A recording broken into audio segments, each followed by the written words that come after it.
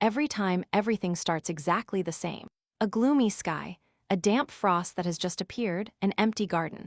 At that moment, the girl returned once again to her unhappy life. For the umpteenth time in a row, she became a 17-year-old girl. At first, she simply hoped that someday everything would end, after which she began simply trying to escape the endless circle. After more than 100 loops, the girl started going crazy and even forgetting her own name.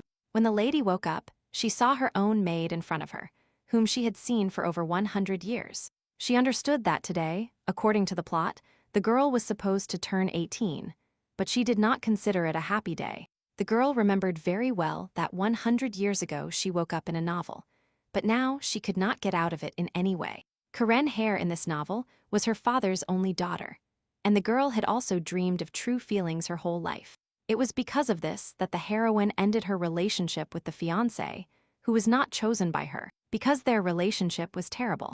But after this, she has to become the maid of the daughter of one of the richest aristocrats, for which she suffers many humiliations. After a while, the maid finds her true love and finds happiness in life. But it is on the last page that the girl dies because she has to drink poisoned wine. A few moments later, Care opens her exhausted and tired eyes, finding herself once again at the start of her journey. After that, the girl lives her life her own way, overcoming all pains and fears to reunite with Raymond. However, the end was always waiting for her, no matter who she stayed within her life. In any of the outcomes, her efforts to survive led her to die in various ways, be it by fire or by falling from a height. Every time she wakes up in the garden, she always has the same coin in her mouth. When the maid noticed this coin in her mistress's hands, she asked the girl what it was for, to which Care replied that it was a good luck coin. At one point, the maid told the hostess that she loved guessing the future with them, after which she suggested she do the same. After which she told the essence of the divination, where if it landed on heads, then everything in life turned out great, and if it landed on tails, it was the opposite. Upon learning of such divination, Care tossed a coin and then saw heads on it, which annoyed both girls. When it was time for the lady to wash up and get ready, she started thinking about what would happen to her this time. After the washing procedures, the maid told the girl that no one except Dulan could understand the mistress so well because they were engaged since childhood. Suddenly, Kate invited her personal maid to swap partners because both guys were quite handsome. Then she added that it was just a joke, because the girl perfectly understood that this particular maid would tear anyone apart for her fiancé. During all the procedures, the reincarnated girl thought about how painful this process was. Suddenly, the attendant asked the girl, for whom she was dressing up like this right now, if all these efforts were not for the engaged man, then most likely it was someone else. The maid always wanted the best for her mistress, which is why she tried to put her in perfect order. After completing all the painful grooming procedures, Hare asked the girl how she looked. After a while, the lady went out to the main hall again, where she would have to meet the hated fiancé again. Due to her disgusted face, she was constantly told that such facial expressions were inappropriate for young ladies. But at that moment, Kyer stopped her fiancé by telling him that since they were not married yet, he couldn't order her around. However, Dulan began giving the girl the same sermons that a true wife must be submissive and faithful to her husband. At that moment, the only thoughts in the lady's head were how the same ceremony was repeating itself for the umpteenth time, which made it seem like she was in hell. Suddenly, the future husband drew her attention again and told the girl to stop counting crows and return to this world. Karen began to pray to herself that she would eventually accept her new reality and stop behaving this way. Dulan took his future wife's hand and told her that even if both parties did not wish to be together, they had no other choice. Care looked at the boy silently and sadly and began simply observing everything that was happening and remembering what happened before. A lady's fiancé stepped on her foot for the 45th time, which outraged her as much as the first time. The servant dropped the tray of drinks for the 78th time, breaking several glasses. At that moment, Dulan called the girl again, telling her to at least start smiling somehow and look happy. She perfectly understood that this was precisely why many rumors started about who Dulan really was, which made people pity Karen Hare. Suddenly, the boy told the girl that what he hated most was when he was taken so blatantly for a fool. When Karen realized that this was already the 100th coming-of-age ceremony, she suddenly grabbed Dulan by his outfit. She abruptly led him into the room, saying nothing, but deep in her soul, she perfectly understood that she had never tried anything new. When her fiancé asked where they were going, the lady simply said that since they had been engaged for a long time, that question was out of place.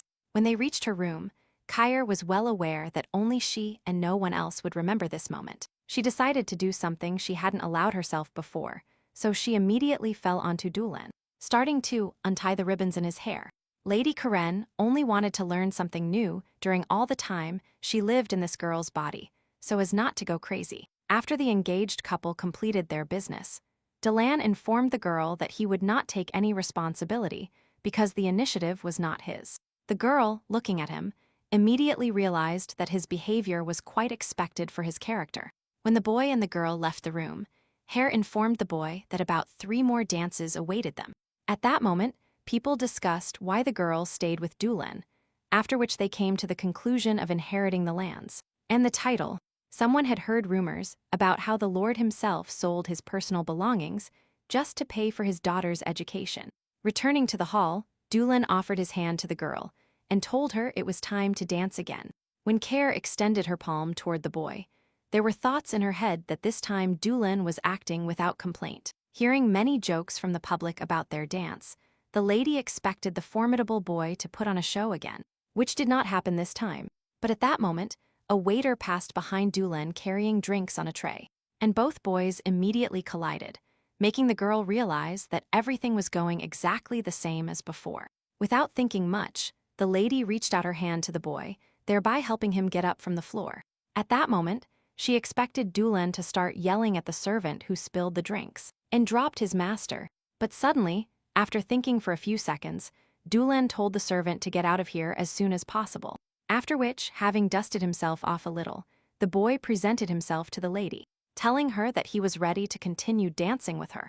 At that moment, people again began to whisper that he was not ashamed to offer nothing after this. But at that moment, Care's eyes began to shine for the first time. The future husband himself suggested continuing the dance instead of simply leaving. He suggested that if a person who hasn't changed for 99 years has changed, others can change too. Bright red, long and fiery hair, violet eyes. This is exactly how Karen looked the whole time. The girl, having spent 100 years in this body, noticed several patterns that occurred quite frequently. To begin with, each of her new lives after death starts in the same garden, no matter how she died. The girl, having lived approximately 1 year, always had to die in the end, and return to the beginning. Furthermore, after each of her rebirths into herself, a coin with a certain number appears in her mouth. Karen began to assume that if she managed to break the system, she could stop all this hell. Previously, she tried to somehow change her appearance and destiny, tried to gain weight, do charity work, or even run away. There were even suicide attempts to end this vicious circle as soon as possible, but nothing worked. The girl dreamed of taking revenge on those who let her rot in bed, even forgetting to visit her or help her. But deep down, she couldn't understand how it was possible to punish people for something they hadn't done yet in this life. During the girl's 48th life, Dulan broke off his engagement with the lady after treating her wound, but without deciding to bandage it. After this, Karen spent that year completely in bed with a fever and severe pain, while trying not to overburden the servants. But in the end, she died one of the most miserable deaths, or rather due to blood poisoning caused by a boar bite. In her 58th life, Isla was outraged that Karen had deliberately tried to steal her Raymonade. Although the girl did not kill her personally and directly that time, she made her suffer a lot and humiliate herself in front of others. One of Isla's orders was for the servants to pour boiling water on air so that no one could ever love the girl again. In the 18th life, what happened was that Verdict himself, who is Isla's father, decided to attack Karen with an axe to destroy everything. This monster entered the lady's chambers on the very day of her engagement to Raymond himself, after which he was going to attack her. He shouted that it was she who stole her own daughter's happiness, so now she would have to pay the full amount. Karen began to wonder more and more about when this story would end, and the girl could live in peace. She also realized that too many people wanted her dead, which only made her heart feel worse. Although no one in this life had hurt Karen before, she was not going to forgive them so easily for their sins against her. They didn't remember how they had killed her previously, but she perfectly remembered all their terrible offenses towards her. Although she would have to take revenge on countless people, the girl simply had plenty of time for it. Taking the coin, Hare wondered why she hadn't thought before about the fact that she could start taking revenge.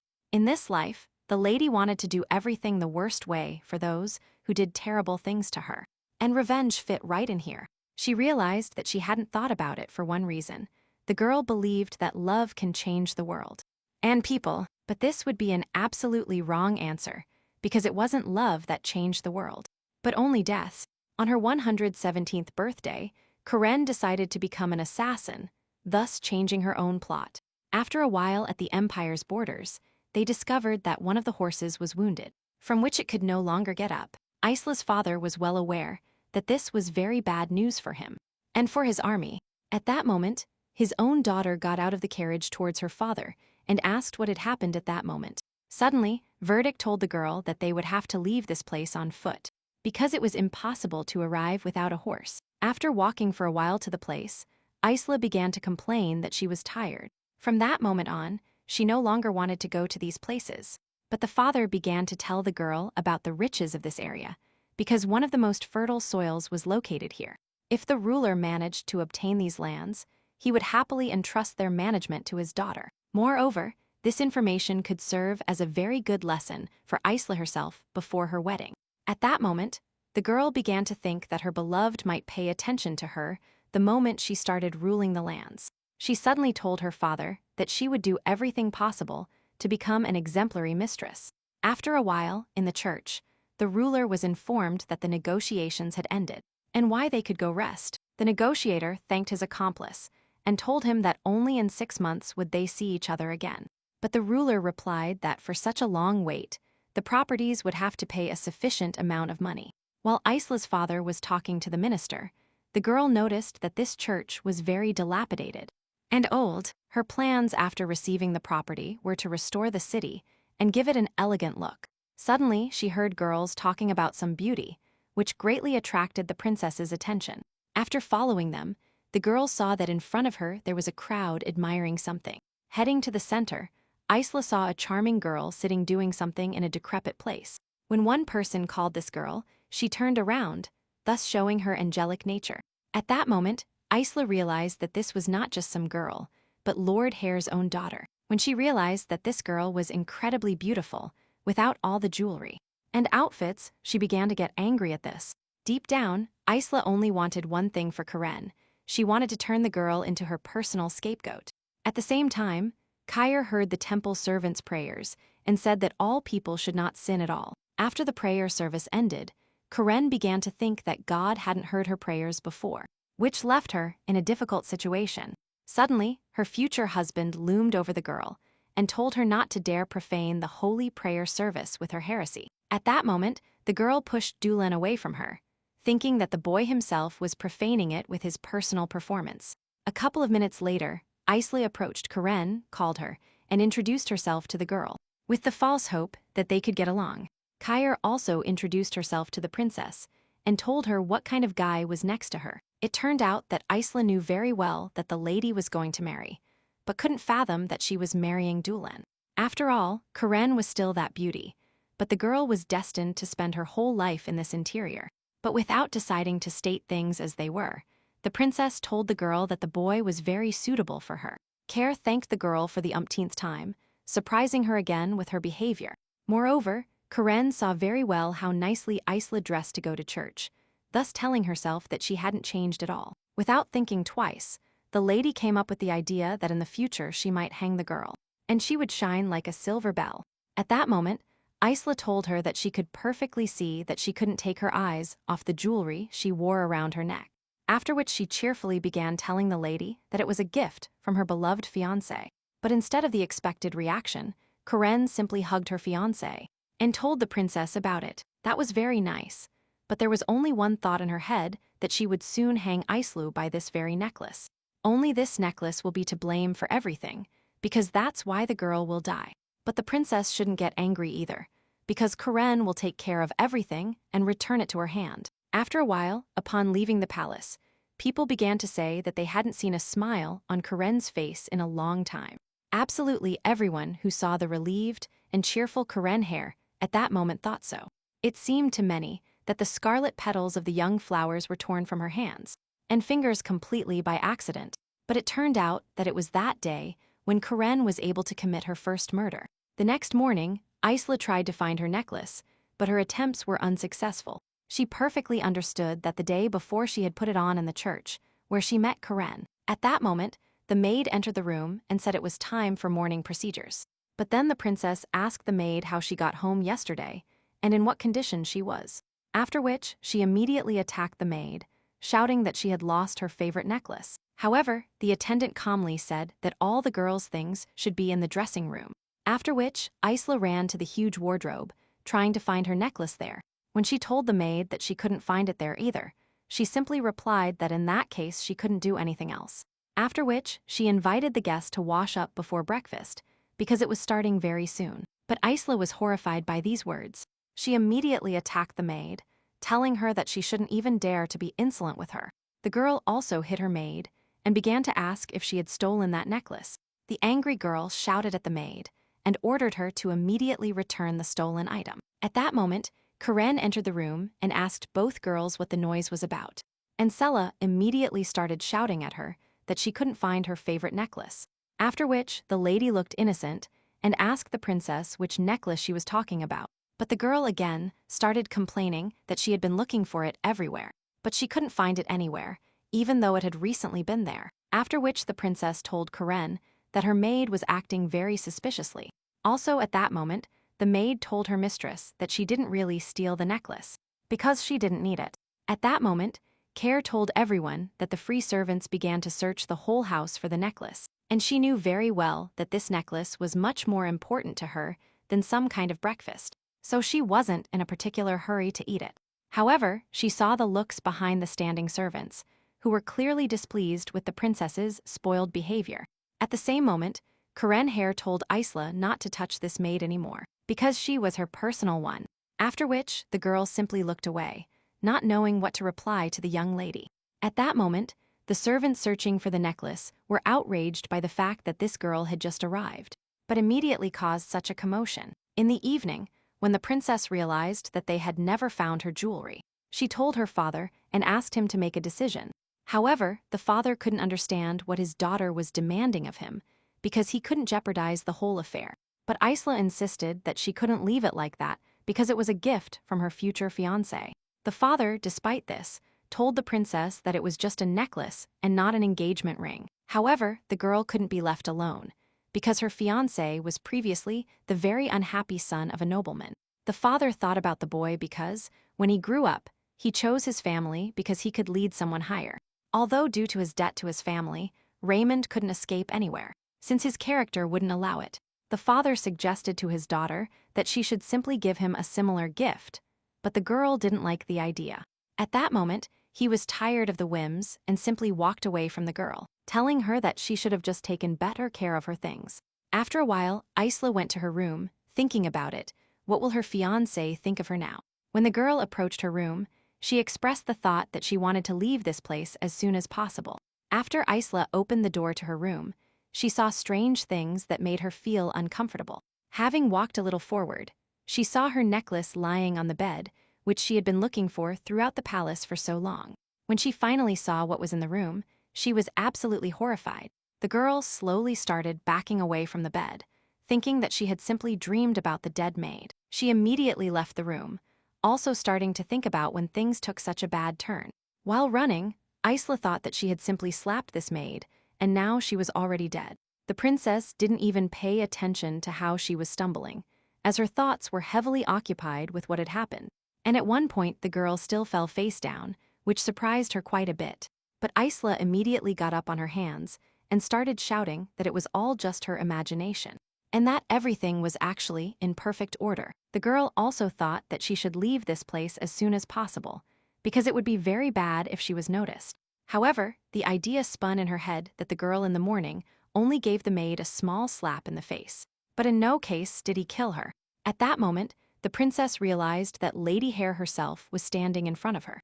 Asking her what had happened, the girl looked at the lying princess in surprise and tried every possible way to get her attention. When this came to light, Kyre asked Isella why she wasn't in her rooms at that moment.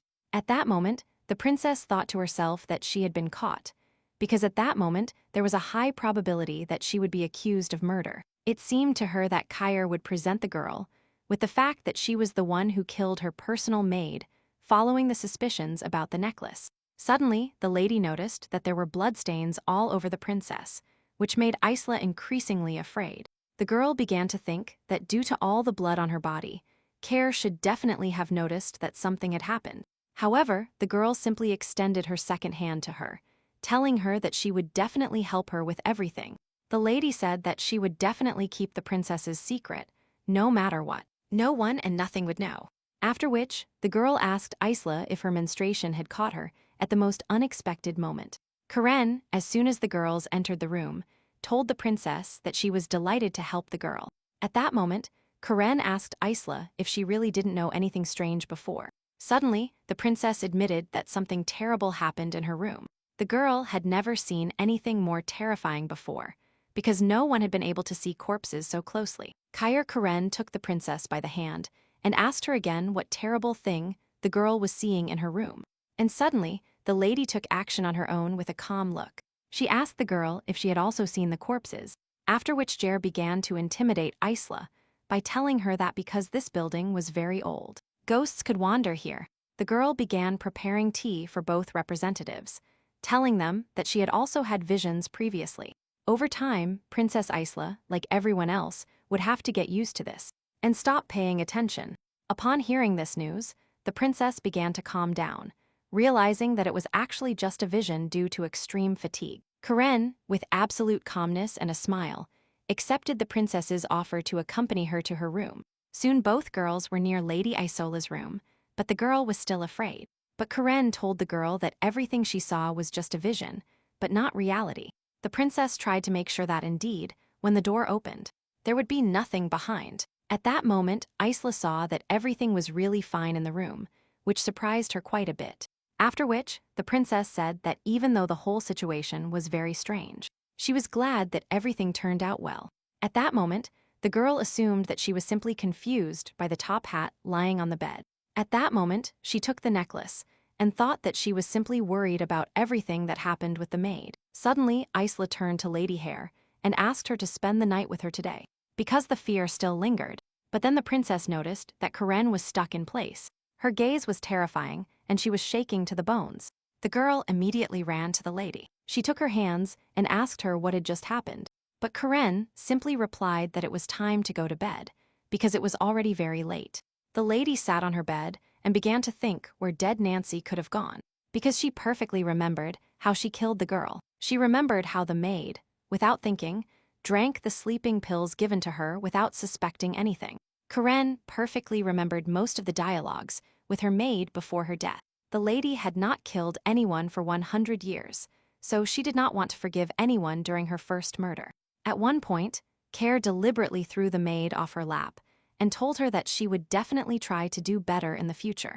After which, the distressed lady told her maid that she really hadn't changed at all in all these 100 years. As this was the first murder, Karen wanted to do everything honestly and beautifully, and if she didn't like it, the girl would suffer next time.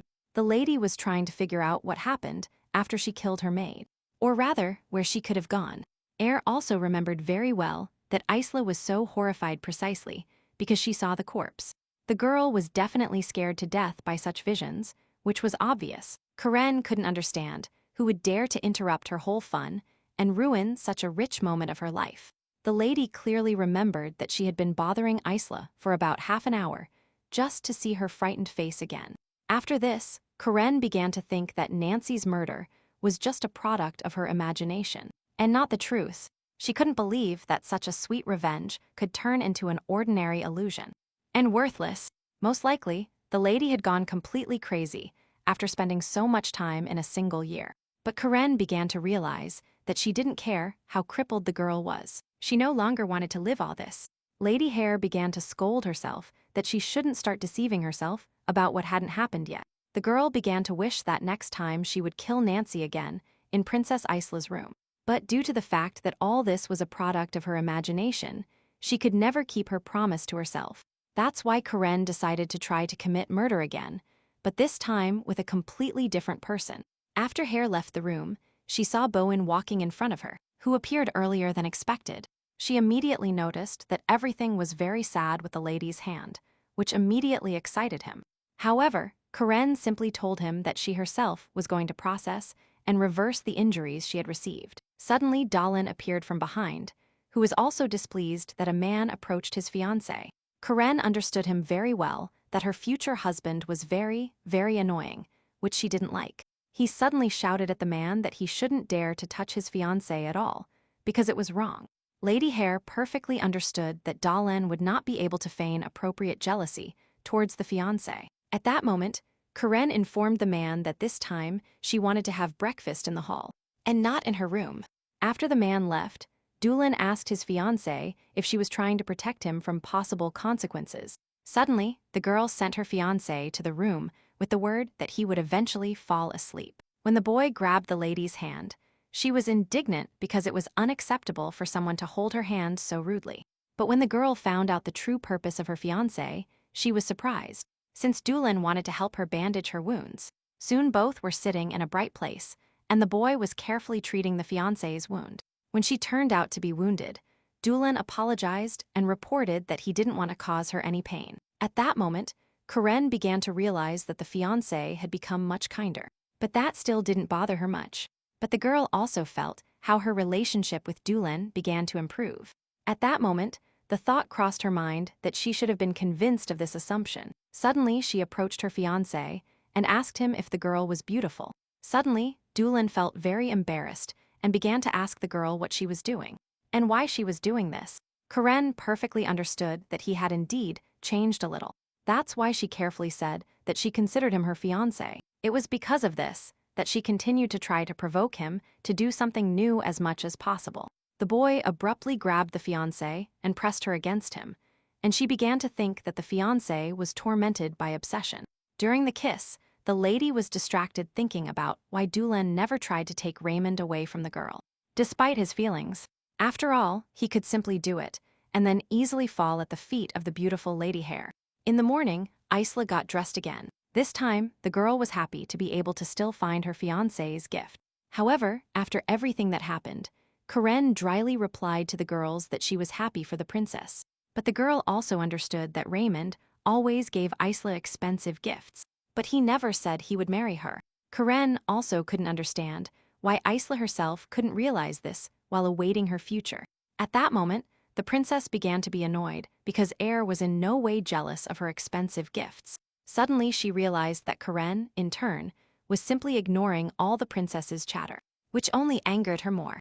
Without thinking twice, Isla asked the lady why she was playing music in a minor key, because they were already from the last century, after which she realized that the instrument's strings were very damaged, which led to an offer to donate a new instrument.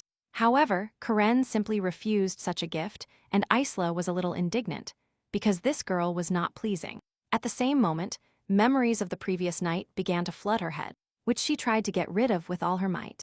But at that moment, the girl noticed that she still hadn't met that particular maid. She then asked Karen where her personal maid Nancy was now.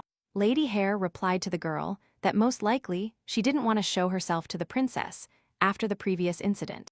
But the girl again said that she was worried about what she had seen earlier in her room, which made her feel uneasy, although Isla understood that this whole story sounded quite crazy coming from her lips. It was so.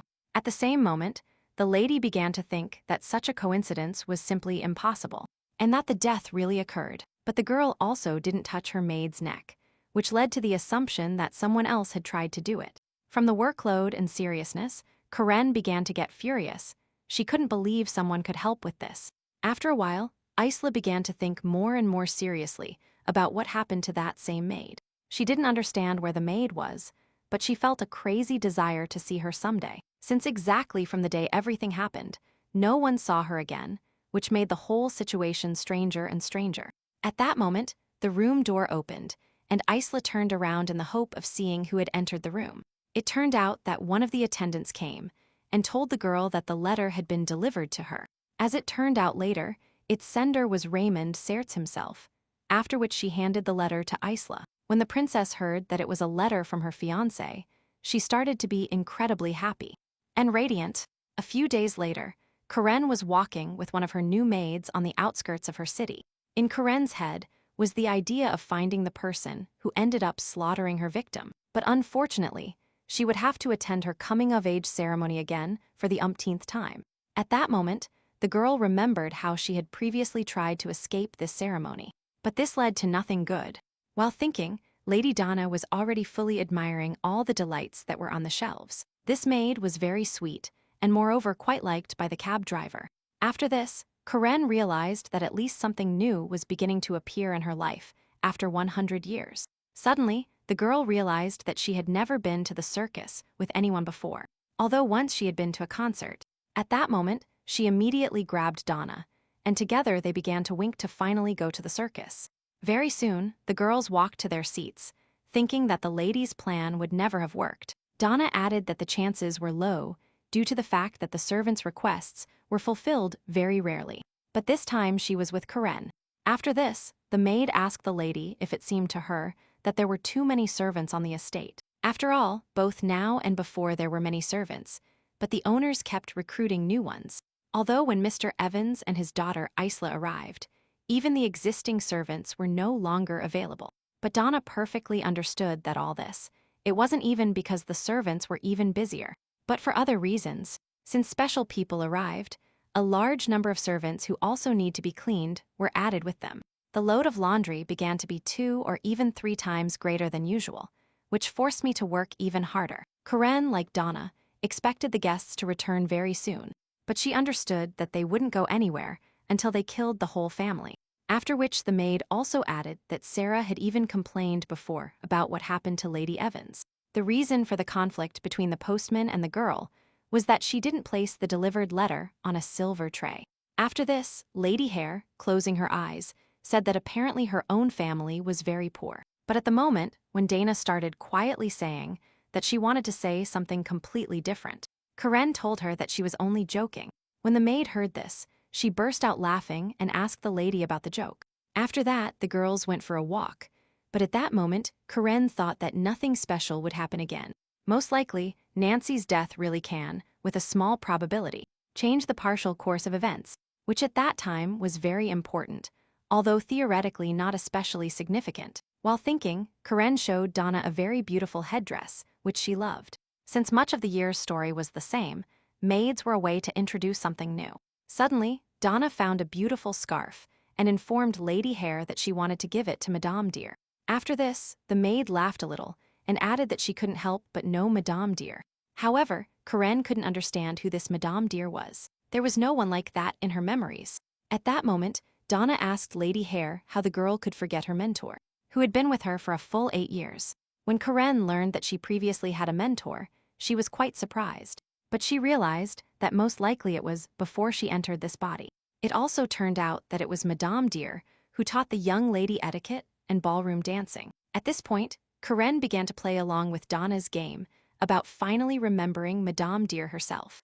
Donna had thought some time ago that since Madame lived nearby, Karen might want to visit her. She had worked on the Karen family estate for over 8 years, but Lady Hare heard that name for the first time in her 100 years. The girl perfectly understood that in her case everything is important, even people who don't influence anything.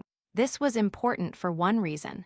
Any change in the course of history could save her from the cycle. At that moment, the circus announced that its show was about to begin, so it was worth hurrying. Karen was immersed in thoughts about how Madame Dear herself could help her, because she knew she could make a difference.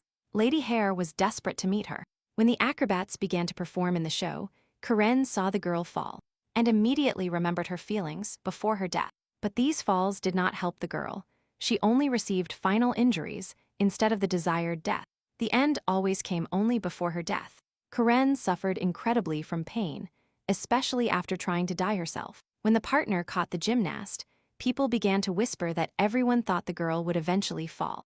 Because her head was a mess from all those thoughts, Karen began to force herself to stop thinking about all that. At that moment, a man passed by distributing cold drinks, including beer, and the girl decided to call him.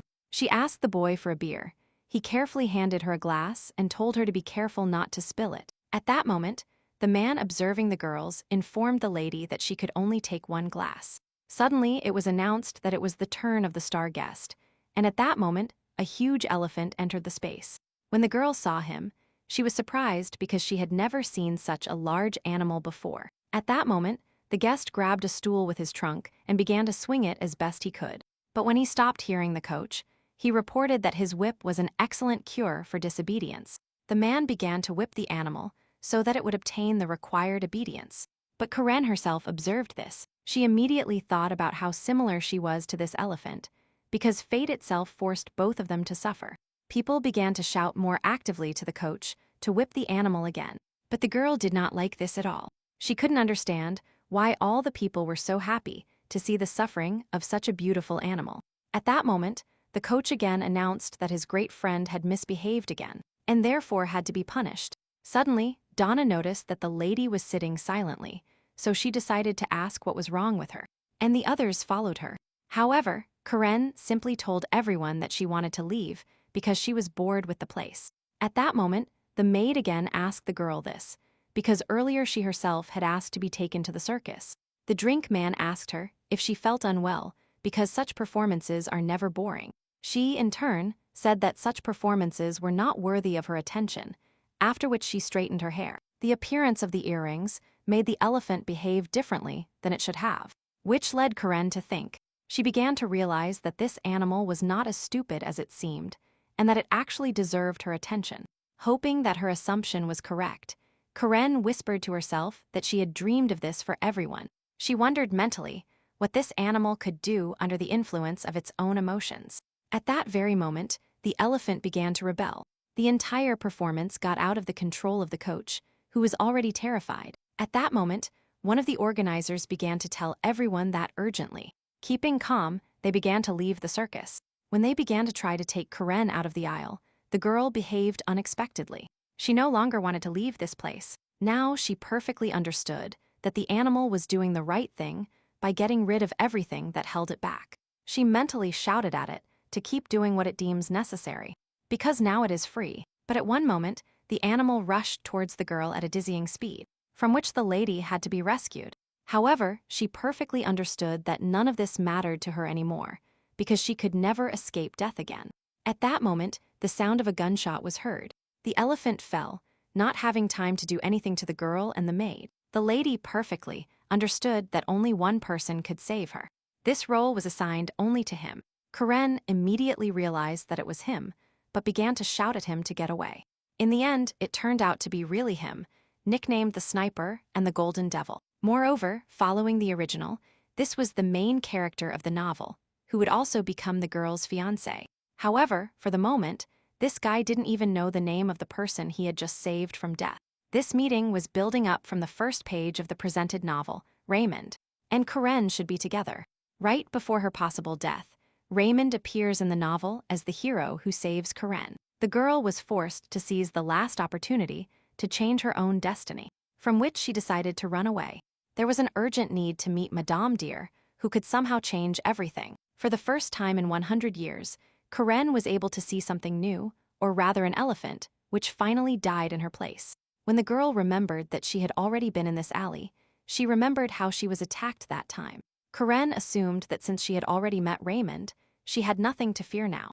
If the girl had simply walked down the road, she would have gone directly to Madame Dear's house, which was exactly what she needed. But at one moment, a man's hand stopped her, as well as the question of where the girl was in such a hurry. At that moment, a group of men surrounded the girl, one of whom noticed that this lady was from a rich family. He extended his hand and carefully asked Karen how old she was and if she had a boyfriend. The girl simply remained silent and did not answer his questions, realizing that she was still trapped in the same story as before. But she couldn't understand why everything happened this way, because the meeting had already passed, although it could have been revenge for the changes. At that moment, the man calmly asked the girl, taking her face between his hands, what such beauty was thinking about. At that moment, both men realized that this girl was the very daughter of their Lord, who was also previously blessed for being a divine message. Before, in childhood, they said of the baby that she could become the luckiest woman in the world. However, as Karen herself believed, she had very bad luck with her life, because she couldn't even die normally. The man was willing to let the lady go for one reason, because she was the daughter of a lord.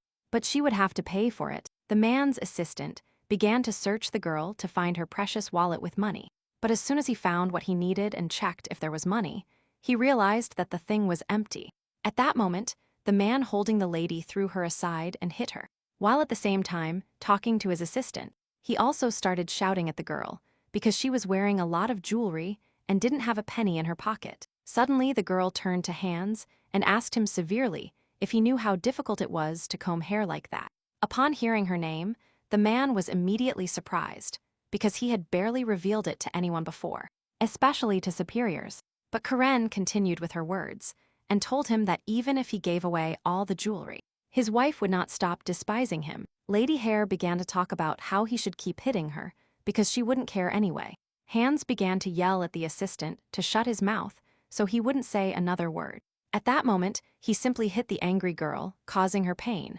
But Karen informed Thomas that if she died, his daughter would go to work in houses as a cleaner. When they told him his daughter would die soon, the man was shocked and horrified. When Karen saw a knife in the man's hands, she forced herself to think that most likely she would find the same end again. The last time the girl was in danger, but Raymond saved her at the most necessary moment. Thomas put the tip of a knife to the lady's throat. The girl began to tell him to finally kill her. When the knife was close to her, Karen began to think that Raymond was about to appear. At that moment, Thomas told the girl that he was just bothering her, so he stabbed her in the stomach. The men began to say that one of them had gone crazy by taking this step, but Karen thought she had miscalculated again.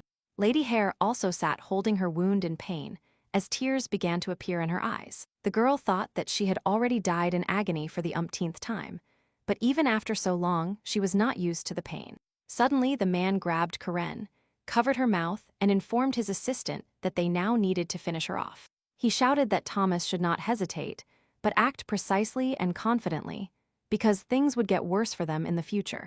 But as soon as he attacked Karen, the assistant immediately received a bullet in the forehead, which caused the body to fall to the floor with a roar.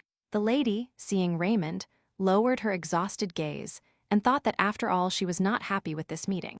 The boy immediately ran to the girl after this and began to worry about what happened to her, and if she was okay. The girl knew very well that now the plot was almost no different from what she lived 100 years ago. Raymond was not a noble knight, but at the same time, he always sought to protect simple people. And weak. He worked as a sniper, but this job did not grant him any honor, but quite the opposite. One day, he killed an army capital right in front of his assistant, who immediately realized what had happened. Raymond heard words and shouts that there was a murderer in this place, which he hadn't heard before.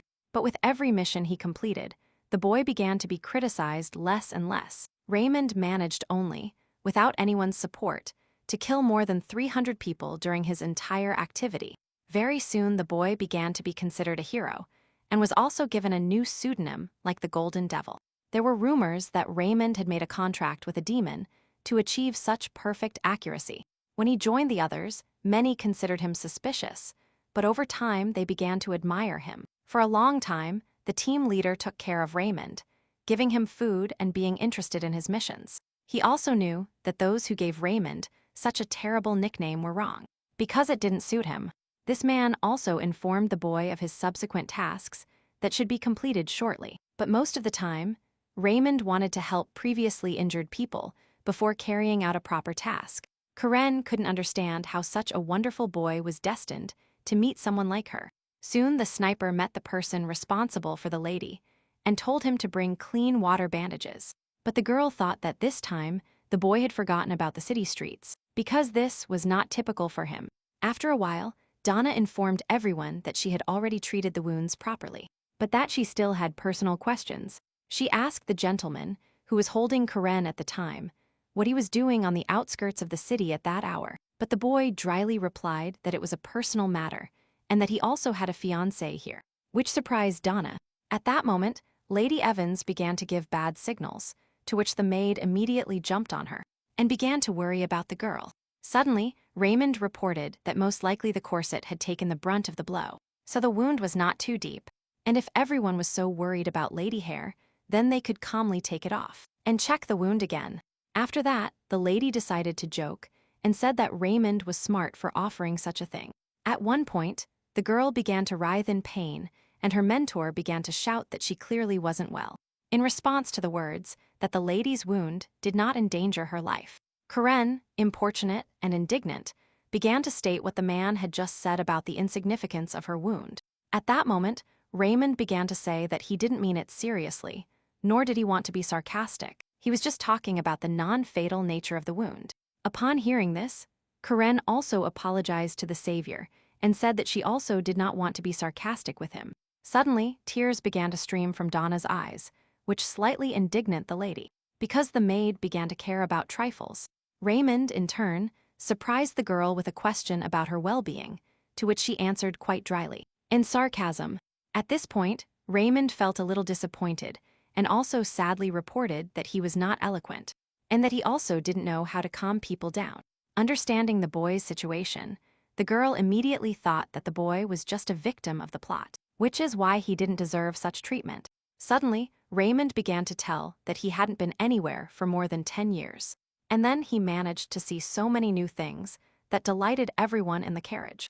The boy was also happy that Lady Hare herself liked something new and unusual. Donna, upon learning that Karen had never seen anything like an elephant before, began to blame herself for this. After this, the maid began to sob because she couldn't even imagine what would have happened to her lady if Raymond hadn't arrived at the right time. Suddenly, Karen noticed that all the characters were again following the old plot, but the girl tried to find at least a shred of difference. However, when she realized that now everything was in her hands, she decided to act. Because she couldn't stand all this anymore, she immediately turned to Donna and asked the maid if it seemed to her that fate was too cruel.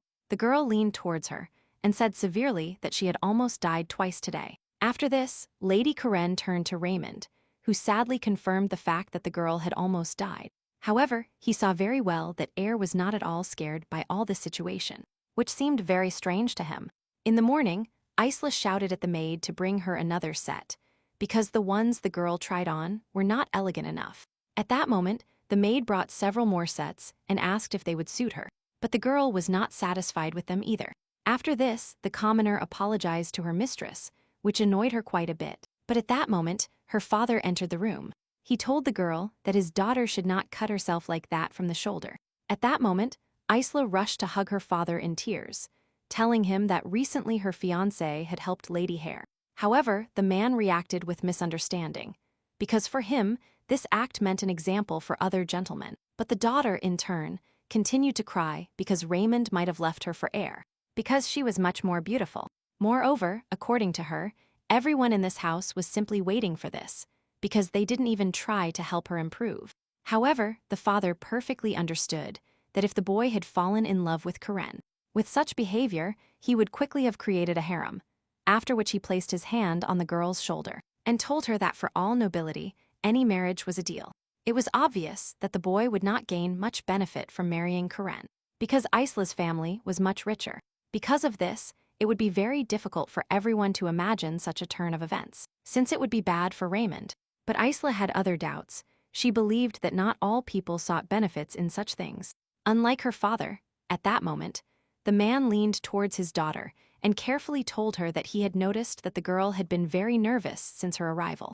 After which, he asked the princess what was wrong with her, which led him to assume that she had been treated badly at the palace. But Isla, remembering what happened the night before, told her father that she had recently seen a very realistic nightmare. After the man heard his daughter's story, he asked her in shock if the corpse really existed, after which he invited the girl to call Nancy to his house to make sure that everything was in order with the maid. However, Isla knew very well that the maid would not come to her, since everyone knew that she had disappeared somewhere. The father was very surprised by the news that the maid had disappeared 2 days after the family's arrival. But moreover, what scared Isla even more is that she hadn't been able to see Nancy since she saw her corpse. At that moment, Lady Karen was reprimanded that she should not change maids so often. However, despite this, the girl should have found a candidate for Nancy's place, because her role was serious. Although Donna had served quite well as a lady, she was still not ready to be surrounded by noble girls. But Karen was sure that the girl deserved it, because it was thanks to her that she finally met Sertz. Lady Hare also informed her closest collaborators that a full dinner with him was scheduled for today. When the girl said that it was this maid who helped her face her destiny, Donna fell to her knees and began to say that everything was wrong. At that moment, Karen thought that there was nothing special between her and Dulan. The boy was just a backup option. The lady continued to hope that in the end, she could find the boy with whom she would live in the best way. That's why it wasn't surprising that Air had his sights set on Raymond himself. At that moment, the lady was yelling at Donna for making the same mistake, for which she could be punished again. But suddenly Karen told her that the woman should not blame the maid, because all this was not her fault. The lady, in turn, informed the lady that even if she started covering for the maid, Donna would still be punished. The girl, in turn, noticed that the mistress was scolding her like a mother, which was already too much. It should be noted that Karen had free time only because Helen herself took care of the entire house. However, despite this, Lady Evans wanted to keep Donna by her side, whatever happened. At that moment, the girl told the owner that she really wouldn't like to change this maid. After all, if it weren't for Donna, no one else would have likely agreed to accompany the lady on her walks. After which, Karen began to plead for God to have mercy, because the girl would have felt completely alone without a companion. After thinking for a while, the lady asked Karen not to do this again, after which she agreed to let the maid go. However, she could never understand what was going through the head of such a beautiful lady. And young. At the same time, Hart began to think about how right his assumption about a little flattery was. Suddenly, the lady announced that after Nancy disappeared, in any case, there would be no one to serve except Donna Karen.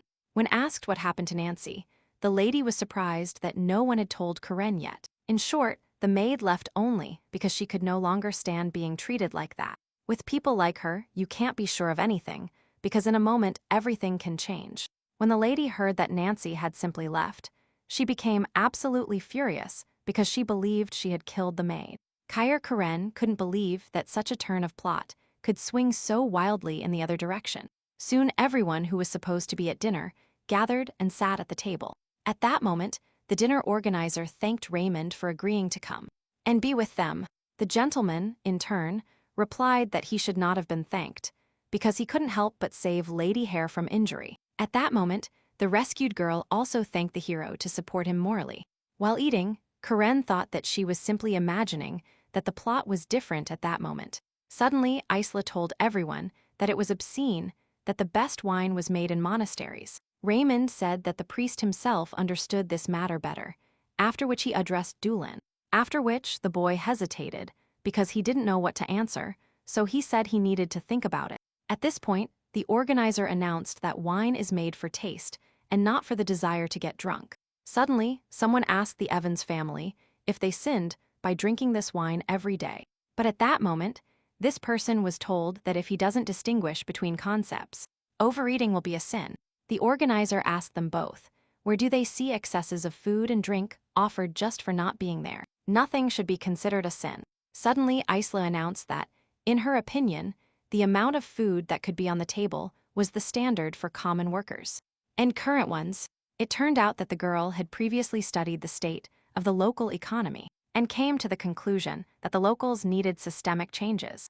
On this occasion, the organizer asked the princess if there were good reasons for this statement. The princess's reasoning was that she had reviewed many documents supporting her conclusions. Karen, in turn, wondered if her lover would like this girl's manners. After all, Raymond valued honor and dignity above all, while profit was not so important to him. However, everyone perfectly understood that Isla's family only had money in mind, not honor. At this point, the organizer announced that Princess Isla could give the entire duchy a great advantage. Verdict, in turn, said he was pleased with his daughter because she was very curious and erudite. However, it seemed to Karen that Isla was simply flattered so as not to hurt her dignity and self-esteem. But the girl decided to play along with everyone and told the princess that she had no idea about the lady's moderation. The girl replied that she perfectly understood that culture should come from above, so she tried to comply. But at the same time, the girl could not say that all her jewelry and outfits were excesses. At that moment, Raymond reported that his brother had previously taught him something very important, which he still remembers, and Sella was delighted that the boy could remember such events for a long time, which made her smile with joy. This turned out to be advice not to meddle in the affairs of women, but the boy couldn't not do it if he was soon to marry Isla. Karen supposed that the lady only brought up this whole conversation about excesses because the dinner was incredible. With the words that the girl was glad that everyone liked everything, Isla immediately became embarrassed because she didn't want what she wanted. But suddenly, an assistant approached everyone and asked everyone present to pay attention to him. It turned out that he was bringing another dish. It was a gourd, which was complex in its care, and the amount of food was looked at and thought that this was still gluttony in the flesh. However, Raymond said that the dish was very subtle, which meant it had a great taste. After which, the boy asked the princess if she also had any sin with food. But at that moment, the father defended his daughter and told everyone not to be so strict with her, because the princess was still very young. Suddenly, Raymond said that he truly respected Lady Evans for her thoughtfulness, which was wonderful. Suddenly, Verdict announced that lately his daughter had been very worried about some things. The organizer thought that this was quite natural for the daughter of an entrepreneur, but it turned out not to be so. The father explained to everyone the reason for his daughter's concern, which made the girl feel a little uncomfortable. At that moment, the organizer announced that everyone in his house knew Nancy, who had recently left the mansion. When Karen heard that Nancy had simply resigned, she became absolutely furious, and she couldn't believe it. Suddenly, Isla shouted that they had previously told her that the maid had simply gone on vacation, but it turned out she had resigned. However, the organizer said that the maid was indeed on vacation, but immediately after leaving, she decided to resign. After which, the man took a piece of food and elegantly began to eat it. Forgetting about this conversation, Karen began to wonder how her father could have known, let alone talked about, the dead Nancy. She couldn't believe that this whole story was true, because she perfectly remembered how she killed the girl with her own hands. But having decided not to show that she was thinking, the girl said sadly that the silence saddened her. Since the topic was settled, Isla's father told his daughter that it was time to eat calmly, after which everyone began to eat the newly served dish and praise its taste. Karen, observing Verdict, perfectly understood that the gourd was a delicacy on the estate. He managed to eat several pieces at once. The potatoes simply melted in my mouth at that moment, and the mash was soft, and with fruity notes, and the gourd seeds were pleasantly crunchy. The dish was a miracle of gastronomy. At that moment, Verdict began to wonder what they could have seasoned this dish with to make it so wonderful. The aftertaste of the dish was a bit bitter, which was not especially important, because it was at a perfect level. Suddenly, the man snapped out of his train of thought when asked what he had been thinking about so much. He immediately informed the organizer that the dish he brought was delicious, to which he replied that it was a compliment. In his head were thoughts that the guest knew nothing about these lands, nor about recipes. When asked to serve this dish again next time, the organizer said there were no more birds on the estate. Suddenly, the man asked to speak with the cook to find out the recipe, and soon they met. Verdict told the cook that he had tasted many different dishes previously, but that he couldn't even recognize the spices in this one. But at that moment, the gentleman said it was the most common spice, just added correctly. Suddenly, Dulin told everyone that it was actually his own recipe. When Verdict found this out, he thought about the guy because it was obscene for him to help servants. Raymond, in turn, thanked the priest for such a wonderful recipe. He knew very well that the boy was probably from the Laberneau Abbey, where much attention was paid to nutrition and health. However, the gentleman, turning to Isla, told her that her preconceived notions about cooking did not meet expectations. Isla perfectly understood that her fiancé had a completely different opinion of her than her father did. But at that moment, Raymond asked Dulin if this food had healing properties, which turned out to be true. Verdict thought he needed to get the most benefit now, because Care would have the final say. Although the planned task would be difficult, he wanted to entrust this guy with monitoring the food for the Evans family. At that moment, Princess Isla asked everyone if there was anyone present who was ill. After a couple of seconds, the organizer replied and told her not to bother Dulin with questions, since he wasn't feeling well. And then the man suggested that everyone leave to smoke and rest, and then return to the table again. After a while, the princess was in her room, thinking about why Lady Hare was so mean. The girl didn't know what she could do now with her wealth and intelligence, because they weren't helping her. Karen was still many times more beautiful than the princess, which made her no rival for the lady. Suddenly, the girl, hysterical, threw the dust and shouted that she was not satisfied with Karen's beauty. The girl has invested a lot of money in her appearance, hair, and cosmetics, but gets no results. The girl, enraged and expelled, said she had spent a great fortune on everything. Also in my head were my father's words that marriage was simply a normal deal for them, so there was no need to try. She perfectly understood that not even he loved his wife, which often caused her difficulties. Verdict's mistress was much younger and more beautiful than the girl's mother, which is why it was her. But what hurt Aislu more was the fact that her own mother flirted with other boys, especially with the butler, after which I started thinking about what was wrong with dreams of true love. When Isla met Raymond, the princess finally believed that her dream would come true. Their love was not love at first sight, but slowly feelings began to turn into something more. The princess began to think about her happy but more distant future. Her eyes shone with him. However, Isla was very aware of the fact that Raymond was completely different from others. Looking in the mirror and into her eyes, the lady said that her lover would definitely marry her. At night, the princess walked down the hall and heard strange sounds nearby, so she headed there, and at that moment, the girl saw Raymond holding Lady Hare's hand, who were also happy. When Isla realized what was happening now between the boy and the girl, she became furious. Raymond and Karen had a great conversation during this time about how eligible he was and how they shouldn't miss this opportunity. But at that moment, Karen began to say that it was difficult to make that decision because they had only just met. Hearing all the conversations, she was shocked and horrified. She couldn't believe this was actually happening. Susanna's memories began to run through my head, but nothing could fit into the right puzzle. Karen followed Verdict and the organizer for some time, eavesdropping on all their conversations. After hearing most of the information, she couldn't understand many things. For example, she didn't understand who came to her father. I remembered in my head the image of how Nancy died, and the thought came to me that now the girl couldn't trust herself. After which I realized that at this moment, it would be better to put everything together to be able to continue trusting this. The girl also knew that even Isla saw stupidly and would never lie about this. Karen had enough time to kill Nancy and dispose of the body before anyone found her. At that moment, Lady Hare realized that her father's words were a complete lie. But at that moment, she was distracted. Karen immediately replied to Raymond that she hadn't thought about anything, but was simply looking and admiring the flowers. After which, the boy affectionately asked the lady if she could keep such a girl company. He also offered the lady some wine, but unfortunately she couldn't drink it because her body was injured. Upon hearing this, Raymond said they would force him to drink for two, to which Karen said it would be better to drink from the throat. To this, the boy replied that it started to seem to him that the girl was angry about something that the lady moved away from. But after thinking about it for a long time, the gentleman told Lady Hare that they would have fun anyway.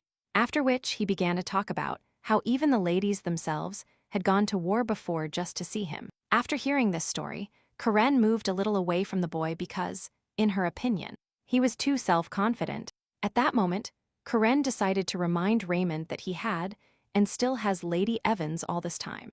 To this, the boy replied that he simply wanted to take care of the girl who needed him now. And Sella, seeing perfectly what her love was doing in those moments, began to get even angrier.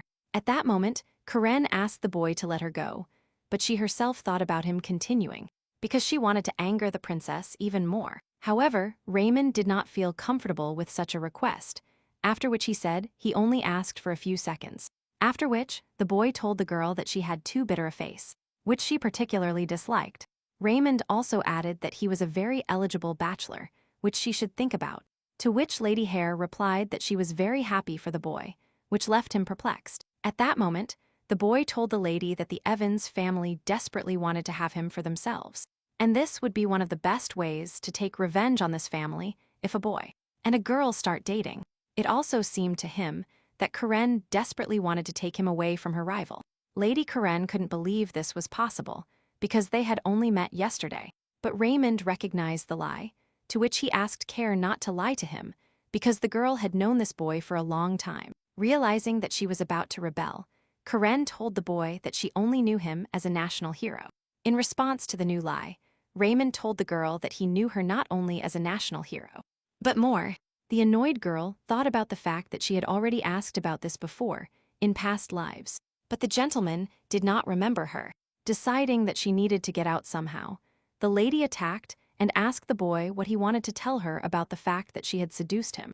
At this point, Raymond said that yesterday the lady had called him by name more than once. He then added that she shouldn't say that the idea hadn't occurred to Karen. At that moment, the lady thought that this turn was too expected for her, because she had encountered this before. Karen said that the idea certainly occurred to her, but she perfectly understood that later. And she loved the boy. After which, she added that this was probably due to the fact that Raymond was a celebrity. But at that moment, she noticed that the gentleman was looking at her quite strangely, which made her suspicious. And at that moment, the boy began to approach and talk about how he replaced Lady Hair from the beginning. He liked the fact that despite everyone around him admiring him, it was Karen who did not idolize him. And he also perfectly understood that such an attitude could be because the girl had known him for a long time. When Raymond grabbed the girl by the face, she tensed up even more, waiting for what would happen next. And it was at that moment that Dulan appeared, who angrily stopped Lord Raymond's actions. After which Dulan grabbed his lady's hand and began to lead her away from Raymond. Karen turned around. I thought that before the boy always chose her without hesitation. If Lady Hair had not changed her behavior this time, the plot would have continued as usual. After which Karen realized that after so long, she no longer wanted love, but real death. When the lady and her fiancé returned to the table, Karen thought how happy she was to have Dulan nearby. However, the boy's suspicions greatly prevented Karen from achieving her goal, which was very bad. However, it would be worth it, because if he kills the main character, she will have the chance to embark on a new path. But Karen didn't know if the same thing that happened this time would happen. Or rather, the girl didn't know if Raymond would fall in love with her again, because otherwise her efforts would be in vain. The next morning, Verdict asked his daughter why she woke him up so early after yesterday. Isla immediately ran to her father and told him that there was clearly something dirty with Nancy, which worried the girl a lot. She perfectly understood that the gentleman should not get involved in these matters, so he himself would have to put an end to his daughter's thoughts. At that moment, he immediately told his daughter not to think about such things, because she had an upcoming engagement, to which Isla began to say that one of the servants could stay with Nancy. For example, in order to benefit from it, the lady had a very strange premonition, which worried her quite a bit. But at that moment, Verdict hit the table and severely told her that she could not show the master anything about this. So the girl needed to stop being stupid and start acting normally. Since the master had given an answer, they had no right to question the truth of his words, even in case of great doubts. Even if he personally killed this maiden, nothing and no one could hold him accountable for it. After the father told his daughter everything, he sent her to get ready to meet her lover. But at that moment, Isla said that she only wanted to help, but in no way tried to be jealous of Karen. Verdict told her that Raymond would definitely marry her. Otherwise, the broken engagement would have turned into a scandal. After which, he added to his daughter that he had told her more than once that she should not try to jump over his head. One should demonstrate their knowledge only when necessary, because excessive erudition is an obstacle for young ladies. Upon hearing these words, Isla asked her father if he really didn't like her education. Realizing that this was indeed the case, the lady ran away from her father and began to curse this place. Upon entering this place, Isla thought that she had nothing to do with the people or this estate. All this was simply unbearable suffering. The young lady only needed her Raymond. The princess was on the verge of hysteria. She perfectly understood that she could not compare to Lady Hair. But at one point, she got up from the table and began to tell herself that there was no point in crying about it. Moreover, Raymond would have been hers in any case, and he would definitely have married her, no matter what. And after getting engaged to him, Karen would have no choice but to spend the rest of her life with Dulan. At this moment, the gentleman would have opened the doors to Isle into high society, thanks to his popularity. Picking up a piece of clothing, Isle noticed that it was clearly not her dress, which surprised her a little. But she remembered how she wore it the day she lost her necklace on the owner's domain. The princess perfectly remembered that it was stained with blood, as it was that day when she saw the corpse. At that moment, the lady began to wonder where the blood on him could have come from. Since Isla didn't have to change her underwear that day, it couldn't be her blood. After that, without thinking twice, she decided to return this dress to its place, and then take a break from everything. At that moment, Karen was thinking that she needed to make sure of something before the next murder. No one had the right to put their hands on any body, especially those she killed. She decided to take revenge on Thomas, because if her father was right, everything would soon be fine for him. And if the father lied, then he knew about Nancy's death. And in this case, Tom will also disappear, and no one but him will find out. Karen couldn't see exactly how he got rid of the maid's body, but she knew the simple facts. Basically, the body was cut into 6 parts, including the head, arms, legs, and torso. However, the insatiable Karen didn't know if 6 pieces of pleasure would be enough for her, so she decided to do it another way. When she realized this, at first it seemed unexpected to her, because it had never occurred to her that someone could simply take Nancy out. Although, since this happened last time, this time too there should have been no evidence left. Everything turned out to be some kind of trap with which this person could be identified. At that moment, Isla was running towards the door trying to decide whether to enter that very room. However, if the girl wanted to get the medicine she wanted, she would have to do it anyway. When she was about to decide to knock, the thought that it was probably not worth it abruptly stopped her. But suddenly, Dulin came out of the room and asked the princess what had happened. And Zella got quite scared at that moment, but without thinking twice, she said she couldn't sleep well. She constantly had nightmares, and when she fell asleep, she always heard someone sobbing. After which she added that she wasn't crazy, but that something strange had just happened. Looking at Dulin after her story, she thought that the guy was still very strange. Moreover, if the guy were normal, Raymond, and she would most likely have been married a long time ago. A couple of minutes later, the priest returned and gave the princess a bag of herbs, telling her to brew tea and drink it before going to bed. At that moment, Isla realized that Karen constantly drank this decoction, no matter what. Since this tea had a calming effect, she drank it, which turned out to be a little strange for others.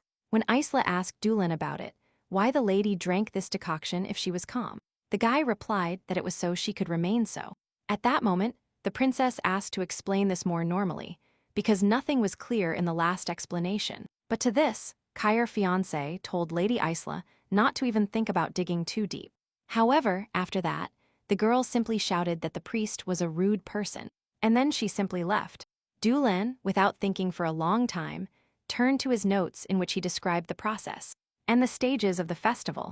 Redemption in this case was only possible in one case, if the sins were committed out of weakness and ignorance, those who invaded someone else's property and more, those who desecrated sacred places, and those who did not remain faithful to the oath, must perform a blood sacrifice.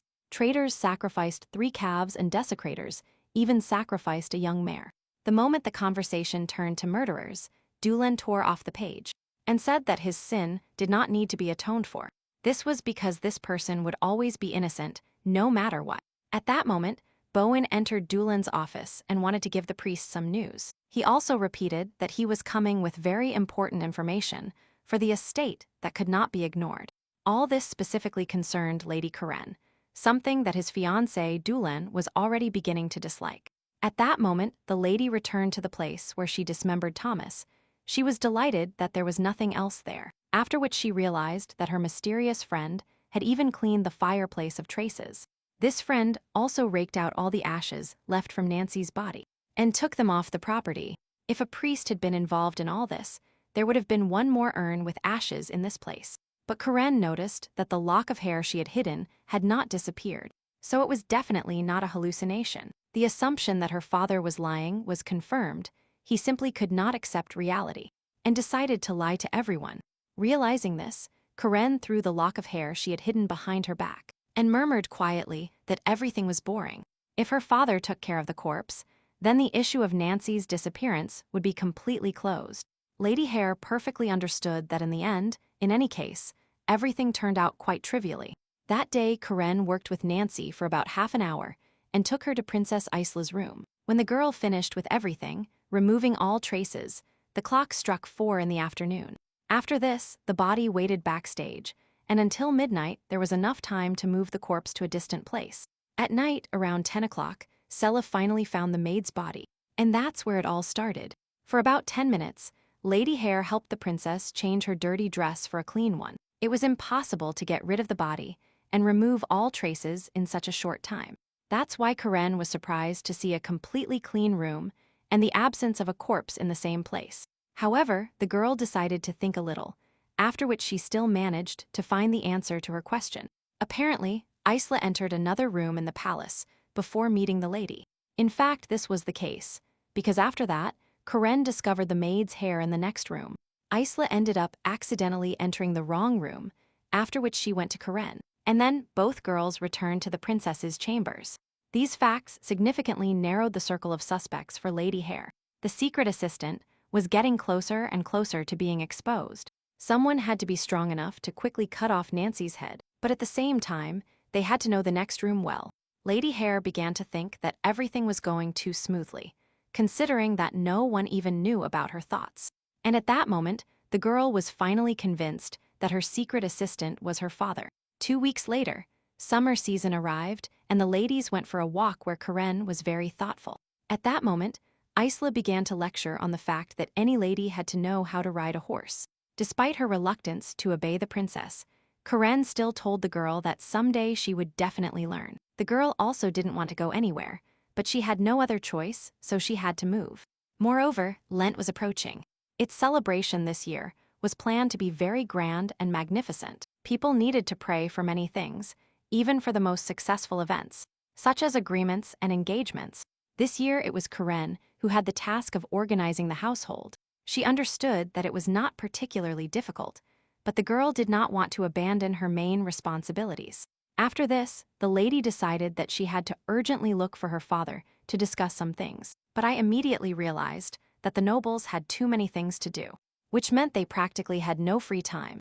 At that moment, Princess Isla enjoyed the sight of the beautiful horse and the rest of the horses. But Karen perfectly understood that the girl did this only because Raymond himself was nearby. The lady happily observed everything that happened and how other people looked at the boy.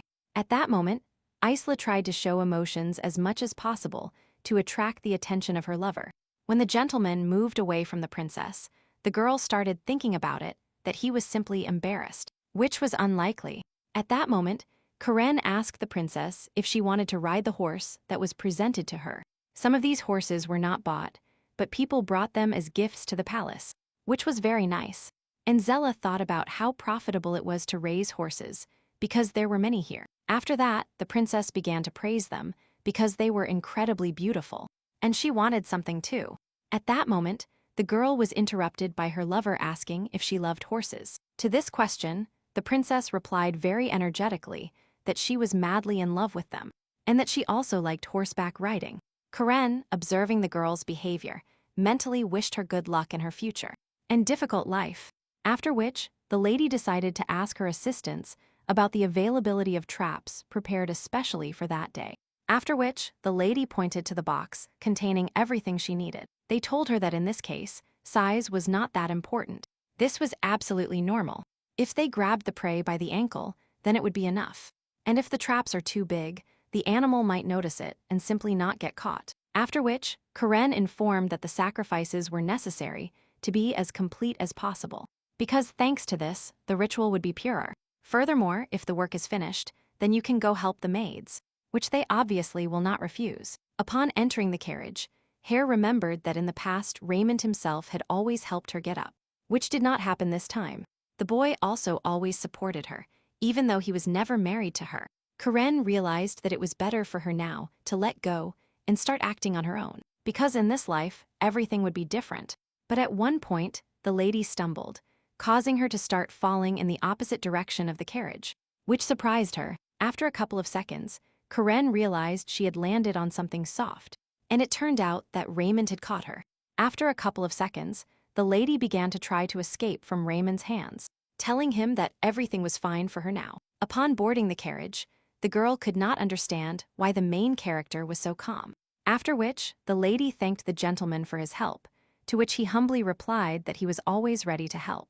When Raymond got into the carriage with Lady Hare, she was very surprised, but tried not to pay attention.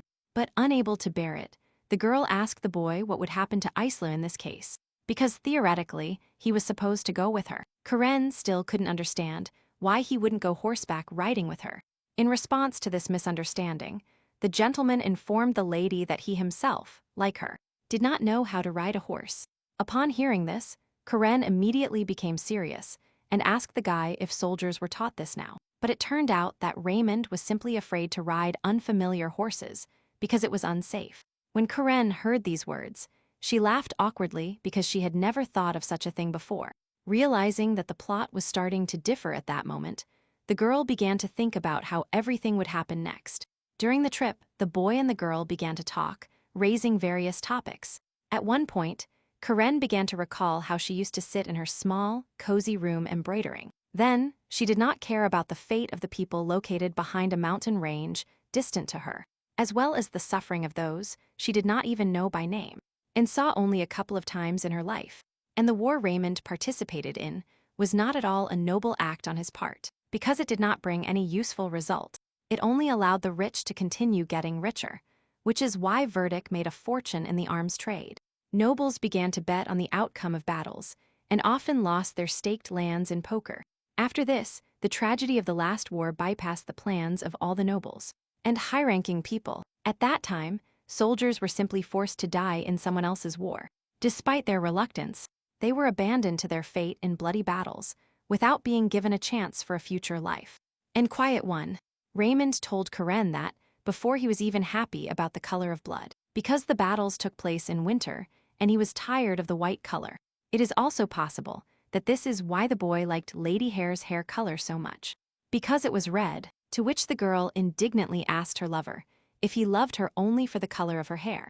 However, the boy just wanted to believe that all the deaths that occurred were not in vain, and that they would be beneficial in the future. Raymond simply desperately wanted compassion and forgiveness in her direction for everything that happened. However, Karen could not understand if after all this she could fully forgive him. At one point, when the boy and the girl were still in the carriage, Karen said that winter in that area was extremely harsh. All inhabitants at this time lived only thanks to the valor of the knights who served in these places. Karen perfectly understood that Raymond only wanted to hear thanks, so she decided to follow his rules. But this was also too little to completely eradicate her self-doubts. Doubts only scared him more, because once the boy got into her mind, it would be impossible to get rid of him. After everything that happened, Karen perfectly understood that she could never believe in true love again. At this point, Raymond raised a rather delicate topic for Lady Karen, because it was said that she supported the criminal. When Karen realized that he knew her main secret, she was surprised, but calmly told him that this orphan would not even have enough money to live on, and the lady, in turn, paid for what she did to her father in order to somehow cheer up her life.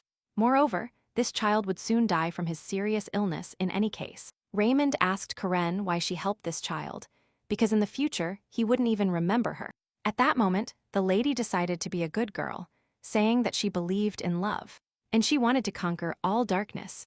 Raymond thought about this, because virtues did not always appreciate everything at its true value. It happened that they even took revenge on Mercy. To this, the girl said that she believed that if a person is destined to die, sooner or later he will die anyway. After saying this, I asked the boy to close the topic, because it was quite unpleasant for Karen. When the gentleman calmed down, the young lady immediately realized that she had played her role very convincingly. After all, to Raymond, she must have seemed like a beautiful girl full of love, and moreover, with a decent position in society. Moreover, he would forget her very soon, but Karen would not forget him, because she still doesn't know when all this will end. Because the girl looked in Raymond's direction for a long time, she began to worry that something might appear on his face. But to this, the young lady continued to play, telling him that she was simply admiring his face, and that everything was normal. However, the idea reigned in my head that the girl had finally stopped looking for answers in this person. Still, Karen was completely ready to dance to Raymond's tune until her time came. To kill Raymond, the girl would only need a small trap, and at that moment the goal would be achieved. All that remains is to grab this guy by the ankle, after which you can safely kill him. On the day of the hunt, Isla was still running around and thinking that Karen was trying to seduce her fiancé. The girl really didn't want to give up the boy, even though her marriage would be one of convenience. Raymond would still have to remain her husband. A large number of girls dreamed of Raymond, but only Princess Isla had his heart. At the end of the celebration, the boy and the girl immediately had to get engaged, after which he would not go anywhere. It is Lady Evans who should become the bride, as well as the future owner of all these lands, and not another person. However, the princess could not understand why her fiancé was so attracted to Karen hair, after which the princess came up with the idea that the girl was a witch, and had simply bewitched Raymond. Raymond at that moment told Karen that his hunt would only take a couple of days. But Karen knew that hunting was a long process. After which, smiling, she asked the Lord to stop, because he was already shamelessly boasting. And directly about himself. Isla, watching them from behind the tree, became enraged at this, and mentally said that she could not allow her fiancé to be stolen from her. After which, she immediately ran towards them, thinking that she would easily take what by right belonged to her. At that moment, Karna was already explained that some of the weapons presented to her had too high a recoil. The girl listened attentively and tried to fully understand it. And she also perfectly understood all the difficulties. At that moment, the princess stopped and thought that the lady had to take care of such things too. It seemed to her that the household was simply an opportunity for men to demonstrate their personal skills, after which she thought that if Karen manages everything, she will definitely succeed. At that moment, Lady Hare turned to Isla and asked what she was doing next to the traps, to which Isla retorted and also asked the manager where her beloved Raymond was, after which the girl thought that Karen was also lying about this. It was all to be able to spend more time with Raymond. Lady Hare, in turn, simply tried to be attentive to everything, because every year a large number of people suffered because of the hunt. Also in these places there were predatory animals. They are the most capable of causing harm to humans. Upon learning that the forests were unsafe, Lady Evans immediately tensed up and began to look around. Karen told the girl that there was nothing to worry about now, because there were traps everywhere and hunters in the area. At that moment, the princess thought that since everything was like this, then there was no need to worry about predators. But in addition, all the people here were from the higher family, which led to the thought that they might harm the princess, which was unlikely.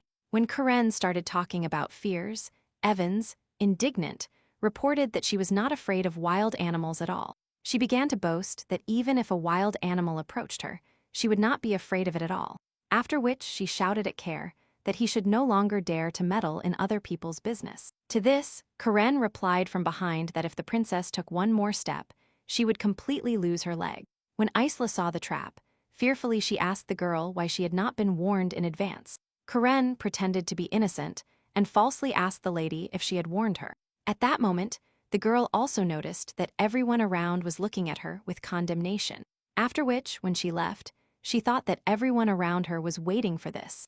But at that moment, Lady Hare grabbed Isla and asked how scared she was to be so pale. After a while, both girls were in the carriage, where Karen helped the princess take off her corset because she found it difficult to breathe in it. When they took it off, the girl began to feel much better, but she could not understand why the lady did not entrust it to the maid. But at one point, Isla began to wonder why such an important girl would serve others so easily. The princess also knew that Karen herself had her own personal servant, who answered to no one else. And when the first maid disappeared, a replacement was quickly found, leaving the lady with the servants. Because of this, the girl decided to ask the lady if she liked her new maid, since she had just been replaced. Karen, in turn, told Isla that she liked her maid, because the girl was sweet and very good. After which, the princess wondered why the lady wasn't even worried about Nancy, who personally served her for about 5 years. Karen very easily brushed aside the fact that this maid had disappeared, and quickly accepted a new, inexperienced, and clumsy girl. Generally, old and reliable maids had higher priority than newly arrived girls. Isla could not understand Lady Hare's behavior, which only made her more tense. A few days later, the lady talked with Dulan about the upcoming wedding, but the boy was not delighted. Raymond and Lady Evans' wedding ceremony will take place on the last day of the celebration. Hearing what her fiancé was saying, Karen began to act by attacking him, after which she asked him if he was jealous. Because Dulan did not immediately understand the lady's insinuation, Karn decided to quickly jump off the topic and told him to forget his words. But at that moment, Dulan got up and asked the girl how ready she was to prepare for the next ceremony. However, Karen said that Isla should take care of everything herself. After all, it was in this case that Raymond could at least somewhat respect the girl. At that moment, Lady Hare needed to see her father, which made her carelessly head towards the exit. But since her father was busy, the lady asked her fiancé for the keys to the library. Karen just wanted to look at her mother's portrait, to feel at least a little family warmth. Dulan, in turn, was very worried that something had disappeared from the library. At that moment, Karen simply snatched the keys from the boy's hands, telling him that this was actually her home. In fact, the lady was going to do a little investigation there to check her assumption. When Karn saw her eternal companions in front of her, Donna told her that Dulan himself had sent both of them. Because of this, the lady thought about how she could get rid of everyone and be alone for a while. Suddenly, the memory of what Donna had said about Madame Dear emerged in her head, whom the lady could not recall. After which, the idea occurred to her that everyone should visit her longtime mentor to talk to her. After some time, the girls met, after which Dear said that she did not expect this at all from the lady. It turned out that the woman thought that such a charming girl would prefer to marry rather than be head of the household. Karen tried to behave with dignity and agreed with her mentor, while thinking that everything was going as it should. The lady hoped to discover something that could greatly help her in the future, so she sent the servants to enjoy the holiday. Madame Dear asked Karen if she would marry Dulan, as was previously supposed. Lady Hare was surprised that Dear even knew about Dulan, but decided to answer that everything was fine between them. However, the girl did not feel that the mentor was too familiar with her personal life. At that moment, the lady got up from the table saying that she still had a lot to do, so she had to leave her. But Madame Dear grabbed the lady's hand and pulled her closer to her, after which she asked the lady if something threatened her, and she was so eager to leave here. And at that moment the mentor told Karen that long ago, Dulan had said he would kill his wife. 10 years ago, when they were still children, on the day of his engagement, everyone checked the security and precision of the dogs. It turned out that most of the dogs were loose, which worried many people greatly. At that moment, the girl, still very young, began locking all the dogs out of her room. But her father turned to her. It turned out that on that day, the young lady let all the dogs into her room, which greatly surprised the servants. The father immediately pulled his daughter away from the door. She really didn't resist anything, but understood that from there things would go wrong. At that moment, everyone present noticed that there was another person in the girl's room, which horrified them. Suddenly, shouts and pleas for help began to be heard from the room. A voice shouted to release him urgently. When everyone ran to save the little one, the mistress held the young lady, telling her that all the fault was hers. Upon hearing that no one could open the doors, the woman was horrified, but could do nothing about it. But at the moment they finally managed to open the door, everyone was horrified by what happened to the child. However, Karen's father's position forced her to close her eyes to what happened to her son in the palace. Everyone felt sorry for Dulan, but Karen didn't care at all about her childhood choice. After a while, the boy was informed that Lady Karen had come to him to ask for forgiveness, after which the girl began to be forced to apologize for having hurt him so much.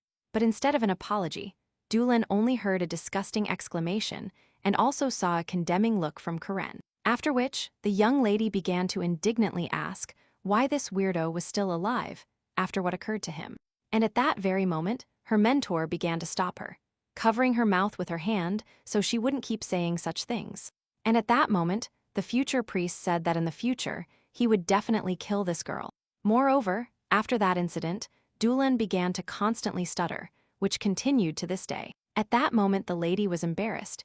She perfectly understood that a long time had passed. That's why she said this.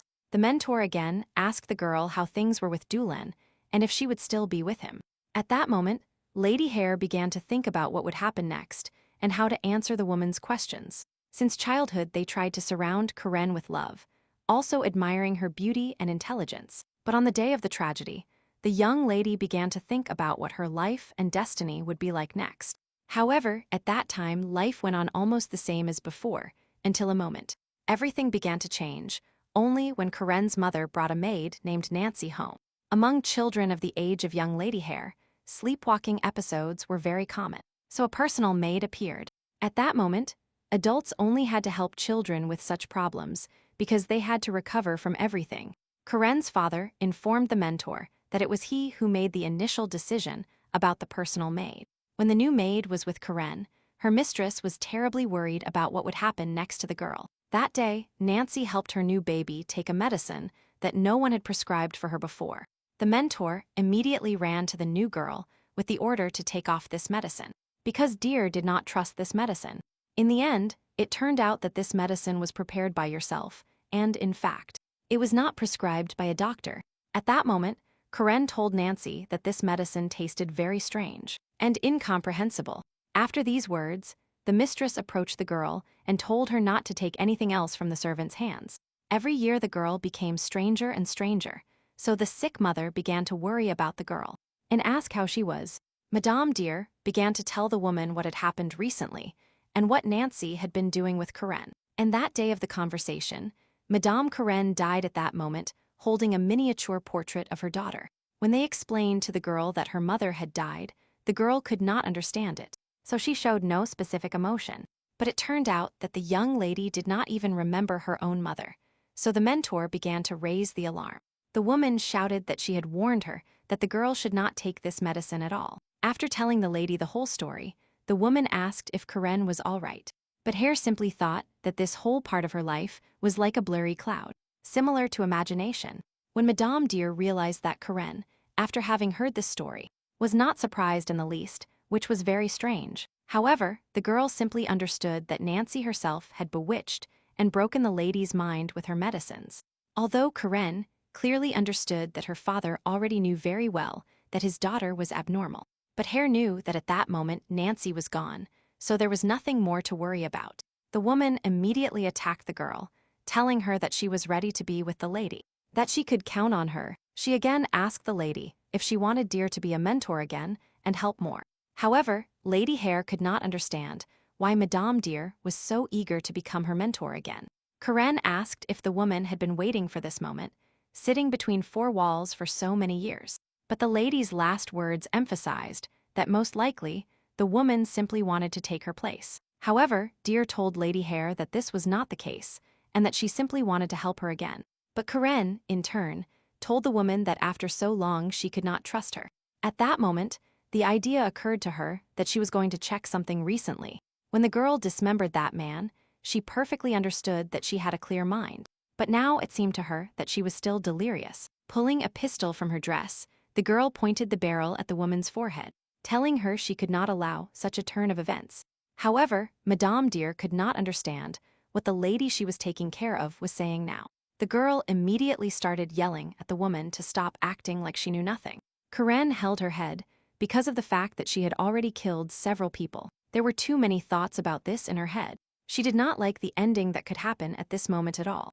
The woman began to yell at the lady to finally calm down, because that behavior was terrible. Karen said that her own father realized his mistake regarding Nancy, so he kicked her out of the house.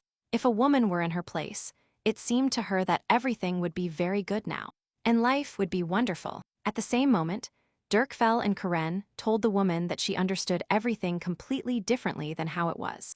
And then Karen admitted that it was actually she who killed the maid, and not her father who kicked her out. Lady Hare approached her former mentor and told her that she would no longer tolerate hallucinations. Moreover, after some time, the mentor should have easily returned to life, thanks to Karen's curse. Everything was good and wonderful, but every novel had to contain sad scenes. This whole world was just a dream that would end after a while and never return.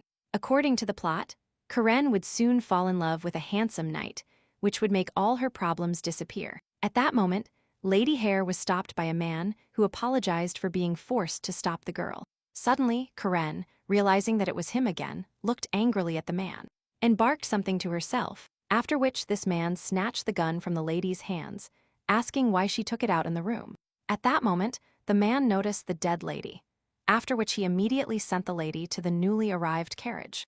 But instead of leaving calmly, Karen began to wonder what the escort would do now. After this, the man asked the girl to leave the house, because at that moment he had already worked enough.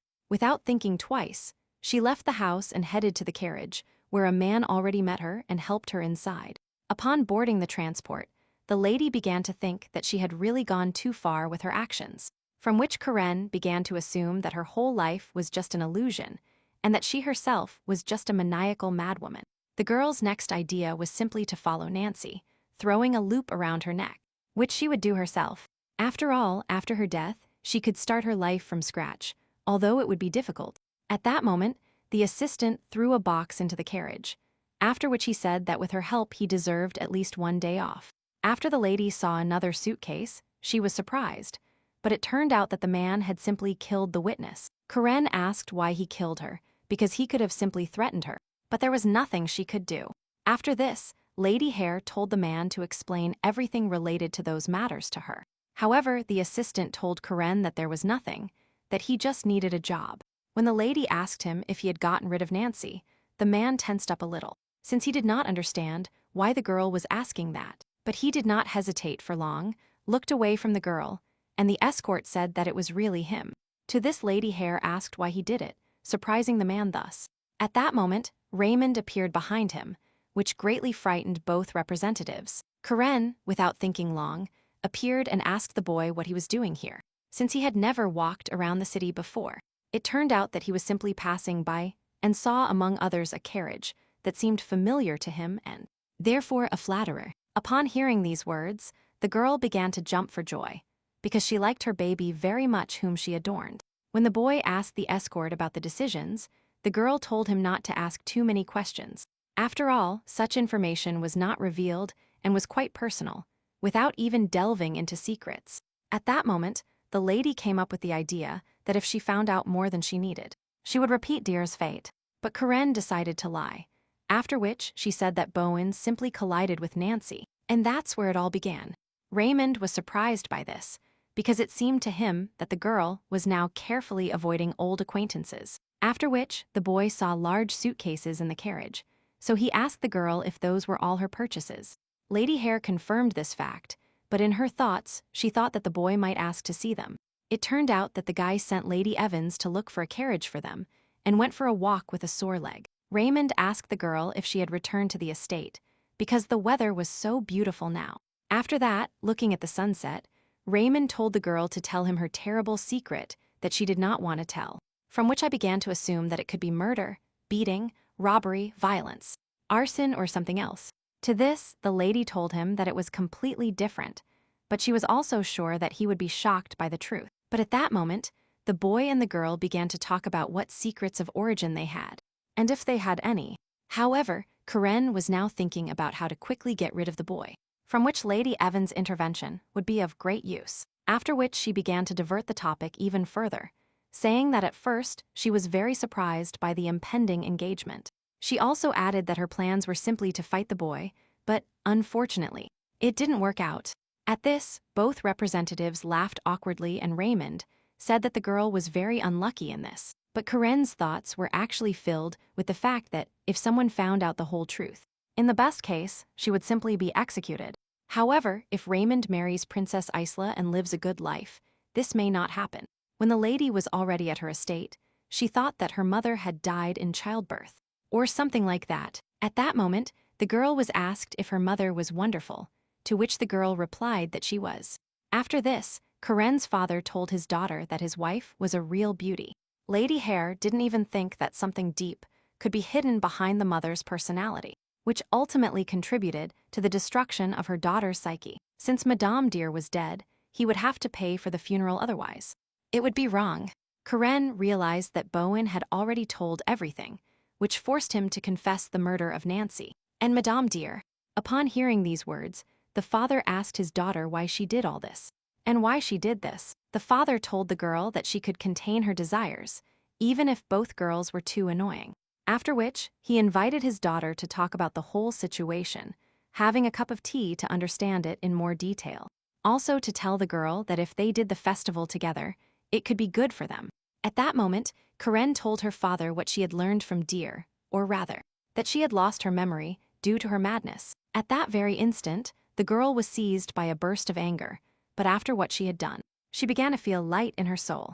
However, it would be much better if the girl knew that everything she was going through was not her illusion. After hearing his daughter's words, the father grabbed her head because, in his opinion, the girl spoke about life too simply. At this point, Lady Hare suggested that her father have a clear conversation instead of wasting time on idle chatter. At that moment, Karen finally had the opportunity to get to the bottom of the truth and check all the nuances one by one. She wondered if she really had problems since birth, which turned out to be true. Most likely, Nancy simply filled the gaps in the girl's memory with completely different memories.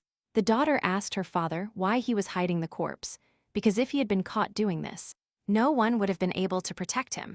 Karen, in turn, began to feel like just a doll in an unknown performance for her. But it turned out that all these actions were done only to protect the girl, which led her to deceive herself. At this point, the lady began to wonder if all these deaths were really her doing. The father began to try to calm his daughter and show her that none of this was a hallucination. Realizing that everything was really like this, Karen began to think that the only misunderstanding was only her. After this, the annoyed lady asked her father why he needed to hide Nancy's corpse in another room. The father told his daughter that he knew very well that big problems should not be carried by children. However, Karen shouted that if everything was really like this, then it would be better to tell him the whole truth.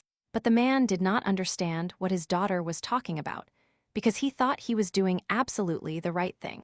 As the screams did not cease, the father said that since her life had not really begun yet, he did not want to interfere too much. Karen shouted that at that moment she was talking nonsense, because both the father and mother had simply ruined the girl's future.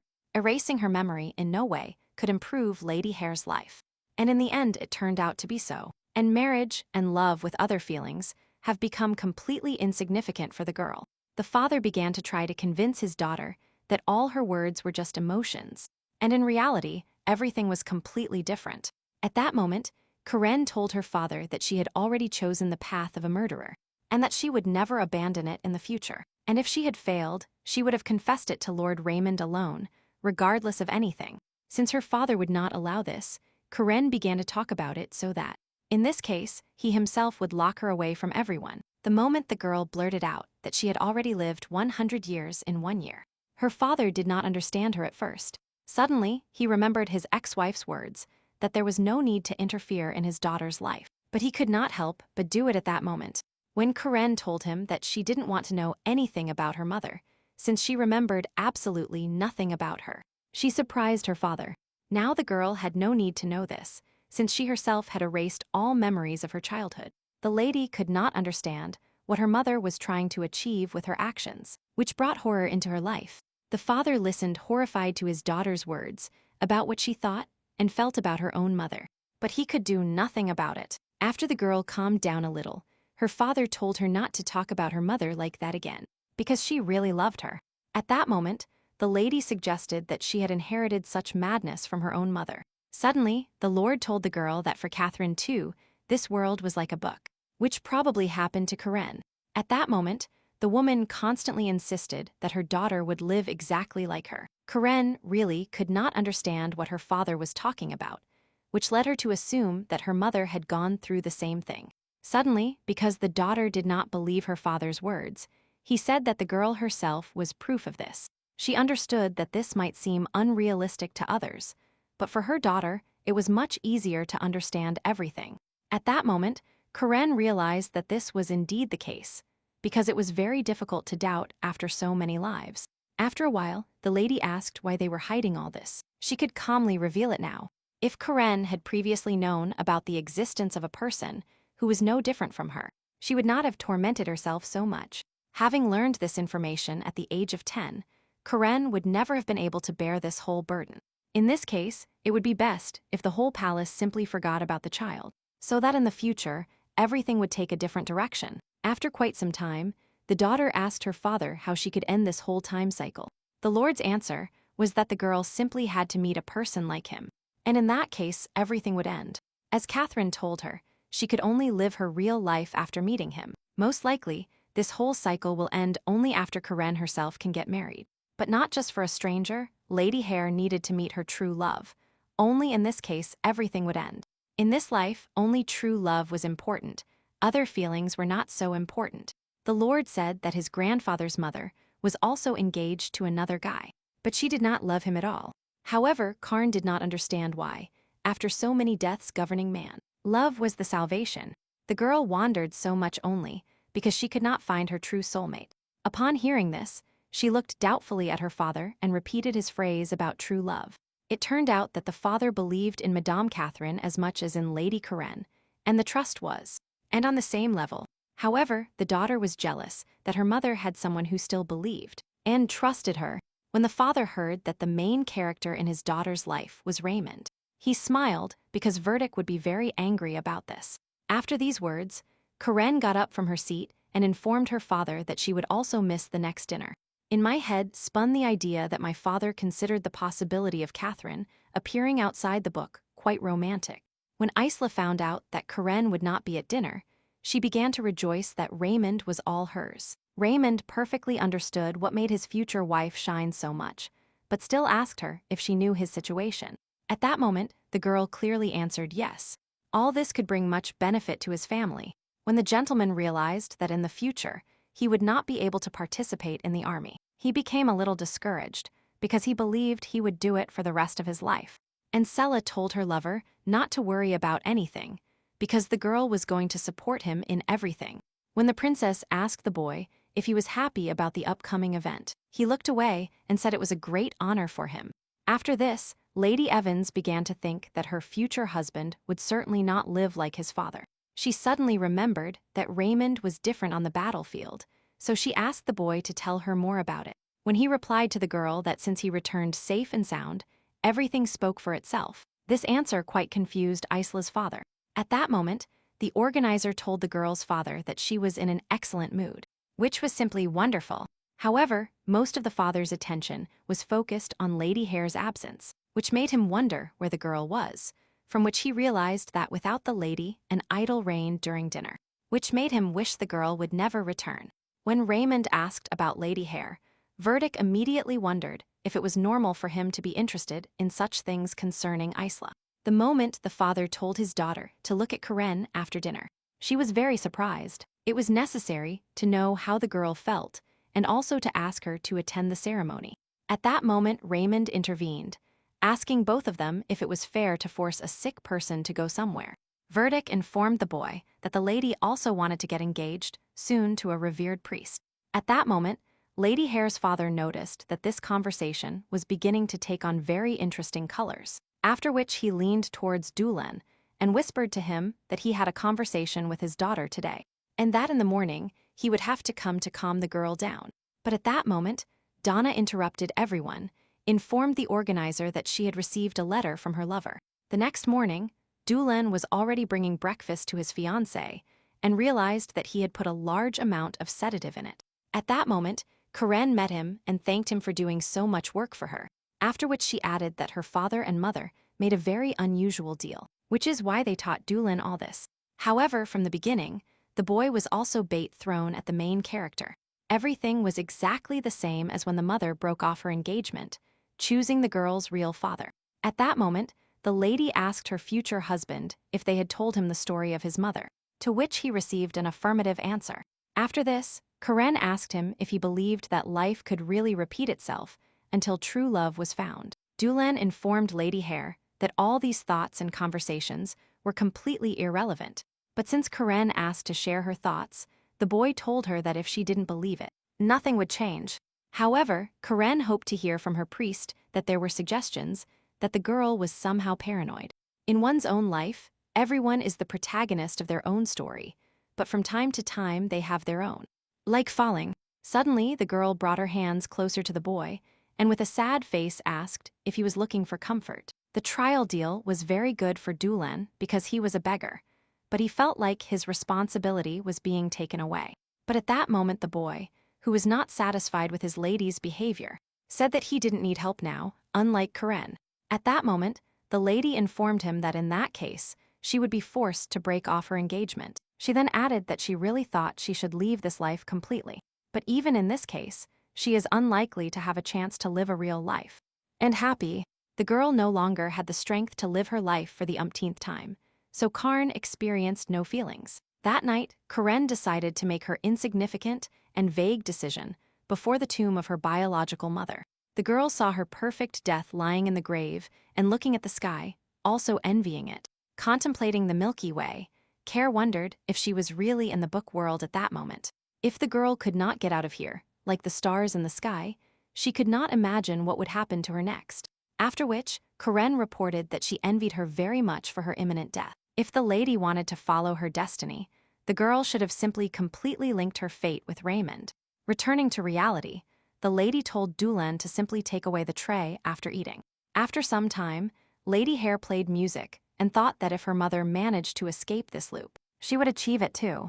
After so long, the the girl regained hope that she could die normally in the future. But at that moment, a maid burst into the young lady's room and sharply called her mistress. At that moment, Donna asked the lady if she was pretending to be sick. And in reality, she was completely fine. When Karna was informed that her outfits had been recently delivered, the girl was indignant because they had been sewing them for too long. After this, the girl asked the maid if she had delivered the letters to her father. However, Donna was surprised that after reading it, the gentleman became very sad, and his emotions changed. If Karen wanted to share this information with the maid, she would have informed her first. Of all these words, Donna did not understand what to say. That's why Karen said the mistress had gone too far. At that moment, Lady Evans entered the room and told Karna that she had heard very well that she was not well. After which the girl said that she did not look sick at all, but rather a pretender. And at the same moment, the princess added that she would like Karen to also be present at her engagement to Raymond.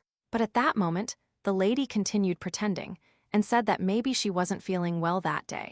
And Sella immediately asked the girl if she would be at the welcome dinner for the countess's arrival. However, Karen would have to be present at this dinner anyway, because this countess was the wife of the finance minister. When the princess heard these words, she was indignant because her vacation was not important, and they were going to miss them. But nevertheless, Karen did not understand why the girl had such a reaction, because most likely she just felt better.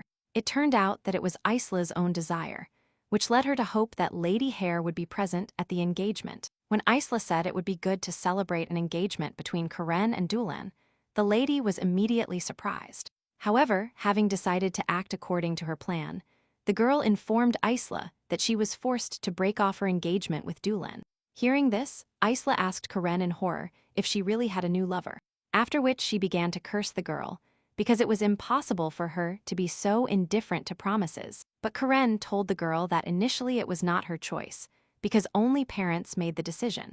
And since the father was not dying at the moment of greed, the girl could easily marry someone else. Karen also wanted to travel in her life, and remembers very well what Isla said at the competition. When the princess realized that Karen remembered that she had to take the girl to the capital's theater, she was a little horrified. After this conversation, Lady Karen left the room with the words that it was time to prepare to go out in public. Karen finally arrived at the evening party, surprising Je and Sella, who did not expect to see the girl in that place. Lady Hare looked tired and said that she still felt some fatigue in her body, and it was noticeable that when she was in the ladies' chambers in the morning, she was completely fine. But when the girl pretended that her condition was starting to worsen, Raymond immediately flew to her, worried about her. At that moment, Acella's eyes filled with hatred, and she wanted to destroy the girl because of this. Lady Hare immediately felt this facial expression and emotion, which made her very happy. Suddenly, the lady said that she needed to take her place, no matter what, from which she was already about to leave the couple. After which Karen noticed that her father was simply observing everything, which made the girl not understand what was happening. At that moment, she approached her father and asked if he had thought about what she wrote in the letter. At that moment, the man told his daughter that at that time he had already thought about everything and prepared what was necessary. However, he could not understand what was going through her head, because these ideas were very strange. He did not understand why his own daughter so desired the death of her own father. But Karen looked at him calmly and asked him without understanding if he really did not know the reason. To this, the man said that he could not allow such thoughts to enter her head.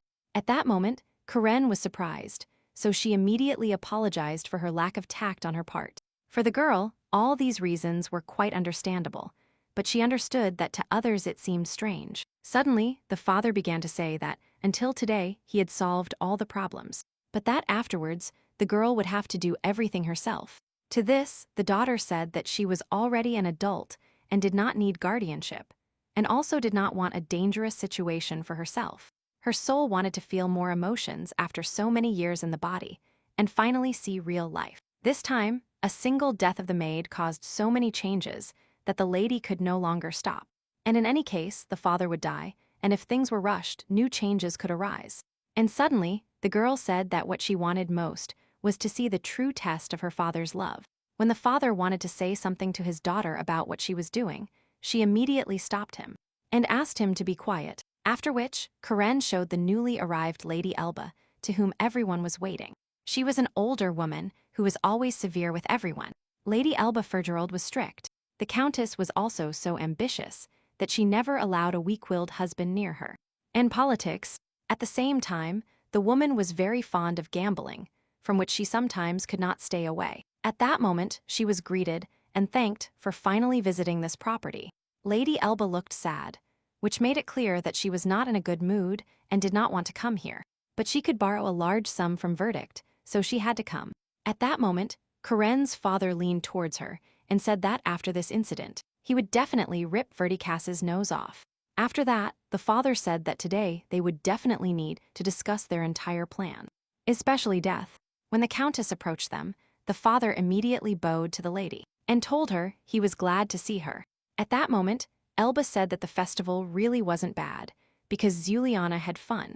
After this, the woman asked her girl to greet the organizers of this celebration. When Madame added that Karen looked very much like her mother, the girl replied that she was also very happy to meet her. Suddenly, the lady told the girl that if she were in the capital, Karen would always be waiting in Elba's personal lounge. At that moment, Burdick diverted attention to himself and told the lady that the heroine of the upcoming engagement was only Isla.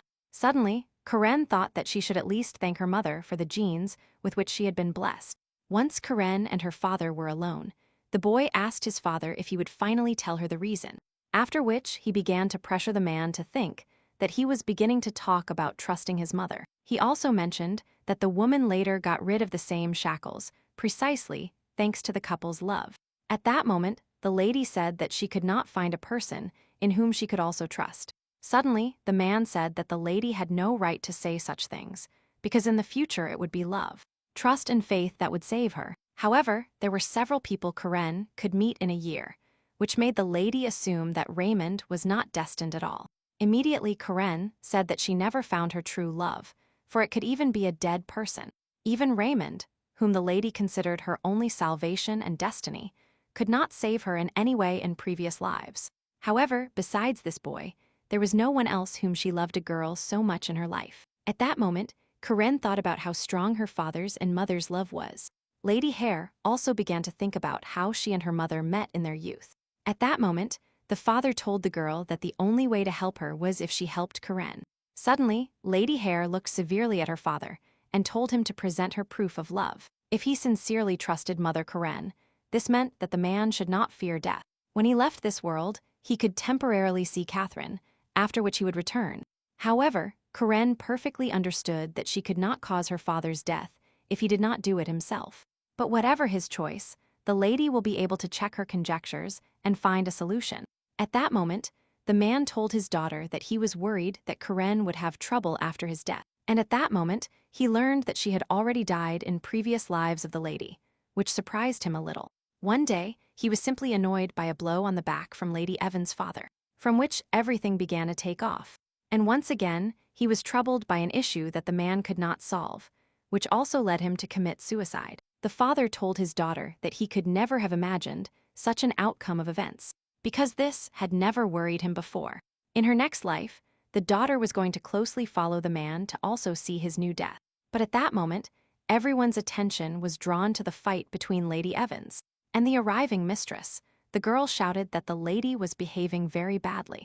Karen noticed that the princess once again caused such a stir at the celebration, after which she quietly said that she saw in the girl that she had not changed at all even after so many years. When Isla was indignant with the mistress, the woman told her that at that moment her personal opinion was showing her badly. At that moment, Verdict approached the girls and apologized to Lady Elba, saying that his daughter was not yet accustomed to the etiquette of these circles. After which, he sent his daughter to get some fresh air, and then upon return not to repeat the same mistakes. Karen and her father, who were watching all this, laughed a little and began to discuss the faces of both representatives of the Evans family. At the same moment, Karen was called. It turned out that her father and Verdict had agreed on a certain favor. When the girl approached him, she thought about what awaited her this time, because recently she had been Lady Evans' personal maid. After a while, the girl offered the princess a drink and told her that she needed to calm down. After which, Karen explained to Isla that she just needed to call this woman another name. Before marrying Count Orphan, the woman was the daughter of the man Roin, so it was necessary to change her surname when contacting her. However, the man Manhwa was deprived of his title and could only be rehabilitated 10 years later. When Isla heard that the lady simply did not like the previous treatment, she could not understand what the problem was. At that moment, Karen thought that Isla's father would easily cover up such neglect with money. When asked why the woman did not like this type of treatment, the lady said that since she lost her status, they began to address her by her surname instead of her first name. And after Mr. Ranwa returned her title, the lady was already Lady Elba. Only you have to keep this in mind. Moreover, if Zella committed the same mistake, she would have to pay a completely different price for it.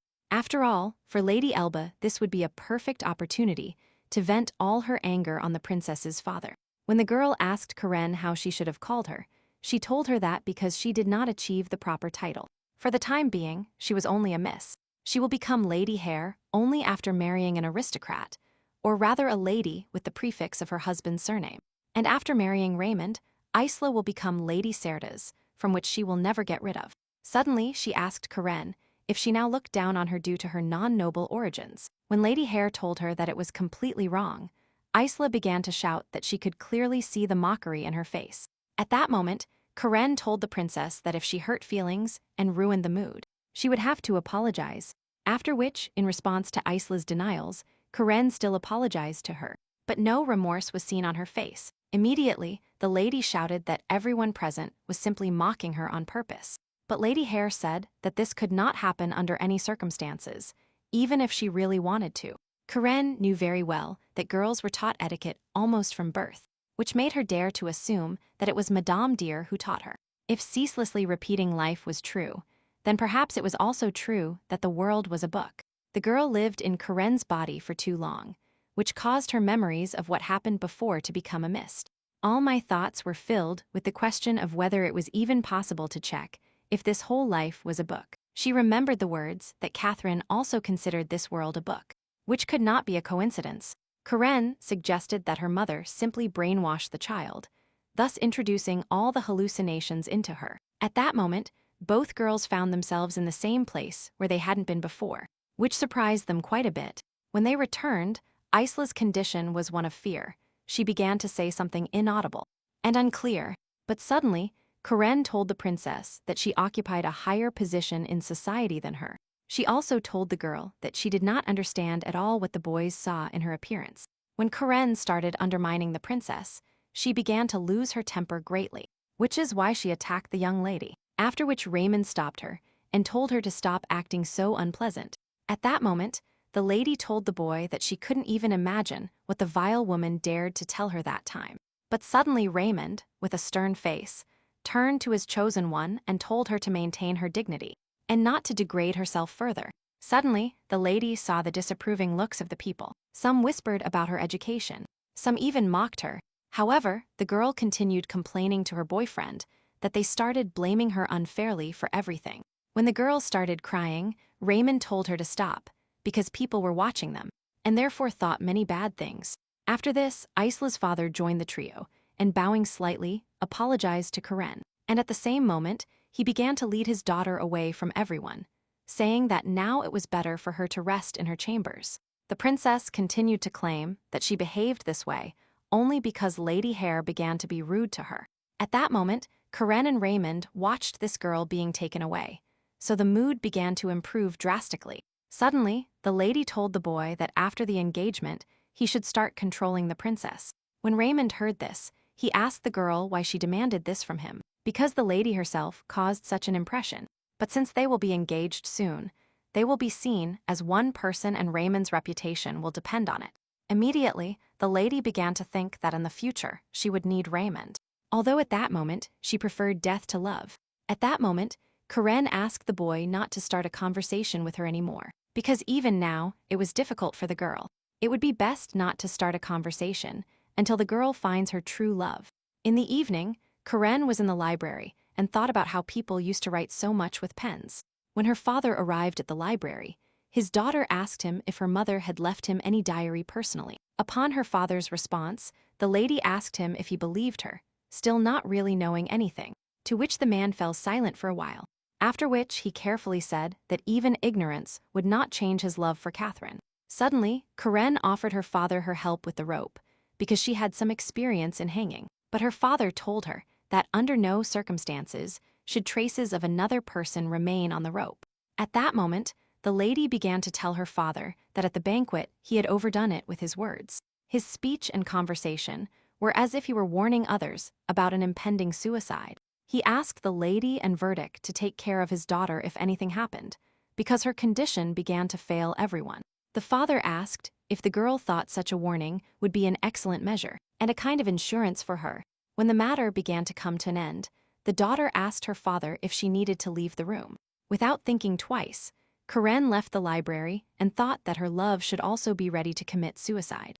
Only in this case, she would acquire the equivalent value of Karen, who had already died countless times. Only she could not understand if such love would be possible in this terrible life. After all, even Raymond himself doubted the girl, who was always on his side. Karen also did not understand if she would need to save him if everything turned out well for both of them. In her next life, Karen wanted to learn hypnosis from her current maid. When the lady returned to the room, she saw that her father was sobbing, after which she asked him if he was scared. With a face stained with tears, the man told his daughter that it was all false emotions, and that in reality, everything was normal. However, Karen perfectly understood that her father was very afraid of death, and of the fact that it was so close. The lady perfectly understood what her father was feeling. She knew that no matter how much one gets used to this, fear still invades. The feeling of despair before death, and the only thought piercing me and sinking into the head, haunted me until my last breath. Suddenly, the girl told the man that she understood him perfectly, so she began to try to calm her father. Compared to his faith and the power of love, such an act was a mere trifle.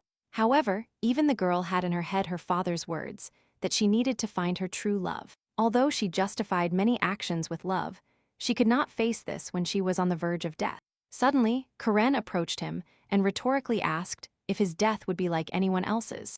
However, the girl clearly knew that there was not a single feeling that could overcome death. And at that moment, Karen began to rejoice that even after so much, he did not deny her father's love. After which she confessed to the man that all this was just a test of how far her fiancé would have to go. That's why it was absolutely not necessary for the father to sacrifice his own life. At that moment, the memories of the dying Catherine began to surface more and more in my father's head. But at that moment, Karen interrupted him by saying that she understood that he did not believe either his daughter or his mother. At that moment, Isla was wandering around the mansion, thinking that she wanted to leave it as soon as possible. After all, it was here that very strange things happened to her that greatly disturbed her. When the girl found herself in front of the entrance to the library, she realized that she had probably taken the wrong path. She saw that there was a light on inside, which made her wonder why it was necessary at such a late hour of the night. Realizing that there might be a gentleman inside, scolding Lady Karen, she began to cheer up and gradually rejoice. After which, the princess decided to look into the room through the gap in the door.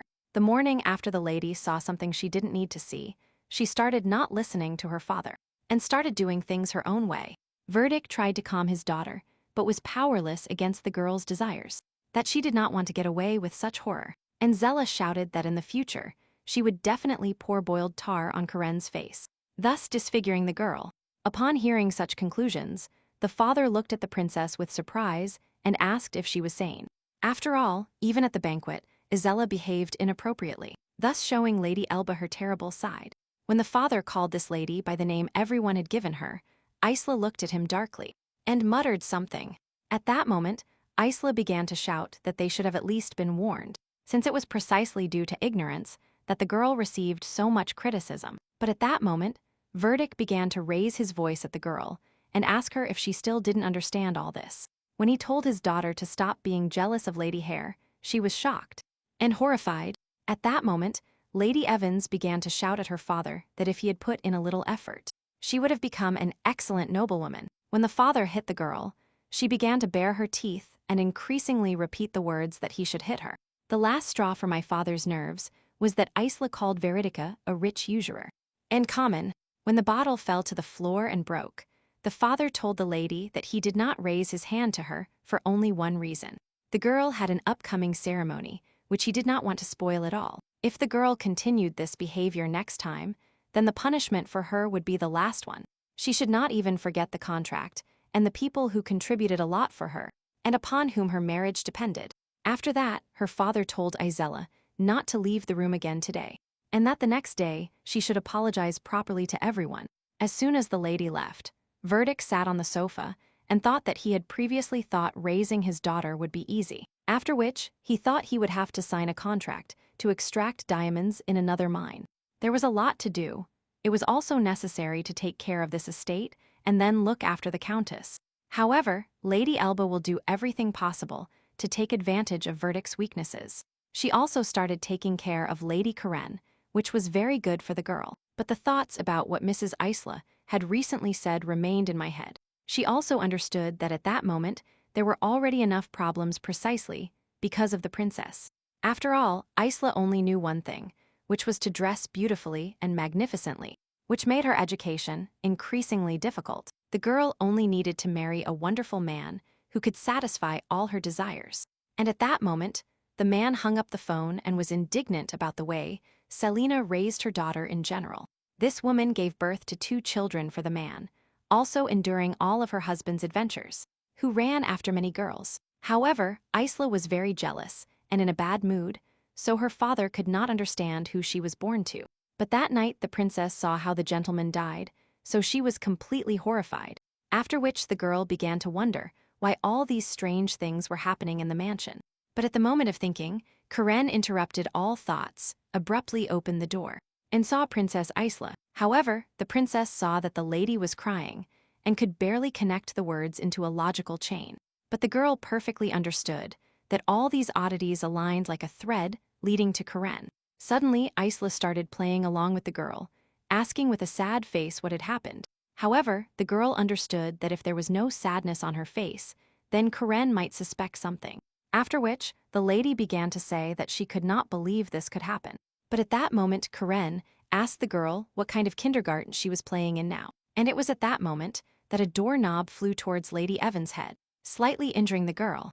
At that moment, Lady Karen sarcastically asked the princess how long she had been shamelessly following her. Suddenly, Lady Evans abruptly turned around, started shouting and fleeing from her as fast as possible.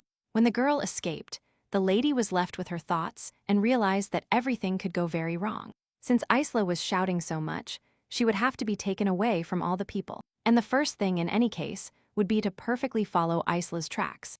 When Karen noticed bloodstains on the walls, she realized that Lady Evans was very careless. However, what the lady did not notice was how many circles Isla was going to make before stopping, after which she realized that it was very pleasant for her to hold something quite heavy in her hands.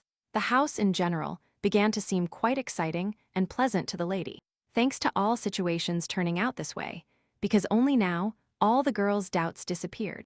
It didn't matter if everything was reality or an illusion. The most important thing was that it was possible to kill everyone. But Lady Karen knew very well that she should not lower herself to becoming an obsessed murderer. At that moment, Lady Isola realized that she needed to leave the mansion immediately, because her life now depended only on this. But then she realized that she had taken the wrong path, and because of this, now she didn't understand where she was. Usually, there were a good number of people present in the hallways, but there was not a single soul in this place.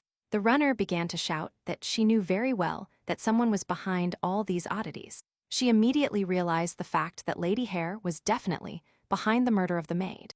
At that moment, Isla began to sincerely fight for her life. She prayed to survive. After all, Karen was just a girl holding an ordinary candlestick. However, no matter what, Lady Isla only had one wish in her head. She wanted to make Karen rot in prison, although she could also have Lady Hare executed, which would have been much better. If Karen had been caught and imprisoned, Raymond could also have regretted it and apologized to the girl for what she had recently done. But while Isla was thinking about all this, Miss Hare quickly approached from behind and took the girl by both shoulders, after which Karen sarcastically asked the princess if she thought the girl wouldn't be found in her own home. However, when the lady realized she was in a desperate situation, she hit and then began to flee as fast as possible. But at that moment, Karen looked at her calmly and said that Isla was a desperate fighter. Suddenly, she affectionately asked the girl if she wanted to be her friend in the next life. After which Karen hit Isla and also calmly and affectionately said that the princess had lived up to all expectations. When Lady Evans fled, and the young lady said it would be very nice if they could become friends. During her escape, Isla began to cry with fear and try to think about everything that had happened. When she was completely exhausted and sat on the floor, after which she thought about the fact that she needed to sleep. After some time, the princess realized that such an outcome would be unlikely, and that all this was far from a dream. The lady began to increasingly want to leave this mansion as soon as possible. And at that moment, Evans saw that there were people in front of her, which made her run towards them. When she got close, Isla began to shout that a murderer was roaming the hallway. And at that moment, the princess began to talk about how Karen killed her own father and hit him. She shouted that Lady Hare was behind all the oddities, thus behaving worse than a bitch. In my thoughts, there was only joy because I finally got to meet people, and now everything should end. But at that moment, the princess was grabbed by the neck and began to be lifted off the floor, thus enormously frightening the girl. Dulan repeated once more to Isel that she should never meddle in her own affairs again. At that moment, Karen carefully returned to the office along the wall and sobbed, because her loot was disappearing so easily for the umpteenth time. It was very cruel to her that all this was happening, because the girl tried very hard to fulfill her plan. When she arrived there, Karen began to pray that her father's body was still in the library. Upon opening the door, Lady Hare asked that her father not disappear in the same way Nancy disappeared. And Sella, the moment Karen saw the hanged corpse, she began to rejoice that the man was truly dead. She began to feel great relief and peace in her soul for what had happened. Although now there was no person who could successfully hide the corpses, the fugitive princess remained. If the girl really managed to escape and survive, then her denunciation would make Karen feel very bad. And Sella had a better chance of telling everyone that it was Karen who killed her own father. Realizing this fact, Lady Hare began to think that she really should have simply destroyed the princess. The young lady also understood that at that moment, the best outcome of her life would only be death. After so long, Karen managed to reach only one result again, thus forcing herself to wake up again on the street under a tree. At that moment, the lady jumped out of the window, with the thought that the infirmary would be much better for her than the dungeon. However, at that moment the girl was caught by the hand of a man who firmly grabbed Lady Hare, after which Karen lifted her head and saw Raymond, who once again came to her aid. But the girl, lowering her head again, told the boy to let go of her hand and let her die in peace. When the girl began to talk about wanting to die, Raymond carefully began to lift her, telling her that she would think about it later. After the gentleman took the lady out the window, she wondered why he kept saving her, because she still didn't remember anything. At that moment, Raymond asked the girl what happened to her father in general. Karen told him that he had hanged himself, after which she wondered if the guy would have time to talk to Isla. To this, Raymond told the girl that initially he thought the gentleman had simply left the house. After these words, Karen realized that the guy had not yet had time to meet his future wife. After all, otherwise they would have already put shackles on her and imprisoned her as far away from everyone as possible. The lady began to think that in this life she had not lost everything yet, so a solution could be sought. But at that moment, the guy and the girl noticed that the entire mansion was engulfed in flames, which made them start to panic a little. Raymond informed the lady that all the subjects had left the mansion, but then he could not find only Karen and Isla. When Lady Hare learned about this whole fire, she was surprised, because this had never happened in her life before. After which, Karen wondered if Dulan himself could have covered up all traces of the Lord's death.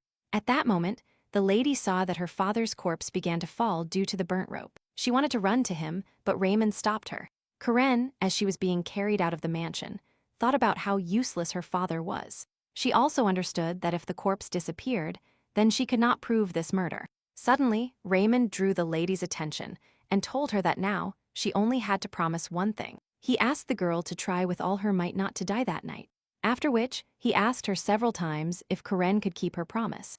The lady thought that she would really have to live, because if Zella did not escape, then the girl had every chance for a new future. After this, Raymond asked Karen where the window of the highest level of the library was located.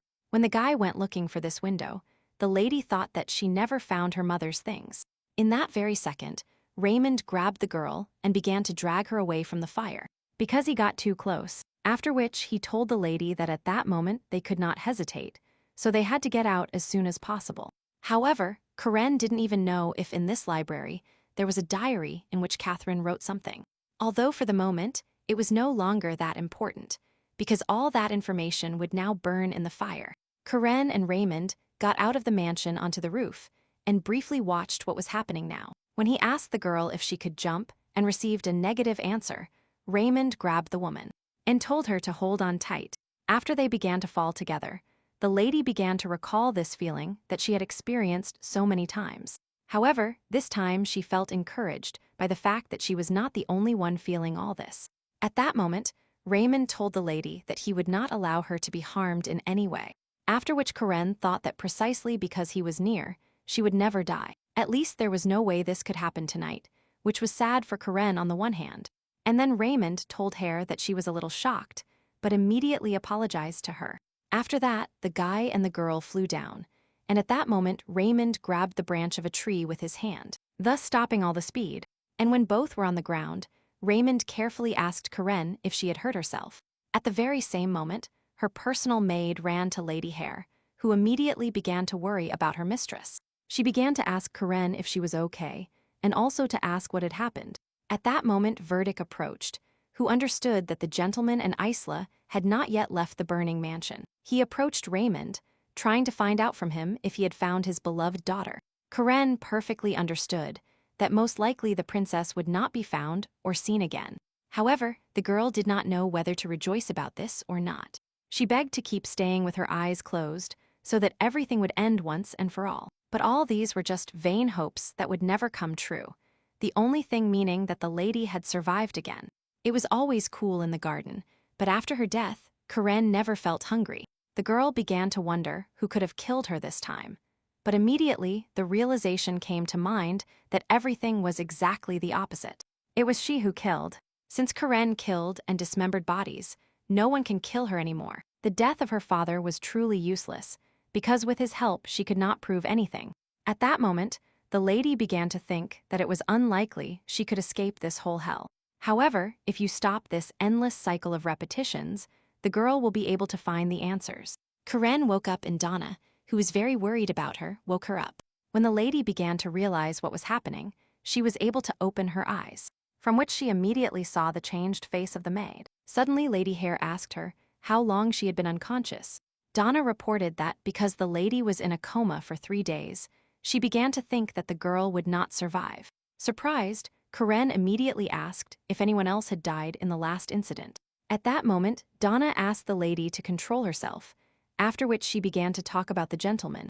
The lady immediately understood what the maid meant, but thought she already knew, because they told her before she lost consciousness. But suddenly, Donna told the lady that Lord had committed suicide before the fire started. Karen could not understand anything. At that moment she wondered why the maid was so sad about the Lord's death.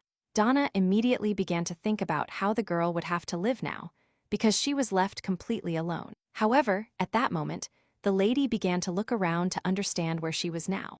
After which, I immediately realized that I was in a house I had been to before, which was not difficult to recognize. At that moment, Verdict quietly told Karen that she was now in his house. Immediately, Lady Hare wondered if Menzella's body had been found during the blackout. However, since Karen was still alive, most likely the princess could never leave the mansion.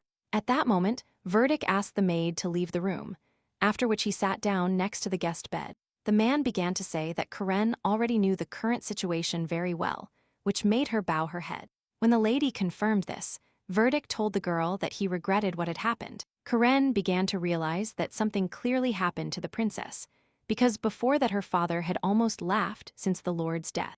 The girl began to regret a little not having been able to strangle Isla with her own hands that day. But at that moment, Verdict told Lady Hare that she should immediately get to work on what she had come for. At the same moment, the man asked Karn if the girl wanted to become his daughter and replace Isla. At that moment, a boy entered the room and said that the Countess wanted to see Verdica to discuss some issues. When he learned about this, he immediately remembered the woman's words about it, which made him a little nervous. After which, the man asked to tell the Countess that he would come in a while. Suddenly, Verdict sat down on a chair and began to think about the fact that the marriage agreement was about to fail due to the absence of his wife. However, for the moment, the man didn't even have time to mourn his own daughter. A concept like sadness became something very expensive for him at that moment. And luxurious. Immediately, the man remembered the words that if the princess had behaved worse, she would have received punishment, after which he began to regret it. If he had known how things could have turned out, he would never have behaved this way with his daughter. The man was not moved at all by the fact that the mansion he so desired had simply burned down recently. However, he was moved by the fact that his daughter could not be found among the flames. He was very worried because his daughter had not yet been released, so the man began to ask everyone about her. When he decided that he would urgently go to the mansion to look for the child, the man immediately began to be restrained. He shouted that if he didn't save Lady Evans, his daughter would remain inside and there would be no way to save her. Raymond immediately grabbed Verdict and began to tell him that all attempts to enter could end in tears. To this, the man began to beg him to go and rescue his future wife. But to this, the guy said that since he was not a firefighter, he could do nothing about it. And Zella, who loved Raymond so much, whom she wanted to possess completely, simply did not want to help her. When the guy came down with Karen, he apologized to Verdict for not being able to find his daughter. At the very same moment, the man began to curse the man because he could not save his own daughter. The Evans family invested a lot of money and resources in this guy, but he returned it very badly. At the very same moment, Dulan entered Verdict's office, who came to inform the man about the critical situation. It was Dulan who was able to snatch Lady Sella from the embrace of the flames. It was he who saved Verdict's name. When he started talking about how things could get worse with Isla, the man began to worry even more. However, although the priest was near the victim, he could not describe the lady's condition. Suddenly, Verdict told Dulan that he would make a large donation to his church while he was with his daughter. If he did everything possible to save Lady Evans, the man was willing to give anything. It was on this occasion that the priest asked Verdict to listen to his only request. According to the law of heirs, the title of lord at this time belonged to Dulan, since the previous one had passed away. However, despite this, the priest could not be lord, because all the documents regarding this matter were reduced to ashes. The proposal to adopt Lady Karen was quite profitable for Verdict, which is why he proposed it. Suddenly, Karen wondered if these consequences were due to the actions she had recently taken. Previously, her father finally died, and Dulan was still able to obtain his title of lord of these lands. However, at that moment, Karen was only Isla's maid, and now she could become the daughter of the Evans family. After this, Karen fully realized that from now on, she was part of the Evans family. Verdict told the lady that the woman's surname had no importance, since in the future she would take it away from her husband. Suddenly, Karen remembered that not even her own daughter was very happy with her future surname. Now Karen could ask her question, which she had been postponing for a long time until a better time. She handed the paper to the man and asked if she was now Isla's younger sister, after which the lady began to ask how the girl fared after the fire, and if she survived. But Verdict did not answer this instead. He told Karen that she would be requested to attend the event. He also warned that there would be no need to prepare much for anything, as few guests were invited at the same time. However, Karen began to shout that she did not understand what the event was and wanted an explanation for it. Suddenly, she said that an engagement ceremony awaited her, because neither of the two girls had debuted in secular society. That's why Karen would wear Isla's outfits and begin to participate in all events where Isla was supposed to be. Lady Hare, who became Lady Evans, found out that she would be engaged to Sir Raymond Cerdas. After a while, when Verdict left the room, Donna asked him if everything would be all right with her mistress. But when he simply passed by, ignoring the maid, she began to think about him, that the man was just pretending to be important. Donna perfectly understood that most likely the man in her lady's room couldn't even say anything good. After which, the girl sat in front of Karen's bed and told her that it was absolutely necessary to eat. When the lady tasted the food, she said it was very rich, which made Donna happy. Karen didn't understand how, even in her case, food continued to provide her with so much pleasure and amazement. However, at that moment the girl felt drawn to the maid and began to talk about how much she felt for her. The maid began to support the lady and tell her that she needed to keep holding on and move on with her life. Karen confirmed that we must keep living and forget about all the money and everything else. At these words, Donna rushed to hug her mistress in tears, surprising her a little. Furthermore, Karen told the maid that from now on, she would be Lord Verdict's adopted daughter. The man had previously planned to marry Isla to Raymond, which made him take very good care of Karen, who replaced his daughter. Donna began to cry because she couldn't believe it all, because the maid knew a certain fact. When Donna told the lady that Lady Isla was alive, she was very surprised. And also horrified. Karen couldn't believe this was possible, so she asked the maid if she was sure about all this. After which, the lady learned that Lady Isla was unconscious. But the priest did something.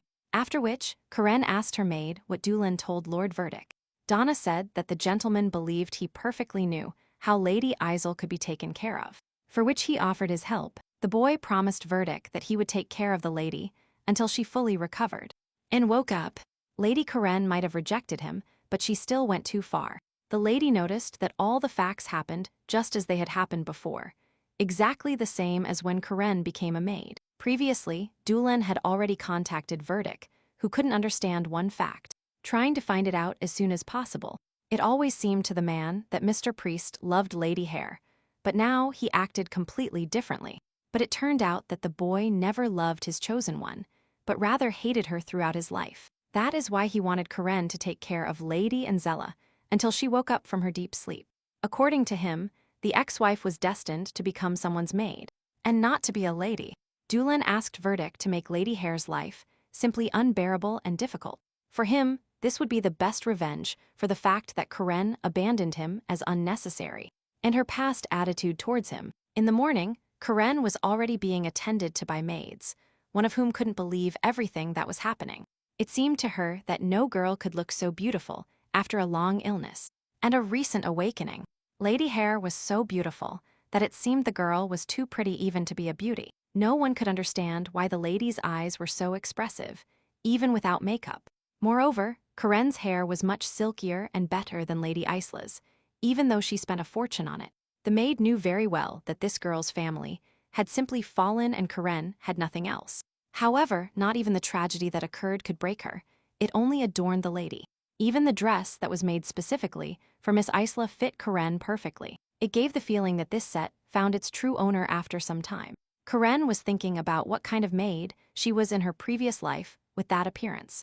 If the whole situation changed that time, then the rest of the people had to change too. At that moment, Donna ran into the room and shouted that the man was already here, and that she should hurry.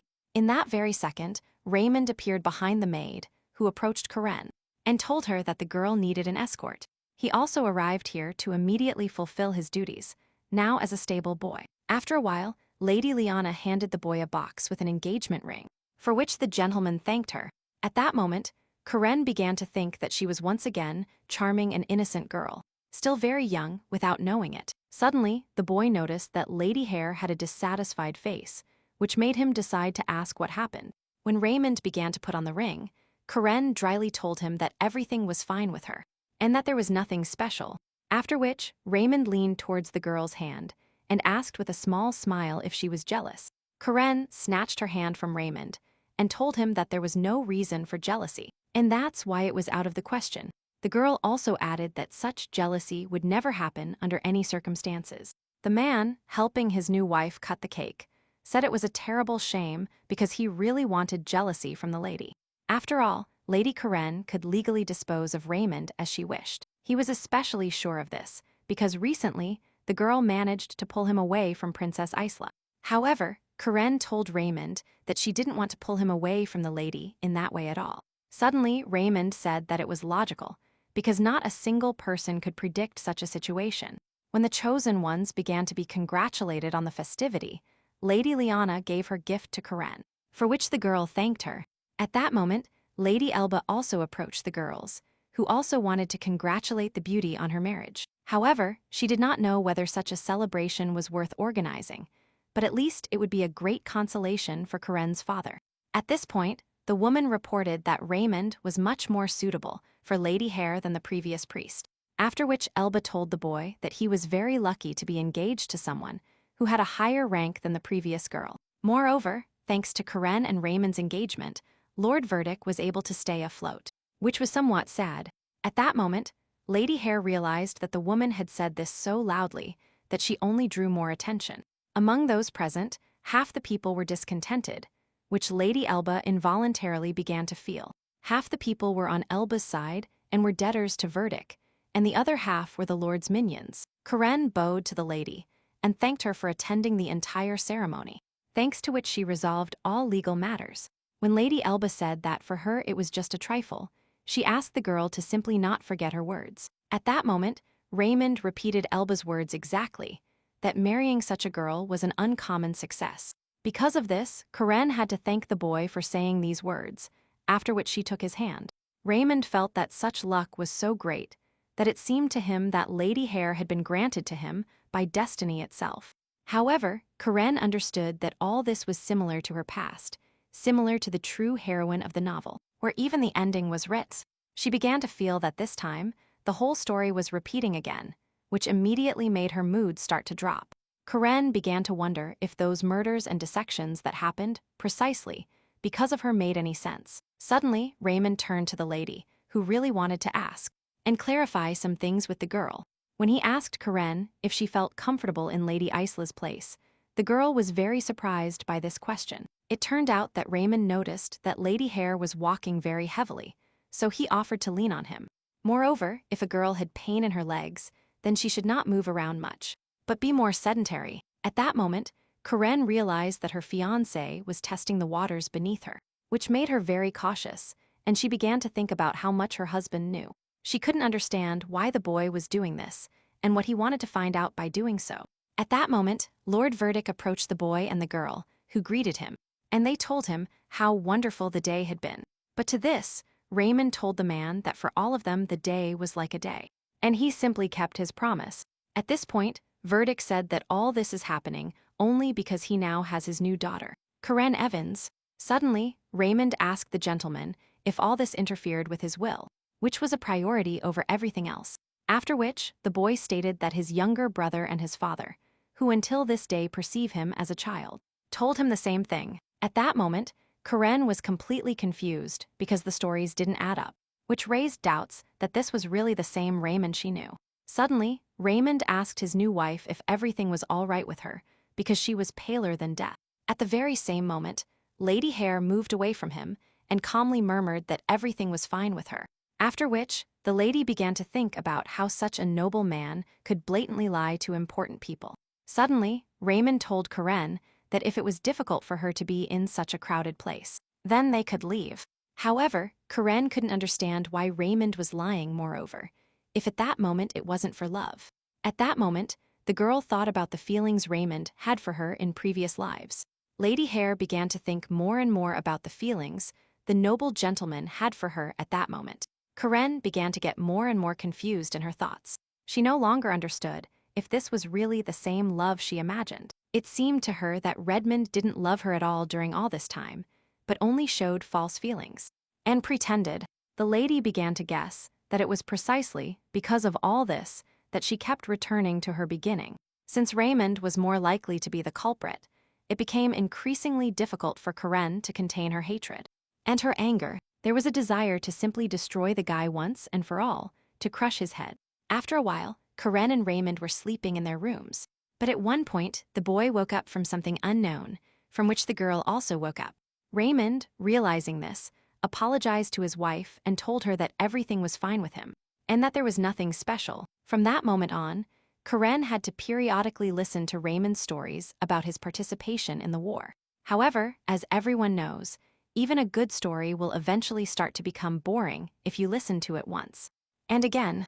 But Karen's torment lasted more than 10 years, since which the girl began to reassure her husband. After trying once more to calm Raymond, the guy said that this was really something he should stop worrying about.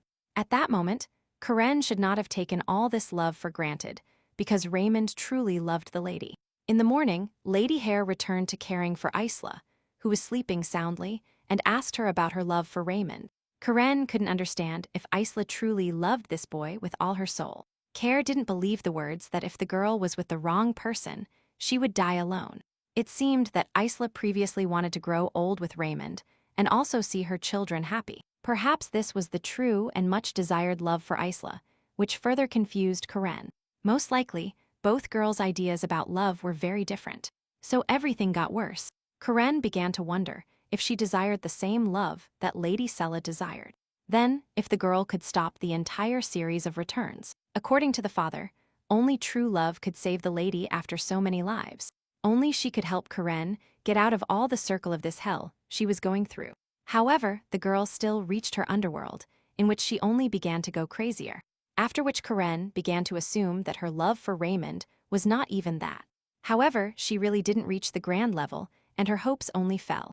After all, Lady Hare all her life only wanted an equal love, which is very difficult to find. She wanted a love that carried the same weight as Karen's own death, a love that wouldn't allow her to be afraid of him. If that love was the real solution to the problem, then the love with Raymond would lead nowhere in the future. After this, Karen told Lady Evans that Raymond had only disliked her entire life. Throughout the 100 years Karen has lived, Raymond has never been able to love Isla, no matter how hard he tried. Moreover, no girl should want a guy who is kind to everyone and everything. Every girl needed someone who would be kind only to her, and no one and nothing else. After which, the lady began to think about what all that meant, and what it led to. A man who would only be kind to Karen Hare is one of two things, which only makes things more difficult. Karen would like to ask Raymond some questions, but lately, they haven't been alone. In fact, there was a high probability that neither returns nor love were the solution to the problem. It could be a mental illness. However, if all of Karen's conjectures are wrong, everything will have to end with her definitive death. At that moment, Karen noticed that the wound she had inflicted on Isla's body had already healed, which gave rise to new thoughts. The lady took a nearby pillow and thought about what would happen if she strangled Lady Evans right now. However, Karen immediately realized that if she did this, there was a very high probability that her own head would be taken from her. When night came, Lady Karen decided to go to her husband, which he did not expect, which was quite surprising. And at the same time, Raymond told Karen that he didn't think decency rules allowed girls to meet boys at such a late hour. Upon hearing the next lecture, the lady's expression immediately changed, but she continued to stand, but immediately began to think whether the boy had forgotten the phrase he had thrown out during the recent vacation. Raymond asked Lady Karen to return to her room, but the girl kept standing. At that moment, the fiancé began to leave the girl, closing the door behind him, and wishing the lady sweet dreams. But in that very second, Lady Hare pressed against him from behind, thus leading him into even greater confusion. The girl carefully turned Raymond's face in her direction with her own hand, after which she told him, with a pretty face, that she loved the boy. However, he removed the girl's hand from his face and asked if she had found a more suitable time for this. Karen immediately said that because they were not left alone after a long time, this needed to be corrected. When the girl entered his room, Raymond said that her words moved him very much, but that this behavior only hurt him, after which he asked Karen if she wanted to drink tea mixed with her own tears. Lady Hare noticed that the furniture in her room screamed that Raymond didn't want to stay in this house for a second longer. Much of this was spoken of by the objects lying in different places, which also remained in Karen's memory. However, the girl couldn't understand if these objects really remained in her head, or if she was simply imagining them. At that moment, Raymond took the floor and said that the issue was not that he didn't trust Lord Verdict, but that this arrangement and staffing were much more convenient for him. Suddenly, Karen admitted to the boy that not a single assumption or thought of that kind had crossed her mind. It was at that moment that Karen finally realized that Sir Raymond was definitely suspicious of something about her. The lady, looking at Raymond, began to think about how much he knew about everything that happened and who she was supposed to be. She also wanted to know what all those words he had told her a couple of days ago really meant. Suddenly, Raymond asked the girl what exactly her thoughts she was thinking so much about were about. When he learned exactly what Karen was talking about, he felt a little disappointed because previously he had talked a lot about love. After which, he told Karen that he was shocked to the very depths of his soul, because it was offensive and painful to hear such a thing. When Karen offered him the opportunity to take off some clothes, Raymond said he would only do her the favor with both hands. But when the girl really decided to do it, the boy immediately began to stop her, telling her that he was just joking, after which he immediately thought about the girl, that she could behave so frivolously, without the slightest shame. At this point, Raymond began to talk about what he knew regarding how both girls had recently argued with each other. He also asked her how she felt, as her leg never recovered normally. He said that he noticed dried blood on Lady Isla's heels, which immediately suggested that someone had been injured in the foot. Moreover, he knew very well that Lady Hare was the last person to see Lady Isla that night. At that moment, Karen realized that Raymond had conducted an interrogation for her that she didn't know how to conduct normally. When the girl answered his question in depth, the boy asked her why she was doing this, because it held no importance. After which, Raymond told the girl that her words were completely different from Doolan's, whom he had recently interrogated. When Karen realized this, she was a little surprised, which made Raymond laugh a little, because this was what was expected. After which, he suggested that all this had been previously planned by Lady Hare and Priest Doolan. Karen sat down and didn't understand what was happening now, because all these words were still nonsense. She couldn't believe that Raymond had talked to Doolan some time ago, nor could she believe that he could tell him something about her. At that moment, the boy took the girl by the shoulder and leaned over her, and told her not to even think about racking her brains so much. After all, now she wasn't even in a position to conduct an interrogation. She should have simply answered.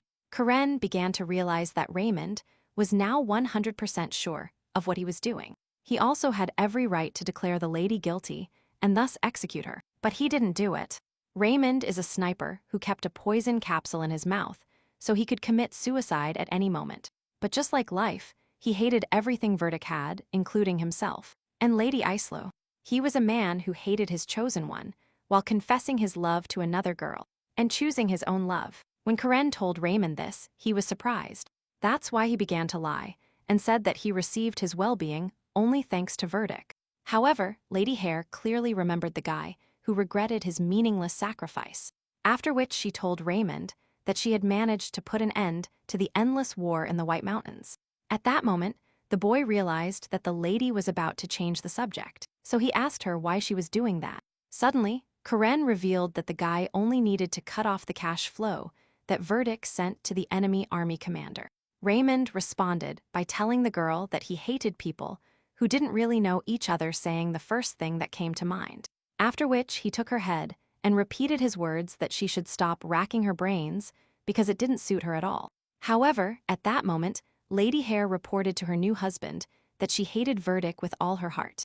After all, according to her, it was he who was to blame for the death of her own father, which only led to greater hatred.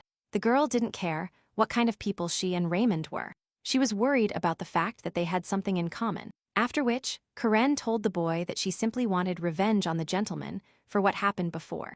The lady initiated this whole conversation, only so that Raymond could no longer coldly push her against the wall to find out the truth. She also understood very well that revenge was what the heart of a guy like Raymond desired. Moreover, for him who sought true love, the innocent and compassionate Karen was the best option. Most likely, this was exactly Raymond's attitude towards Karen, whom he loved so much all these years. At that moment, Raymond told the lady that he would have to confess to her what he had wanted to tell her for a long time. When he looks at any woman, he sees nothing but their faces, which makes it difficult to find the chosen one. However, this lady managed to attract attention with her innate beauty and character. At that moment, Karen told Raymond that she was beginning to assume that her face could perfectly convince people. She perfectly understood that most likely Raymond loved her precisely for that, and nothing more. After a while, when Karen finally became Lady Evans, many things began to change in her life. She began to be pursued by a luxurious and very colorful life, which she had never dared to dream of before. But everything had to be paid for with a price, for now even the maids began to mock the lady. Mocking her hair color, the daily work of caring for the sick and unconscious Lady Isla caused her various horrors. Verdict very often scolded the lady because she could accidentally make a mistake using the medicine for Isla. Although time flew by, Karen remained completely mired in all these small matters. And all the time, her thoughts were filled with a single idea. The girl madly wished to destroy Verdict. She also wanted to simply kick both men, the master and Raymond, to get at least a little pleasure. During trips, Karen asked to be calmer because she had just confessed, and she wanted peace. However, one day Raymond told his wife that he had recently started to be attracted to several bracelets. When he asked the girl if she wanted a silver bracelet, Karen assumed there was a hidden meaning to sending her to prison. Suddenly, the girl joked, saying that she knew how to use magic and could put on a real show somewhere. She also suggested that Raymond eagerly await her next performance, because it would be wonderful. After a while, the couple was already in the banquet hall, where the girl was mistaken for her deceased mother. It turned out that the man who mistook Karen for her dead mother was the gentleman Ein, who was very surprised. At that moment, Elba approached him, who told him that Karen really looked a lot like Catherine. When the girl received her mother's name, she was slightly happy and then thought about how familiar this man was to her. That's why she decided to ask him how well he knew her mother, which made the gentleman think a little. Lady Elba informed Karen that most likely Ain knew Karen much better than she did. Afterward, she decided to slightly embarrass the gentleman by saying that he followed Lady Catherine everywhere. The man, a little calmed, murmured that all these were events of his past youth. Now, instead of a luxurious woman like the late Catherine, he preferred something completely different. The man now wanted an almost ordinary girl, so as not to attract attention. At that moment, Karen, after reading everything written on his face, entered a kind of hostility because his desires were vile. But she decided to raise more questions about her mother, and asked if he had loved Catherine before. But at that moment, the conversation was interrupted by Raymond, who decided to congratulate the man on recently giving birth to a wonderful son.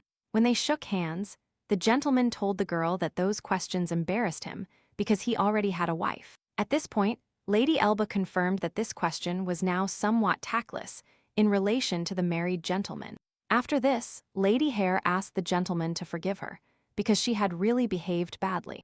To this, the man said that everything was in order, because all this happened a long time ago, and it wouldn't make sense to be angry about this. However, there was another admirer who loved Catherine, and who to this day could not forget her. This was the Crown Prince, who would definitely be delighted if he saw Karen in this image. At that moment, the lady, embarrassed, asked the gentleman if the man would be present today. Then she turned to Raymond and asked if he knew anything about the Crown Prince. The boy, after thinking for a moment, told his wife that the Crown Prince had served with him in the same detachment for some time. He knew that noble ladies, who knew nothing about this boy and his hobbies, falsely considered him a display of nobility.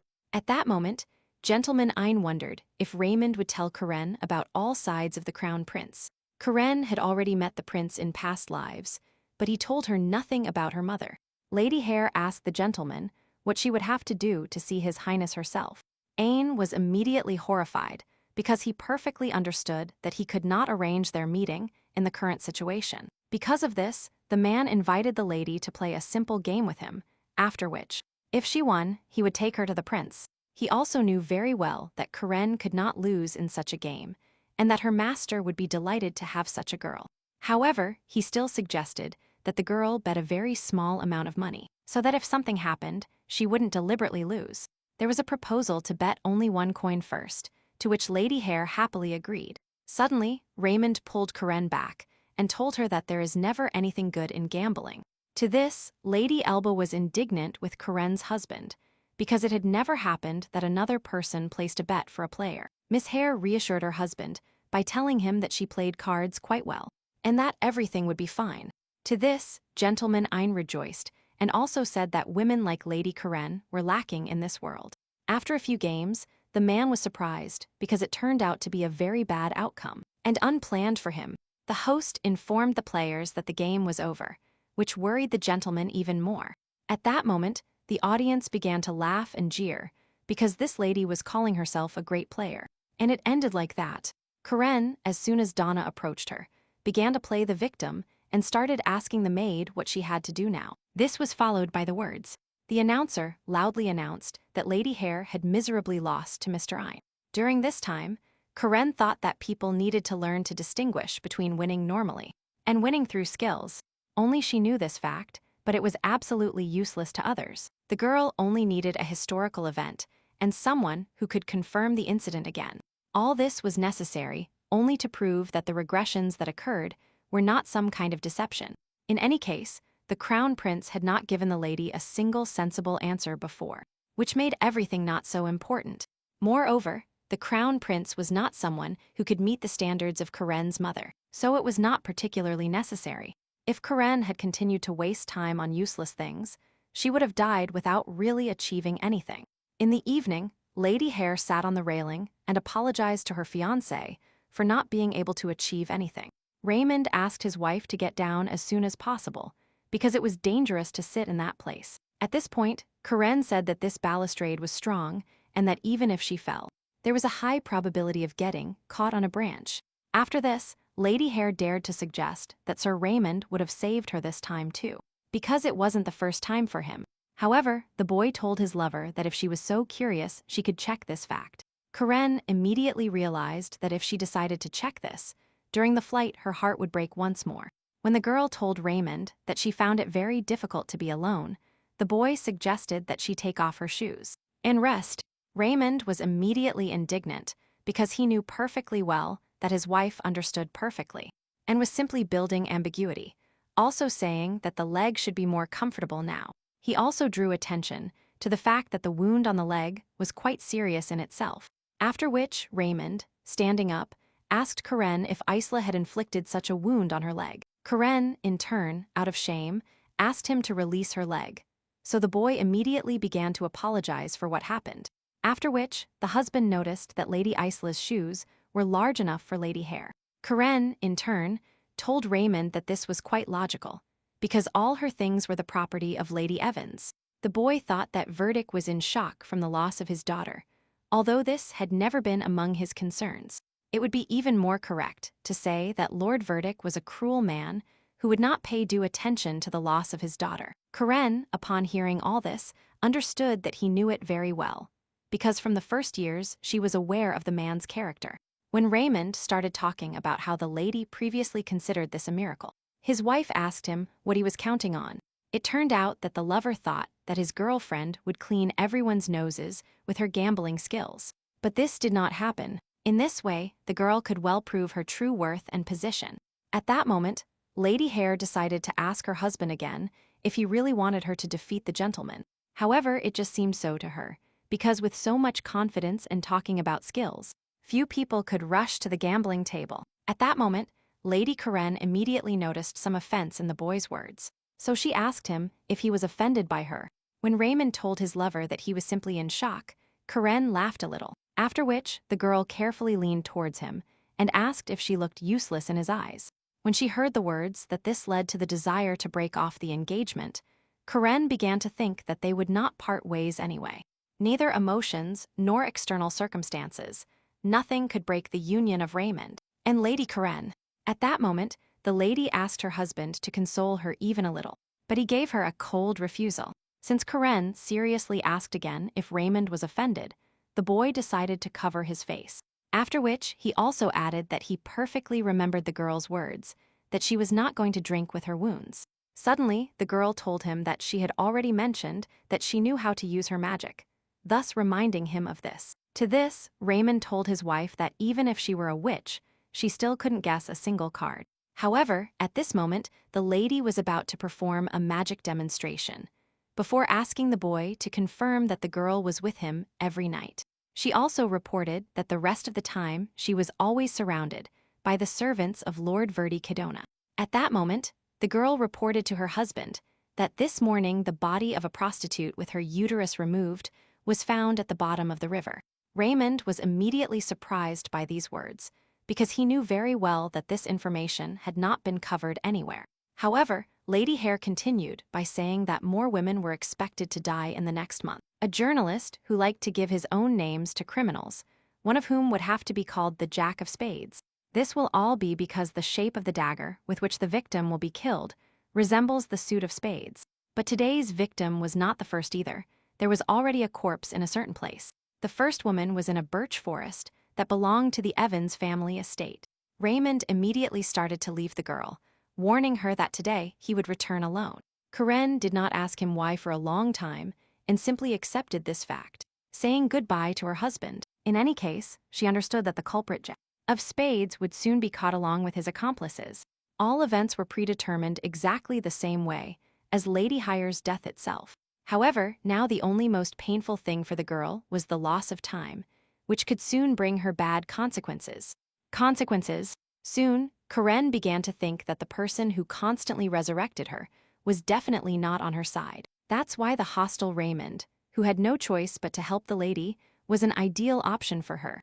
And it was possible that someday it would be he who could finally get to the bottom of Lady Hare's true feelings. When the girl arrived at her new possessions, she found an enraged Verdict with a whip soaked in his hands. He told his new daughter that she had started to be very wrong about her new position. Even though she became a daughter, this did not give her the right to spend her father's money the same way as his own daughter. The man immediately ordered his servants to grab the girl so that she couldn't escape anywhere during the punishment.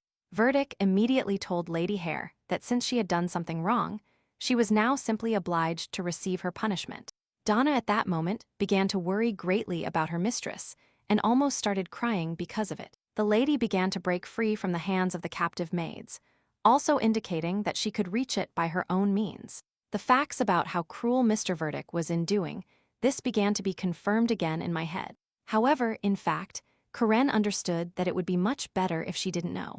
After the punishment was over, the gentleman was helped to put on his new clean jacket, putting her in order as well. At that moment, the man noticed that everyone was now looking at him as the main villain. However, he believed that he did the right thing, because Karen enjoyed everything that lady Ancella had while she was in a coma. Everything that by right belonged to her, Karen quietly appropriated, whether it was riches, specialists, Raymond. And with all this, Lady Hare still dared to brazenly spend the money of Mr. Verdict, the father of Lady Evans. But now even the maids, who were accustomed to the whip of their ruler, felt sorry for the injured girl. Moreover, the priest could still feel some affection and feelings for the lady, because they were once relatives. If all these conjectures were confirmed, then the man was ready to destroy all the advantages of his adopted daughter. He suddenly asked Doolin approximately when his real daughter could wake up, to which the boy could barely answer. While hitting the table behind the priest with his whip, the boy thought about how sensitive parents were. After which, Verdict asked the priest if he had frightened him with his blow, to which he received a negative answer. The man reported that Karen began to become insolent before his eyes, so she needed to be punished as much as possible. Since the girl began to spend money recklessly, it was necessary to put an end to the arrogance of girls like her. After which, Verdict asked Doolin if he intended to take revenge on the lady for her terrible past. When the priest asked the man the question, he repeated that today Karen had crossed all boundaries of what was allowed. After which, the man dared to suggest that the boy still felt something for the lady at that time. He also asked the priest if he, like everyone else, believed that he had been too cruel to his daughter.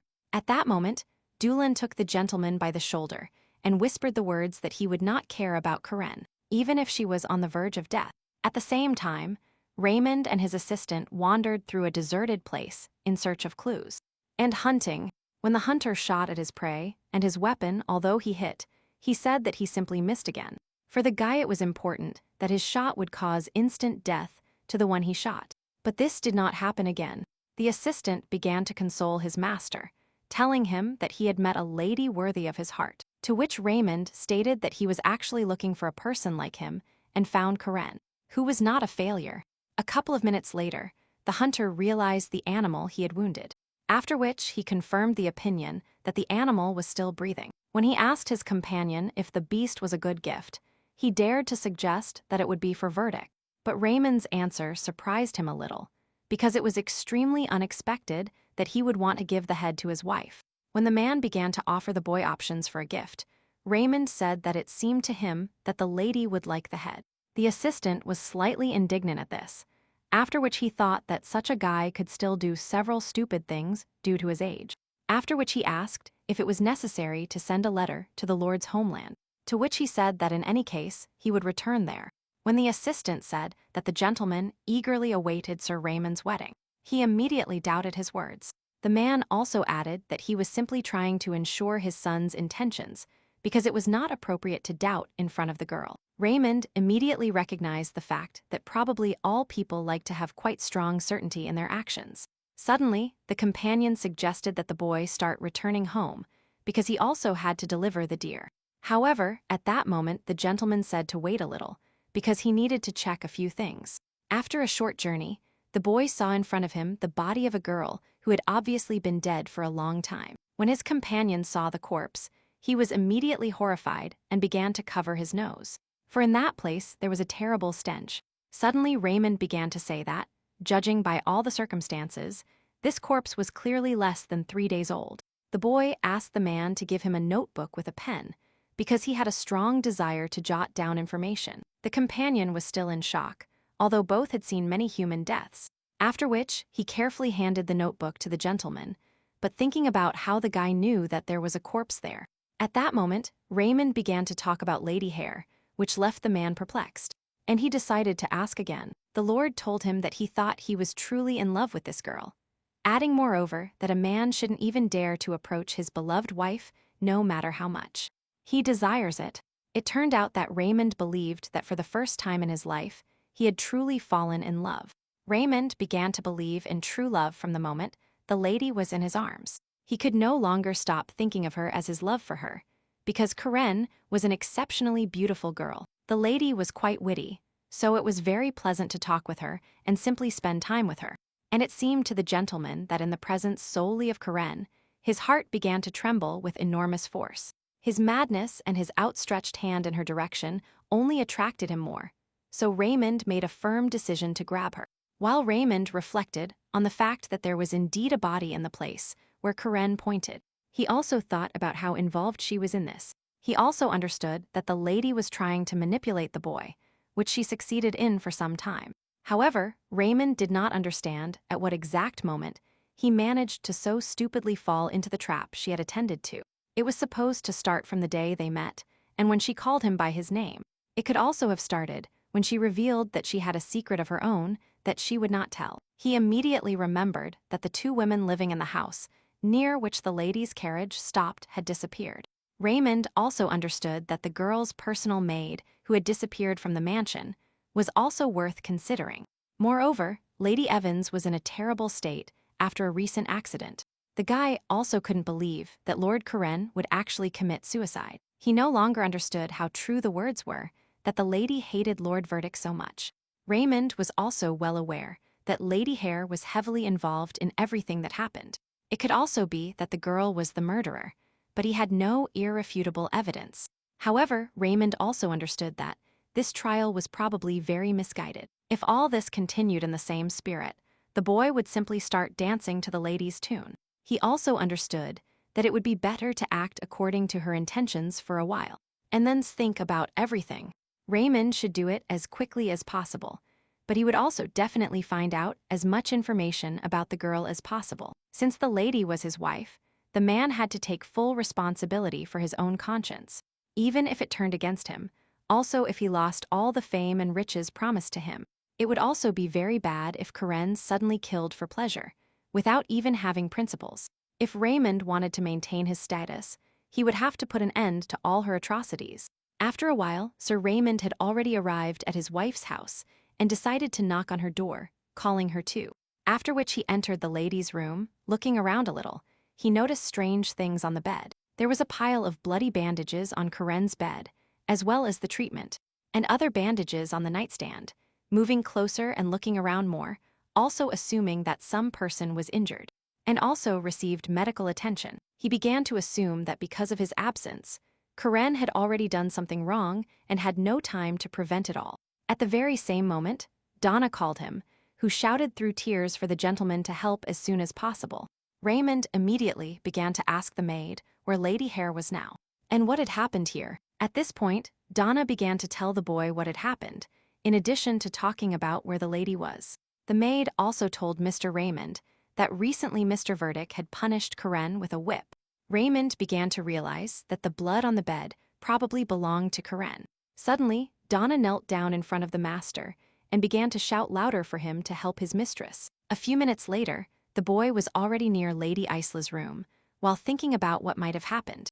However, when he entered the chamber, Raymond immediately saw Karen standing next to Isla, about to stab her with scissors, after which the boy immediately rushed to stop the lady, because this was too much even for him. At this point, Karen asked how much Raymond loved Isla anyway. When the boy saw the bloodstain, he immediately assumed he had been late in rescuing the princess, so he immediately decided to check it. But when I opened the girl, I immediately realized that she didn't have a scratch, which made me calm down a bit. Raymond also recalled the words with which Verdict punished Lady Karen, after which he looked at the devastated lady. Taking the girl's shoulder, he turned her back, also seeing a large number of wounds on her back. After which, he immediately realized that Lord Verdict had only lost a couple of copes. But he decided to punish the girl so much. At that moment, Karen turned to him with tears in her eyes, asking him to help her somehow. Stunned, Raymond immediately realized that he now only felt regret for his wife. He also understood that from now on his opinion and desire had changed a lot. Because before he had come to eliminate her, a few hours earlier, Donna had been very worried about her mistress, also tending to the wounds she had received. At that moment, Lady Hare immediately began to cry into her pillow, thus greatly frightening the maid. One of Verdict's maids entered the room and reported that Karen had been ordered to go take care of Isla. Donna immediately began to say that they could not force the girl to work after what she did. Karen said she was ready to assume the duties of a lady at this moment. Karen noticed that her new maid was one of the most honest and kind maids she had. At that moment, the Verdica maid told the sick lady that her job was to take care of the sick one. In Cella, however, Donna still tried to persuade the girl to forgive her mistress and give her time to rest. It was at that moment that Lady Hare got up from her bed and informed the maid that she herself would go to do her job. She also added that she was completely fine and could cope with everything despite the discomfort in her back. After a while, Karen was already in Lady Isla's quarters, also talking a little with her. Karen understood that this girl was now much more beautiful than her and simply relaxed without any discomfort. And after the girl woke up, she, as if nothing had happened, would begin to build her story even more. Lady Hare began to cry and say that she hated Mr. Verdict with all her heart for everything he did. Hare did not understand why she had to endure all the pain she went through every time. She also did not understand why she always had to remain alone and be a good heroine without showing my sides. She knew that her story had already taken a turn a long time ago, but she still kept waking up in this world. At that moment, the lady thought about how angry Mr. Verdict would be if he found out his daughter was dead. Lady Hare attacked Lady Ansello, but with the scissors deliberately hit only the mattress and the pipe. After this, the girl began to go crazy and wonder if Evan would still sleep so soundly after her death. Karen understood that it would be much more correct to send Isla's soul to heaven while she was in the dark. She also did not yet know what would happen after the son of the family's main enemy died. Returning to the present, Karen decided to ask her husband if he had checked the forest for a corpse. The boy answered positively and then helped his wife sit in a chair to feel better. Suddenly, tears began to well up in the girl's eyes. She nervously shouted that this was a real relief for her. At that moment, the lady was 100% sure that she was in a time loop. She understood that even if Nancy managed to direct her memory in the right direction, she couldn't correct the events of the future. Karen, who was sitting, said that she had to confess something to her husband because that information was important. At that moment, a surprised Raymond listened to his wife's words that this whole world was just the story of a book. However, the girl perfectly understood that most likely all her words sounded deceptive to him and unnatural, but for her all this was a real and harsh reality that she had already lived many times. It was in this book that the girl died again and again in various ways that could not be avoided. As soon as her story ended with death, the girl immediately returned to its beginning, where she was already 100% happy. At that moment, Raymond asked his wife to stop talking about all this nonsense, but the girl stood firm. After that, she started shouting that there was no way she could take care of Isla better than a nurse. Karen, shouting, asked Raymond how he could know about all the murders that would happen in the future. Suddenly, the girl told her husband that if he still didn't believe her, then she was willing to do worse things than this. However, she was also sure that Raymond trusted her, because he had always said so before. He often said that the girl should not be afraid of anything, because he was willing to protect her at any cost. Even if they met again someday, the boy would definitely love her then. But despite all these words, Lady Hare was well aware that, no matter how hard she tried, Raymond could never remember her. She understood that now that she had killed a man, most likely the guy would start guessing about it. When he took the girl by the shoulder, he informed her that Mr. Verdict had killed her many times in the past. After these words, he expected that it would be much harder for the boy to love her, and that everything would be completely different. However, the girl continued to speak carefully and tearfully about Raymond helping her somehow. In this case, she could gain at least some sympathy from his side, so that he would gradually distance himself from her. Raymond, in turn, could not believe what the maid was saying, but he could not ignore her words so calmly. After a while, everyone at the Metropolitan Police Station began to work on the issue of the found corpse. The boy decided to go there to see how things were going, but Albert immediately pounced on him, who missed him. After which, he asked his assistants if the case of the girl from 7th Street had been accepted. Suddenly, Raymond asked about the situation of the corpse he found this morning. Albert told the boy not to meddle in matters that were not his, because specialists were working on it at that moment. When Raymond announced that he wanted to cooperate with them, Albert was perplexed, as it was unexpected. However, at that moment, the man told the guy that he was the main suspect who could have done this. After which, Alberto informed him that this place was a city and not a military camp where he could command. He also tried to explain the fact that, no matter how much he wanted, he would not have been accepted to solve this case. Raymond, as soon as he realized that he was not especially welcome here, immediately decided to leave so as not to waste much more time. At that moment, he remembered Karen's words that the next corpse would be found on 7th Street. The culprit of all the murders will be a serial killer, who will have to be called Baron Ein. At that moment, Raymond began to think that he could not stand aside from such accusations, even if he didn't believe Karen. After a while, Raymond and his companion were already on the indicated street and awaited a new event. However, at that moment the boy saw Lady Hare's maid in the distance, which the man confirmed. The gentleman immediately announced that he needed to leave for a while, after which he immediately followed the girl. He knew very well that his own wife never left her mansion alone. However, despite this, the girl always knew absolutely precise information about the upcoming murders. After this, the boy suggested that it was the maid who was involved in this whole story. Observing Donna, Raymond noticed that she was approaching a boy, after which they began to shout loudly. At the very same moment, the boy attacked Donna, probably because she denied him something. Raymond immediately reacted to this and began to draw his weapon, shouting at him to stay away from the girl. At the same moment, the stunned boy began to say that the gentleman understood everything completely differently than it was. However, Raymond was not going to give up and pressed him against the wall, ordering him at the same time to tell his name and place of service. When it turned out that this man served Gentleman Ein, the gentleman immediately remembered Karen's words about it. Raymond immediately asked Jill if he had been involved in a recent murder in the area. But it turned out that not everything was so simple with the gentleman. He just really liked this maid, so he wanted to play with her to his liking.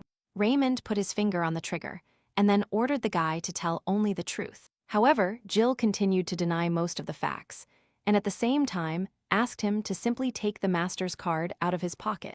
At that moment, Raymond turned to Donna and told her to help him and simply take the card out of his pocket. After that, the girl simply listened to the boy and found a card in his pocket, which actually bore the gentleman's seal. Donna read the letter herself first, after which she was asked to read it aloud so that everything made sense. The letter was addressed to Lady Karen, who probably lost a significant amount of money. The gentleman was willing to return the total amount she had lost to the girl, but in return, he wanted to borrow Donna for a couple of days. After this, Raymond immediately apologized to Giles, which made him even more unhappy. At the very same moment, he immediately began to walk away from this place, also shouting that they would both regret what they had done. Raymond immediately thought that most murders were committed by people who could satisfy their desires. However, Boer was not the last person in society, so he needed to save face, which in theory did not clear him of suspicion. Immediately, Raymond wondered what would have happened if he had simply continued observing instead of saving the maid. If he became a witness, the police would have to initiate an investigation even against this aristocrat. At that moment, Donna drew attention and then simply thanked the gentleman for saving her. The boy immediately realized that if he hadn't helped the girl, then there was a high chance that she would have simply died. Raymond realized that he was beginning to lose his mind, trying to find more information about Lady Hare. When the boy and the girl returned to the mansion, the maid asked Raymond not to tell the lady what happened today. After this, Donna informed him that she did not want to go, not even for a couple of days, to Gentleman Ein. However, she perfectly understood that if she didn't go, the mistress would most likely suffer even more. Raymond was immediately surprised by what the maid was thinking, because the idea of selling a body in exchange for not hurting herself was quite far-fetched. Donna was surprised at that moment. It seemed to her that the gentleman also did not want to harm his wife, but his facial expression cast doubt. The maid became even more worried, because she believed that Sir Raymond truly loved Karen. Raymond, in turn, wondered if he should have been angry with the girl if he truly loved the lady. When both arrived in Isla's room, where Karen was supposed to be, they immediately saw the girl lying on the floor. At the very same moment, Raymond and Donna rushed to her horrified, trying to understand what had happened here. Suddenly, Raymond shouted at the maid to call the priest as soon as possible. Who would help the lady? This had to be done as quickly as possible, because Lady Hare was almost breathless, which was a pity. However, after a few seconds, he realized that the girl was still breathing, but he could barely feel it. The girl breathed very slowly, and her body was so cold that it seemed as if it had turned to ice. At that moment, Raymond immediately thought about what he wanted at that moment. When Donna ran back into the room, the boy assumed that the priest was simply not in his place. However, everything turned out to be completely different. Now he was in Mr. Verdick's room, where an important conversation was taking place. Donna also said that most likely Raymond, like her, would not be allowed to be there now. After a while, the boy and the girl were again near Mr. Verdick's room, but there were guards there. After this, they were informed that on no account should he be allowed into the room, because it was an order. But due to the fact that the guy stood his ground very well, one of the security members said that he would try to ask if it would be possible to let them in. However, at that moment, words were heard telling both of them to immediately move away from this room. Raymond, in turn, reacted immediately and opened the doors to Verdick's room, after which he entered. He immediately began to talk about how his wife urgently needed a doctor, because the girl was feeling unwell now. However, at the very same moment, the tired Verdick asked Sir Raymond to leave his room, since there were more important things to do now. Raymond, in turn, ignored these words and asked the priest if he could help. At that very second, Verdick abruptly got up from his chair and began shouting at the boy to leave the room immediately. The boy also continued to inform the priest about what was happening with the girl, but he paid him no attention, after which he asked Raymond if he really needed to go to this girl for help. After all, Karen personally said earlier that he shouldn't even think about interfering in her affairs after their engagement broke. Raymond grabbed Dulan and began shouting that at least now he should perform the duties of a priest and doctor. However, Dulan replied that he did not consider the position of doctor to be his own obligation. Raymond began to understand that he did not want to sympathize with the girl at all. But at that moment, everything was completely the opposite. Suddenly, the priest told the gentleman that no matter what Karen did, she would not die at that moment. However, Raymond repeated his words that the girl could not breathe and therefore needed help. But if the girl was already dead, then it would make no sense for the priest to go anywhere, because in this way, he would only waste time. Raymond immediately said that if the priest didn't go now, he would strangle him right there. He also asked Dulan about what he hadn't heard, because now even the girl who abandoned him could die. The guy grabbed the priest by the shirt and was about to drag him, but he began to resist. Verdick began to ask Raymond what he had done in his room. The guy said that he had long since paid his own debt in a much larger amount, also fulfilling his part of the contract. At that moment, Karen Hare became his own daughter and the fiancée of Sir Raymond himself. That's why the guy asked Mr. Verdick to show at least some respect for Lady Karen.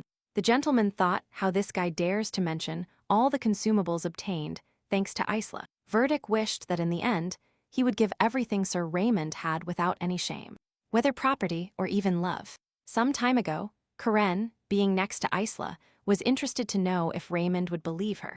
Lady Hare also understood that, until recently, there had never been a fire in the mansion, and every time the girl tried to light it alone, all the servants came running, after which the fire immediately went out. However, now the traumatized woman could not understand how this could have happened this time. Karen perfectly understood that all this could well have been planned by one person, which was Dulan. By then, the priest and Raymond had already put Karen to bed and also put an IV drip in her. Most likely, the girl suffered severe shock caused by improper medication. Now the lady should have been forbidden from taking care of the sick Isla, because her medicine did not suit Karen at all. Raymond immediately realized that this would be great news for Lady Hare, which would also save her. The boy could not understand all the information received, which unsettled his soul. Raymond would also be much more comfortable and better if Dulan challenged him to a duel. Moreover, Sir could not remember if Karen mentioned this priest in her words. It was unclear whether the girl truly loved Dulan or completely hated this man. Raymond informed the priest that he and Lady Hare were just employees and nothing more. The boy also respected the girl, so it didn't matter who she trusted, and with whom she became fond of, Raymond would not interfere. The man also hoped that the priest would also do his job conscientiously regarding the lady. The priest noticed that Karen's fever began to gradually subside, and she would wake up soon. Dulan spent most of his time trying to avoid meeting the girl, but now he was simply dragged towards her. Raymond, at that moment, said that most likely he would have to go alone to today's meeting. While Karen was getting Lady Isla's IV drip, everything began to blur significantly before her eyes. After a while, Lady Hare woke up, initially not understanding what had happened. When the girl saw Dunnel in front of her, she coldly told the priest that he should have perfectly known the reason for the fainting, under the understanding that things could turn out quite badly for Dulan if Verdict found out about this. If the lady was beaten just for spending a little money, then what would happen when the truth about the sleeping pills was revealed? If he had found out about Father Verdict's affairs, he would most likely have lost his head. At that moment, Dulan told the girl that she would definitely see what would happen to him in her next life. Karen could not understand why Dulan so naively believed all her words about returning to the past. Just as she couldn't understand what thoughts were in her ex's head, the girl's mood only became more furious. Care began to ask the priest why he had been putting the princess to sleep all this time. He told the girl that, since there was no need for her death, her life could simply be suspended, which would favor Karen. However, Lady Evans saw very well that the girl had killed her own father, whom, when he woke up, she would definitely want to kill. After that, Dulan asked the girl to leave her completely alone, because now he would not interfere in any way. Karen asked her ex if he was putting the princess to sleep for her greater protection. When the girl asked him if he was afraid to die, the priest asked her to simply mind her own business. After all, for Lady Hare, in any case, everything will start again from the beginning very soon, whatever it may be. Suddenly, the girl asked him if she only needed to live, but try not to kill anyone else. And most likely, Dulan had turned Islo into a vegetable just to make his own idea come true. The girl could not understand why the boy considered his actions moral and correct. Karen didn't care what he did behind the scenes, but she didn't want to give up her fun. If the priest truly believed that she was resurrecting, then he should have believed that everything would return to normal. Then, in any case, all the girl's crimes would simply disappear after a while, and she would have at least some pleasure. Lady Hare asked Father Dulan not to stop her from killing this girl. However, Dulan still said that Karen could not kill this girl, which hurt her even more. In one of the most unpleasant cases, because of a murder, the girl could simply sin, which she would then suffer for. As soon as her ex stopped the murder, Karen began to shout that he didn't even have a reason to stop her. However, he believed that the lady had no valid and weighty reasons to kill the princess. Because the girl had been dying of boredom for 100 years, she wished to kill. And since she couldn't do this with Isla, then the priest could die too. Suddenly, he asked his ex-fiancée exactly how she wanted him to die.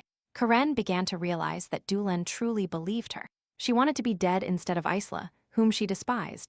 Clearly, this was not for love. The point is that Dulan was firmly convinced of Lady Hare's words. Karen began to realize that all this was clearly for a reason. She decided to ask the priest how much he knew. Karen asked Dulan to tell her what he believed, and, in general, what he thought with such confidence. After all, before a priest had never made such serious sacrifices, without a reason justified by him. The boy tried to insist that he really didn't know anything, but Lady Hare didn't believe him. At that moment, the lady began to go even crazier. She asked Dulan what he wanted at that moment. Karen perfectly understood that perhaps one of the boy's desires was to sleep with her, which she said he might also have wanted to take the girl to the temple, where not even Raymond could have taken her, let alone arrest her. If all this was not in his desires, then the lady could give him money, the amount that he alone could desire for himself. If the priest wanted fame and a higher rank, Karen could promote him to the rank of bishop. She had also agreed to marry him if necessary, but she wanted something in return for all this. For this, you only had to tell the girl how much Dulan knew about her. According to the girl, she would be happy even with the slightest guess, so she simply prayed that he would give her an answer. The priest began to ask the girl to finally come to her senses and start behaving properly. and not like a crazy person. Upon hearing these words, Karen began to shout because she, thus, began to behave as best as possible. But she couldn't do it anymore. Karen said that in 100 years, she had managed to find at least some clue and flew at Dulan. At that very moment, the lady began to say that she perfectly understood that the boy desired her madly. Suddenly, Dulan, ashamed, told the girl that she didn't even love him, which made those things very strange. Lady Hare was a little surprised and began to ask the boy if he was thinking about this with all seriousness. However, this didn't matter to her at all now. Neither he nor Raymond were important to her. The girl immediately approached Dulan and shouted that the boy was indeed quite stupid. Karen desperately asked the priest to tell her all his knowledge, but nothing came out. She was already willing to fulfill any possible wish of the priest for the sake of this information. At that very second, the girl began to cry and ask for help to die, as all this was already unbearable for her. The priest perfectly understood that Lady Hare would be an eternally young maiden, and youthful, but she would go crazy very soon. Dulan began to think that he had really failed if things were like this at that moment. At that very moment, he threw the lady away from him, greatly surprising her because everything seemed completely different to her. Suddenly, he began to ask Karen if she really hadn't loved anyone for many years, and if it was always like this before this moment, because otherwise there will be less truthful words. Karen didn't understand at all how he dared to say that in her presence, because in reality, she didn't even know anything. She couldn't even imagine what the girl had to go through for all these 100 years. Karen began to think that she should have put the priest on the torture chair from the beginning. That's why Lady Hare's first priority in her next life was to deal with Dulan's death. At that moment, the boy said that he really didn't know much and couldn't help in any way. Karen could remain as always or repent everything before God and find her love. After this, Dulan was ready to share information with the girl if he could see that she truly fell in love with someone. At that moment, Karen told him to stop playing meaningless games related to feelings. She could have just slept with him and then told him everything he knew. But it would have been better if he had told her straightforwardly. But to this, the priest said that the girl would simply need to fall in love so much that he himself could recognize these feelings. All this time, Raymond remained outside the door, listening to the conversation between the man and his wife, after which he realized that she had not killed anyone. However, the gentleman could not believe that someone close to God could believe that this world is like a book. Raymond began to realize that even if the lady was lying, now was not the best time to ask questions. At best, she would have to be watched carefully and securely if any information was needed. After that, Raymond began to move away from the room, thinking about which family would be better to turn to. Before going to bed, Karen mentally reviewed all the priest's words again and tried to understand them as best as possible. It seemed to her that it would be almost impossible to sincerely love someone with maximum feelings. Previously, even Raymond approached her according to a previously prepared scenario, which practically was not violated. At that moment, the lady noticed the silhouette of someone at her window, which immediately made her decide to check who was there. As soon as she opened the window, she saw Raymond standing in front of her, who was clearly serious. After that, the girl sat down and told her husband that it was tactless of him to enter her room in the middle of the night. But Raymond told the girl that he did it because she had previously done the same thing as him. When he asked about the lady's well-being, she told him that she had taken a mountain of medication to at least slightly reduce the pain. After which, the boy sat the girl at the table, and she asked him if he had brought Dulan to help this time. At the same time, Karen Hare thanked Raymond for doing this, because otherwise it would have been very bad. The lady, after thinking a little, asked her husband with a smile if he truly loved her. When the boy answered dryly and affirmatively, Karen covered her face with her hand and said quietly that the report was expected. Suddenly, Raymond got up and approached the girl, telling her that very soon the cold days would begin. After which, he asked the girl why she needed him to tell her that he loved her. Karen almost tearfully asked the boy to do it again, because saying a few words was not difficult at all.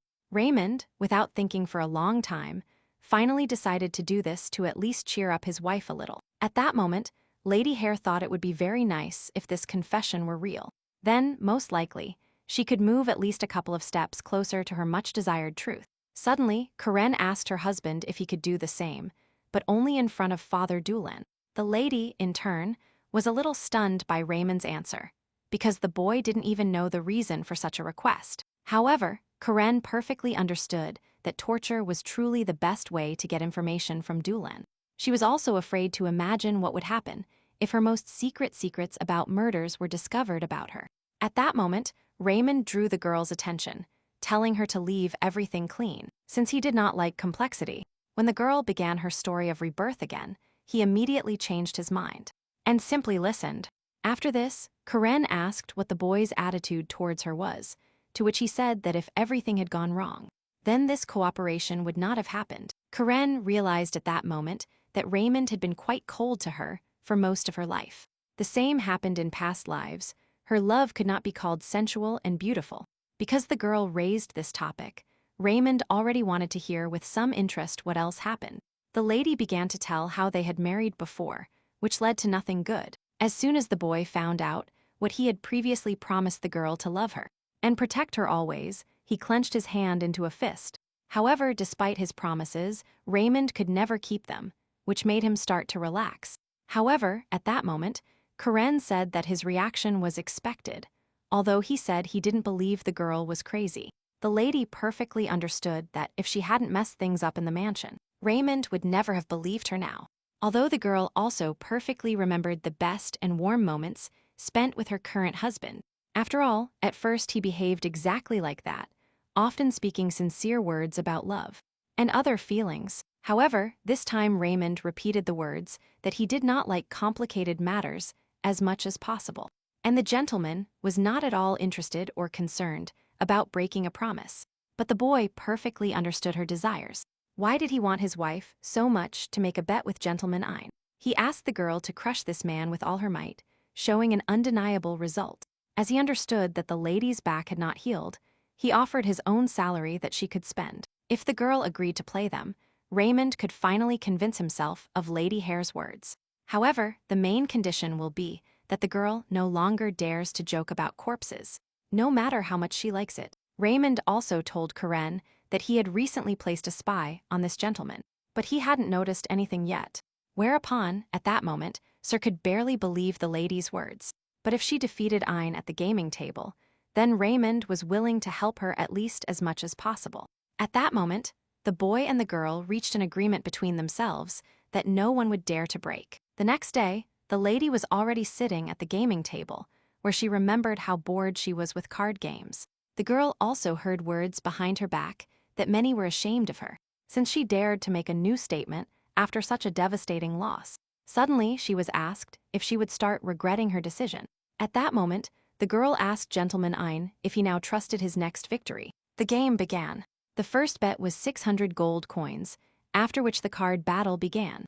Raymond listened to the conversation between Lady Karen and the gentleman about how the girl should look at the cards. But he also noticed that the crown prince, who had just arrived here, began to show interest in this game. When Care got a pair, the gentleman asked the girl if she was going to continue playing after that. At the very same moment, Karen increased her bet without even looking at the cards, which greatly surprised most of the attendees. And Raymond began to wonder if his wife would be able to win this battle at this rate. He understood that Karen was very unlucky, because if it hadn't been so, she wouldn't have gone through so much. The girl would also never have crossed paths with a boy who wanted to use her so much. Although Raymond himself was unlucky, he simply considered the girl a beautiful noblewoman from a bankrupt family. However, the guy never expected Karen Hare to be at the center of murder cases. This could also be the main reason why her whole life took such a bad turn for her. He couldn't believe that both of them, deprived of luck and married, felt even more unhappy after meeting. Raymond began to recall the words Karen had previously asked him for at least a few words about his love for her. He understood that everything was like a common dream, which he could not fully comprehend or accept. When the organizer asked the players to open the taps, Gentleman Ein was shocked by what had happened. It was immediately heard that Lady Hare had once again achieved a straight, which meant another victory for the girl. Gentleman Ein immediately shouted that the lady was cheating if she won so many games in a row. Lady Elba, who was in the crowd, began to tell the man that he should simply accept his own defeat. However, this person began to shout at the organizer to confirm the fraud by Karen. The entire audience was aware of the improbability of the situation, because she had won 21 times in a single run. The winnings at that time exceeded the initial bet by 77 times, which makes the amount quite fabulous. Karen had once again shown all the people that she was truly the daughter of Lady Catherine. She was a woman who, at that moment, could look down on everyone from her own pedestal, and Raymond began to wonder if she was really the girl who recently begged for love. At that moment, more and more people began to surround the girl and ask many questions about her. But Karen was looking for only one person, scanning the crowd with her eyes. Raymond was well aware that his wife was truly looking for him with her own eyes. However, the boy could not understand why the girl was trying so hard to find him. When the girl finally found him, Raymond thought about how sincere her words were. At that very second, Lady Hare ran into his arms, which greatly surprised Sarah. At the same moment, the girl burst into the sweetest and most sincere smile, also talking about her winnings. Raymond decided to return the hug to the girl, also smiling at her and congratulating her on her victory. After a while, Raymond began to think about it. Then he really began to believe the girl as he had promised before. He also told the girl that he would fulfill his part of the promise and really become Verdict's enemy. Suddenly Karen, looking at her husband, told him that this situation was very similar to the elopement of lovers. Raymond was not going to argue with the girl, so he told her that he was willing to accept any of her decisions. Karen has come a long way to take a single trophy after becoming Lady Evans. Raymond once again became her hero, who slept with Lady Hare of Verdict for the umpteenth time. The guy remained the same gentleman from Delhi to this day, saving her once. And again, the girl perfectly understood that those watching them probably considered them the most sensual couple. Although the lady did not believe in true love, she was willing to show Doolan her feelings. Karen could not know for sure if Sir Raymond would ever truly love her. However, now the girl felt warmed by the heat of his palm that was in her hand. At that moment, the girl began to think that in this life she might achieve what she hadn't received before. After a while, the boy and the girl were already decorating the room, where the lady told them what to do, and what was the best way to do it. When Raymond again asked his wife in which direction to tilt the painting, the girl looked at him with admiration. After the work was completed, Lady Hare thanked Raymond for his help, which did not make him very happy. At that moment, the boy began to say that a man's goal in life was to alleviate the difficulties of women in every possible way. Based on this answer, the lady said that Raymond himself gave an answer for other men to follow. Suddenly, the boy admitted that he was really not particularly happy to have to help. He also said that it would be much better if Karen knew the true joy of work and the value of everyday life. At that moment, Karen said that he should not reproach her for her love of luxury items. However, Raymond could understand if the girl bought herself similar dresses and jewelry, but her purchases were incomprehensible. Comprehensible. After all, even antiques must have a corresponding value that could not be given to these paintings. Lady Hare began to talk about her desire to buy as many things related to her bloodline as possible. Karen wanted to know what her grandmothers and great-grandmothers were like, if she resembled her mother. The lady also understood that she could not fully rely on Doolan and had to look for information herself. Suddenly, Raymond informed Lady Hare that a lawyer handling the case would come in the afternoon. At that moment, Raymond told the girl that he had received a letter from the gentleman asking permission to pay his loss in installments. The lady told Ayn to start paying off the debt little by little, although in this case it would take a whole year to pay off. This information could have been at least some comfort to the gentleman after his bankruptcy. Suddenly, the lady asked her husband if he regretted everything that had happened, because the first bet was from his money, but it turned out that the boy simply did not expect the winnings to be so large. However, Karen began to be alarmed by the fact that after what happened, Raymond began to treat her with even greater suspicion, although they should have disappeared. Most likely, it would be better to follow the path she had in mind from the beginning to gain his sympathy. Karen also thought that she should have lived kindly from the beginning for everything to be normal. The lady also perfectly understood that if she had not messed things up in the mansion, Raymond would probably never have believed her now, although the girl also perfectly remembered the best and warm moments spent with her current husband. Suddenly, the girl was caught by Raymond's gaze, which immediately made her uncomfortable because he was too cautious. Previously, whenever the gentleman looked at her, his face lit up with a soft smile, and gentle, which was completely inappropriate now. And because at that moment, everyone treated Karen only with suspicion, the lady felt increasingly uncomfortable. The desire to simply commit suicide and finally start the year anew began to appear in my head. The lady was pulled out of her stream of thoughts by Raymond, who took her by the shoulders and rubbed her a little, repeating her name several times. The boy leaned towards her and carefully asked if she had any problems. He began to think this way only because the girl suddenly became very pale. Suddenly, the lady began to make excuses about this, saying that she was simply distracted by strange thoughts. Raymond began to lead the girl to the chair, also inviting her to start studying documents related to her family, since she was very interested in it. When he suggested that the lady go to the library, the girl was a little surprised. However, Raymond explained to the lady that this was only necessary to look at her family tree. Moreover, this could be a very productive activity that could provide a lot of necessary information.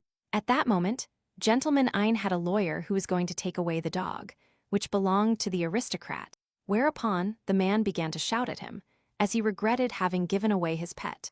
However, the visitor calmly said that, in any case, he would have to sell everything that could generate money. The gentleman had already sold all his ancient paintings on this occasion, but this was not enough to cover the loss. When the lawyer and his assistant left Ein's room, he began to think about simply dying and not paying anything. His wife and son had already left for their father's house, also sending him documents for a recently filed divorce. Having lost his entire fortune in a casino, the man became the laughingstock among high society, which was very sad. The gentleman could not understand how this happened to him, and moreover, Lady Hare used a technique completely unknown to him. He remembered very well that Karen did not hesitate at all, and did not even receive a single clue in each of the rounds. However, he knew that this was not the first time he had seen such a technique, but he couldn't fully understand it.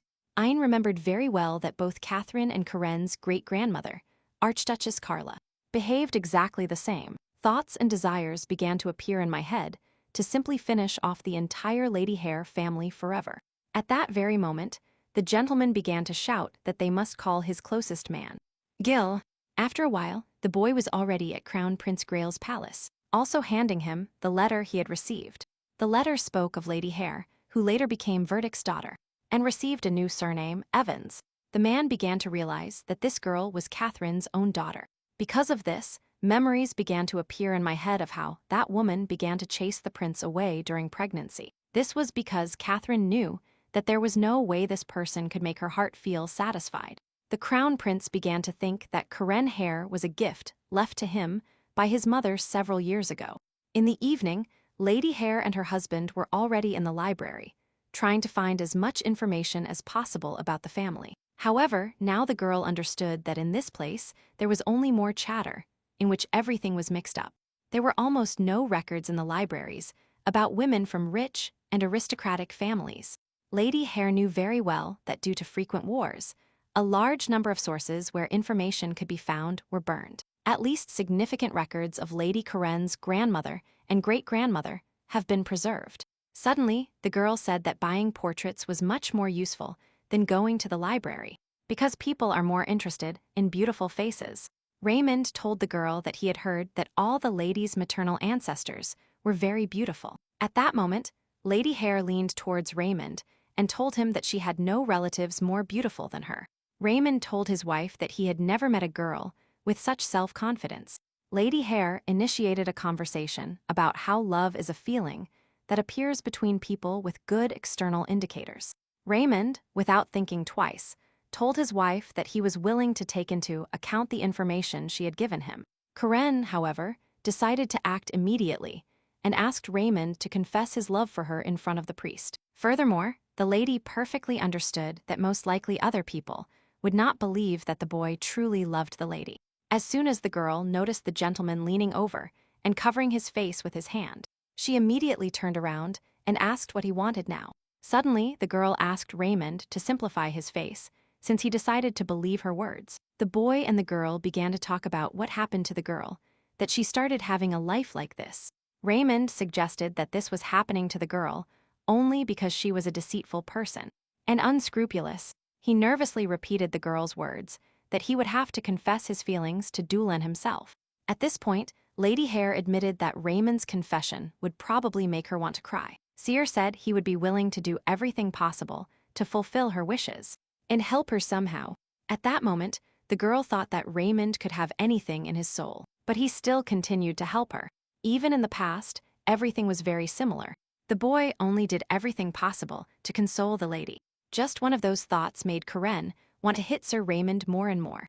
In that very second, the girl threw the book at her husband, thinking that afterwards he would simply say that she was wrong. However, the boy stopped her at the same moment, telling her that it would be better for her to restrain her own desire.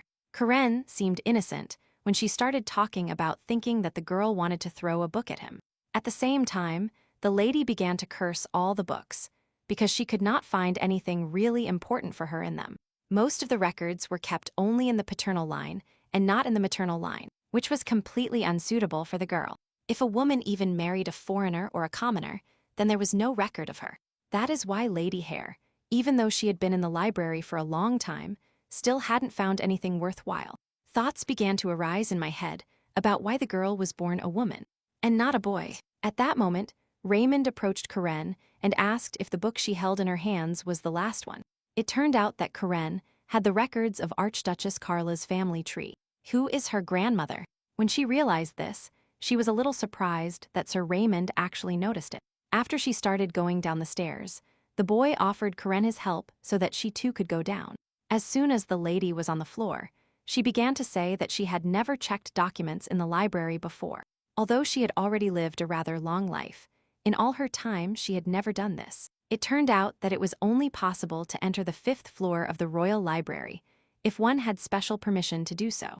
At that moment, Raymond began to ask Crane about what she had been doing lately in her life. Lady Hare immediately began to recall what the boy did for her. Did he help the girl during her anxiety and fear attacks? Unlike her current life, the boy looked at her with an incredibly tender gaze, and affectionate that suspected nothing.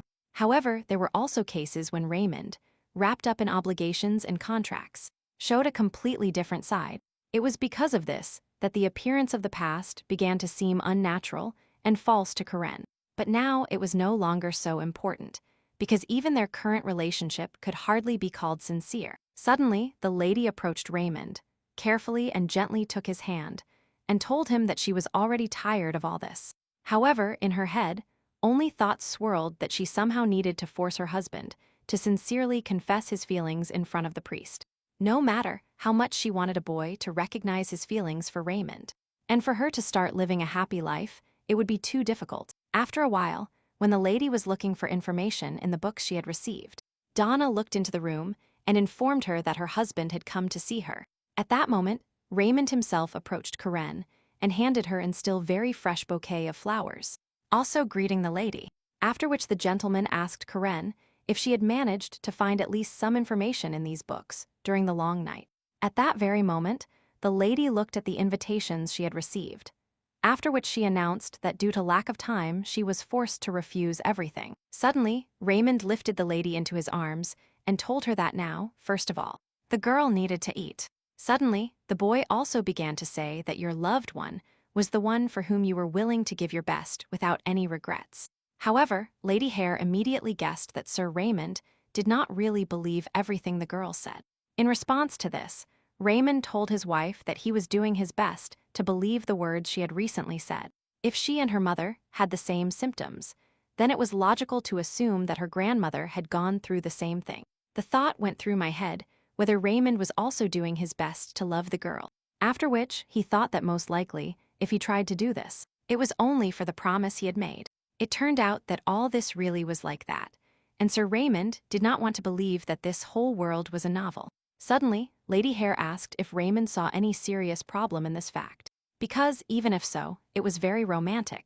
But it turned out that all this was due to the fact that the boy considered all these words to be simply childish nonsense, because such a thing was impossible. To him, the whole world was absurd, wars did not cease, and according to the girl, she simply kept dying. It would be too cruel that to solve the problem, you only had to find your true love. At this point, Karen again asked if Raymond could really love a girl, but it turned out that this is why he tried every day, although it was not so noticeable. And if we were honest, most likely it wouldn't have been so difficult for the boy to love Lady Hare. Suddenly, Raymond told Karen that when he did this in past lives, she had the exact same face as now. It turned out that the boy was telling the truth, because he had never met such beautiful girls before. If truly the reasons for all the lady's resurrections resided solely in Raymond's love for her, then he was ready to love her. After all, when he dies, he will no longer be able to feel anything, and then her wish will come true. But it turned out that Raymond doubted that the value of his love was really that high. If only Karen knew what standards must be met to receive recognition, she wouldn't be wasting time. Thoughts began to appear in my head about simply attacking Raymond and remaining a murderer. At that moment, Raymond told his wife that he could not refuse at least one invitation. When the girl picked up the envelope containing it, she wondered who it could be from. It turned out that this invitation was sent by Crown Prince Giza, which really could not be refused. A week later, the boy and the girl had already arrived at the Crown Prince's domain. Talking on the way about what had happened recently, it turned out that Karen was talking to someone who often attended such meetings, from whom she learned that Prince Louis was opening them. Moreover, the lady for a long time did not know what would be best for her to wear at such an event. Suddenly, Raymond asked his wife if it was too cruel to leave her for a whole week, choosing only one outfit. After that, the boy moved a little away from the girl, and in an offended voice said that he understood that they only had a contractual relationship.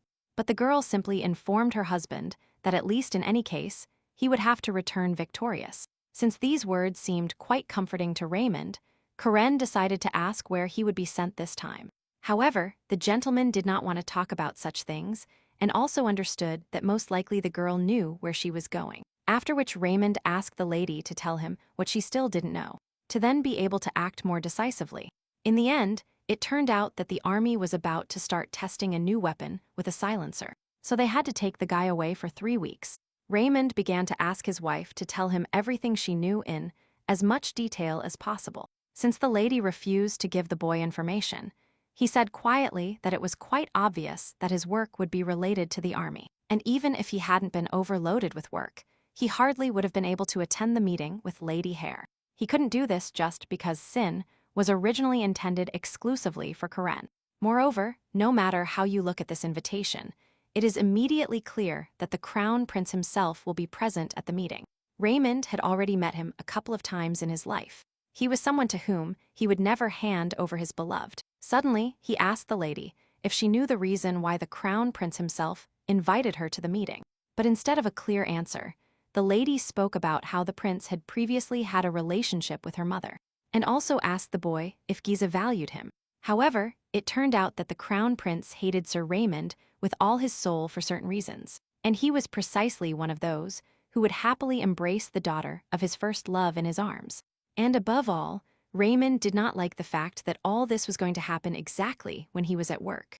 Next to Karen will only remain Verdict, with whom he had a terrible relationship, and Lady Elba, who considered Karen an accomplice. He perfectly understood that if he died, from that moment, there would be no one else to protect the lady either. Raymond also informed Hare that, in any case, she would inherit his pension. However, at that moment, Karen reached out her hand to the boy and carefully told him that under no circumstances would he die. Raymond, because he could not believe his wife, said with some indignation that she was a true master at calming down. Lady Hare understood this very well, but still decided to ask Raymond to trust her at least a little. After which, she again, clinging to the boy, repeated the words that he would never die that day. With the highest degree of probability, he would have remained safe and sound even if something had happened. As soon as the lady said this, she began to understand more and more that this whole situation was actually a prophecy that could not be changed. She knew very well that no matter what dangers Raymond encountered on his way, he could not die. Some time later, before the meeting, Karen was already diligently preparing and getting ready for it. That day, the lady began to realize that most likely she had gained weight, because she hadn't worried about her appearance for a long time. As Karen knew that her main weapon was beauty, she was well aware that, otherwise, Raymond would not approach her. At that moment, Donna was next to the lady, who began to admire her lover more and more. When the maid began to say that her lady really looked very much like her mother, it turned out that the girl remembered very well that Madame Catherine quite often came to the village to help the poor. Karen also tried to do this, but it didn't give her the answer she needed. But her mother was still able to get out of the vicious circle. It turned out that with the help of the money Catherine distributed, the maid's family was able to pay off most of their debts. At that moment, Karen suggested that in her life, her mother was a very kind person and sincere. However, the thought spun in my head about why. If Catherine was so kind to everyone, she didn't leave a single clue for her daughter. At that moment, Lady Hare thanked her maid for remembering Madame Catherine so fondly. But immediately, the maid ran up to her mistress and began to lament that this had happened to Karen's mother so early. Donna trusted that Karen would live happily ever after with her husband Raymond. However, Lady Hare perfectly understood that if everything could be resolved this way, life would be much simpler. Everything would be much better if the lady knew how to put an end to this whole series of repeated years. Karen's immediate plans were to go to the designated place and initially also fire Raymond. Donna began to ask the lady where her husband was going, hoping that place would not be dangerous. When Karen explained that she didn't know anything about this, the maid was surprised. Suddenly, the masters asked their maid if she liked being there. After Lady Hare received a positive answer, she immediately thought that if the maid had difficulties, she would report it. Soon the girl told Donna that it was time to hit the road. When the boy and the girl were already approaching the carriage, Karen asked Raymond not to expect much from her. In the girl's head, there was only one thing: like her mother did not get involved with the crown prince, then she didn't need him either. Since nothing special has happened so far, everything will probably be the same again in the near future. However, Raymond warned the girl not to get too close to the man. As Karen said that he was the one who needed help, the guy said that he had already left a will to a lawyer. At the same moment, Lady Hare repeated her words again that Sir Raymond would not die under any circumstances.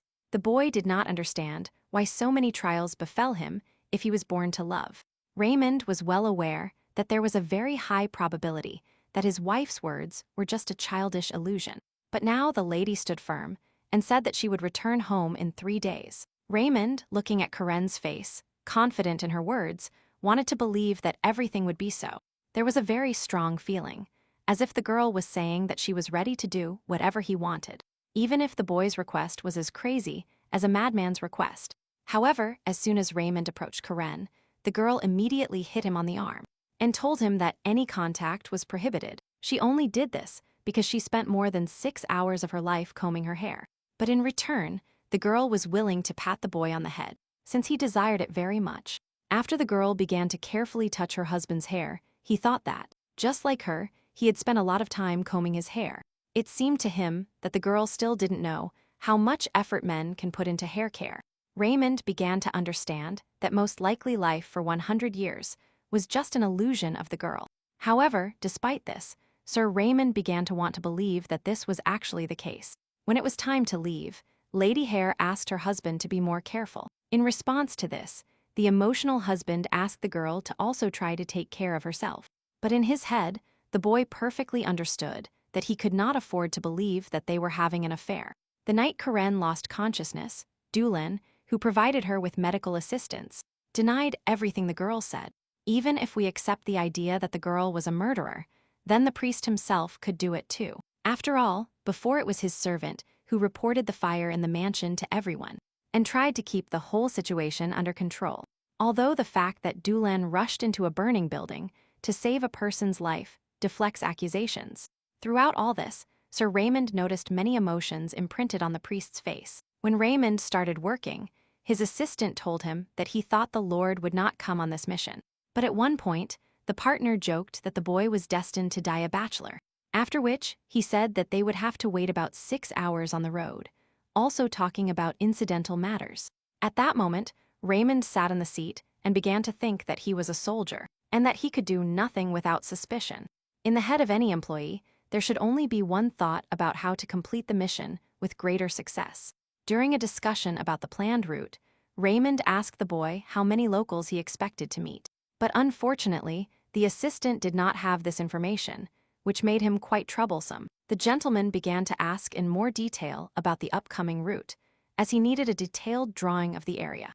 It turned out that he wanted to minimize the number of people he might encounter on the way. After a short discussion about the new route and plan of action, the assistant said that he would draw a map. He also asked his commander to take some things. At that moment, Raymond remembered what Karen had said about testing a new weapon, which turned out to be true. When he realized that the new weapon was not an invention, the boy began to think that her words were not nonsense. At that moment, Lady Hare had already met Prince Louis, who opened the event.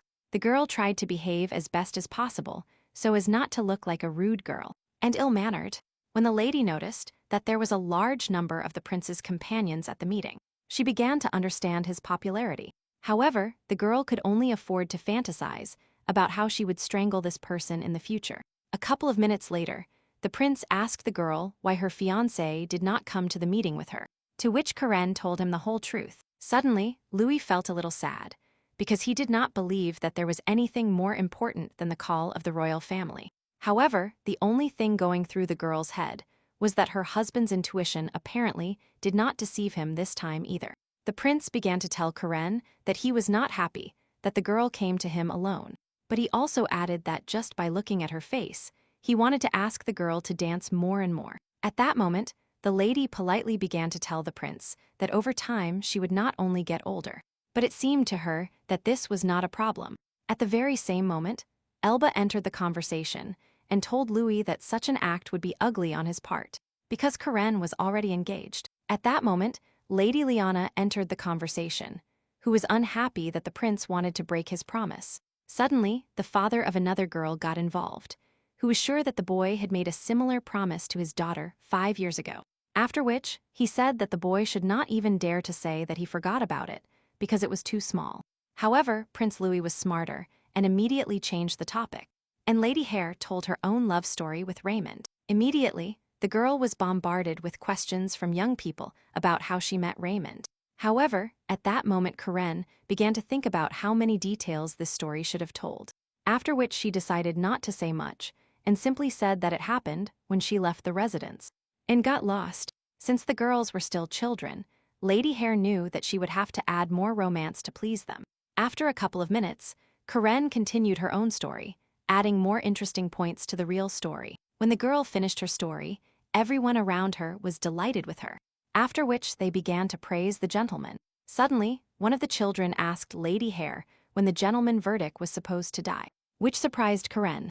After this, other children joined in with questions about why this person didn't die. Because he was a villain. Lady Liana asked the prince if he could find a use for all of Verdict's wealth if he died. But when Louis gave no clear answer to this question, the girls began to resent him. When the prince started telling his idea, he was interrupted a little by another boy who wanted to clarify some nuances. At that moment, Lady Hare began to understand that, in her 10 years, she hadn't done anything similar to what this prince was doing. Talking with the boy, the question of how all this was supposed to happen began to arise in Karen's head, and the idea also arose in my head, whether there was any meaning in the way a person's life unfolded. The lady perfectly understood that since her time had stopped, everyone else here would not reach adulthood. Suddenly, Louis shouted at the girl and asked what she liked most about Raymond, after which he asked the girl not to answer immediately, because now she wondered if someone could guess it. Suddenly, a guy said that most likely Raymond was a man with numerous feats. It wasn't for nothing that they said throughout the country that their area always needed guys with a healthy body and a strong spirit. At that moment, a girl reached out her hand, saying that since childhood Karen understood much better. Liana began to say that most likely the matter was specifically in the person of Sir Raymond. Prince Louis reacted and told the girl that this was a very bold statement. Suddenly, Soya told Liana that it was impossible to judge a person only by their appearance, because there are many more qualities. It turned out that for the second girl, the most important thing was power, however strange that was. Suddenly, Louis asked this girl if she liked him because he had so much power, to which she received a positive answer. After that, he immediately realized that if he had no power, then the lady would no longer like him. At that moment, the boy learned something that few people mentally like. Everyone only liked appearance and power with wealth. Suddenly, the boy again asked Lady Hare who and what opinion she would gain from his question. But Lady Karen thought about this, because she perfectly understood the fact that she didn't even love Raymond himself. However, because she didn't answer for a long time, Louis said he was very interested in knowing this information, because the girl connected her life with the boy. Immediately after this, the prince told Karen not to think too much because finally, and after all, it was about ruling his country. In the same second, the crown prince himself appeared, who was not very happy with his son's statement, but he still went to him. Jisa asked Louis if he considered all those possessions his too soon, since he was only 10 years old. When the crown prince himself came to visit the guests, the time when all the children were the center of attention came to an end. From now on, the host of the entire event was not Prince Louis, but Lord Guise himself. At that moment, the waiter approached the girl and told her that that place was not hers, which surprised Karen. After this, the man pointed the girl towards a place located to the left of His Highness. However, when Karen moved to her seat, she began to think that this was not her place at all. The girl could not understand what prompted the prince to seat her so close to him. And before this meeting, the man had not looked at Karen with such attention. Suddenly, the crown prince told the lady that she looked a lot like her mother, for which the girl thanked the man. At that moment, Louis drew his father's attention to himself, telling him that due to his father's long absence, he was immensely happy to see him now. It turned out that the current king had not yet handed over the throne to Giza, as he did not especially favor his son's entourage. Louis looked much more like the current king than Giza, which is why the grandfather loved his grandson more than his son. However, even if the current king dies, it will be the crown prince, and not Prince Louis, who will ascend the throne.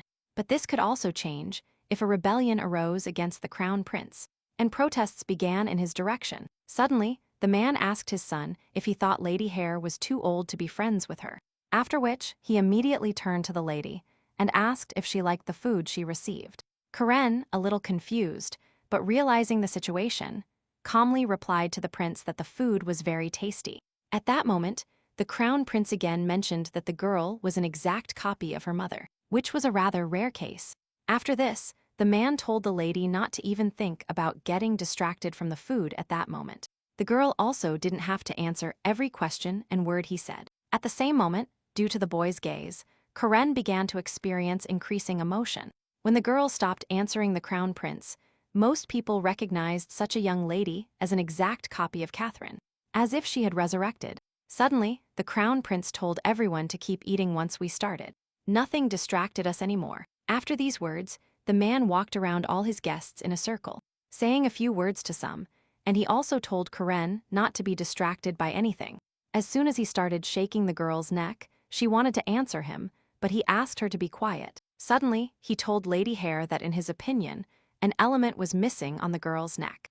Jis also told Karen that at some point, he had prepared something for Catherine that would probably have pleased her daughter. Suddenly, Prince Louis again drew attention and asked his father how much he knew about Karen's mother. However, the lady at that moment realized that her son had completely disturbed her own father's tranquility with his question. After asking to get to know the girl's mother better, the crown prince leaned into Karen's ear and told everyone that he himself wanted to know Catherine as deeply as possible. Due to his father's stern expression, the boy immediately began to apologize for his inappropriate question. The man agreed with these words and added that it was too early for the boy to say such a thing. After a while, Karen was shouting about how her mother managed to get along with a person like the crown prince. The girl thought that her mother needed to deal with her suitors first, and only then leave. The lady could not understand why her mother left this whole situation to chance, and also deigned not to leave at least basic records about her life. The only thing the woman bothered to leave as an inheritance to her daughter was the only one, an abstract word love, after which Karen began to try to calm down by thinking that finding a royal partner was very interesting. However, even after this, the lady began to shout that getting involved with her mother's ex-admirer was too much. But then the girl realized that the man was not the true love, because he was even older than the girl's father. Karen began to wonder if she would have to deal with this whole cliché or not. After which, the lady immediately began to pray for fate to eliminate this person from the entire list, because he was disgusting. Suddenly, the girl turned again to her mother and said that not even she had chosen him. And moreover, Karen would not even dare to say in front of Dulan that she fell in love with this man. If Karen didn't know if she even loved Raymond, then she definitely didn't like the crown prince. It was much better for her to simply beg her Raymond for a little love. However, she was also sure that soon he would tell her to go play sports instead of reading all those books. Karen understood that Raymond's insensitive prospect could also benefit from a long-distance relationship.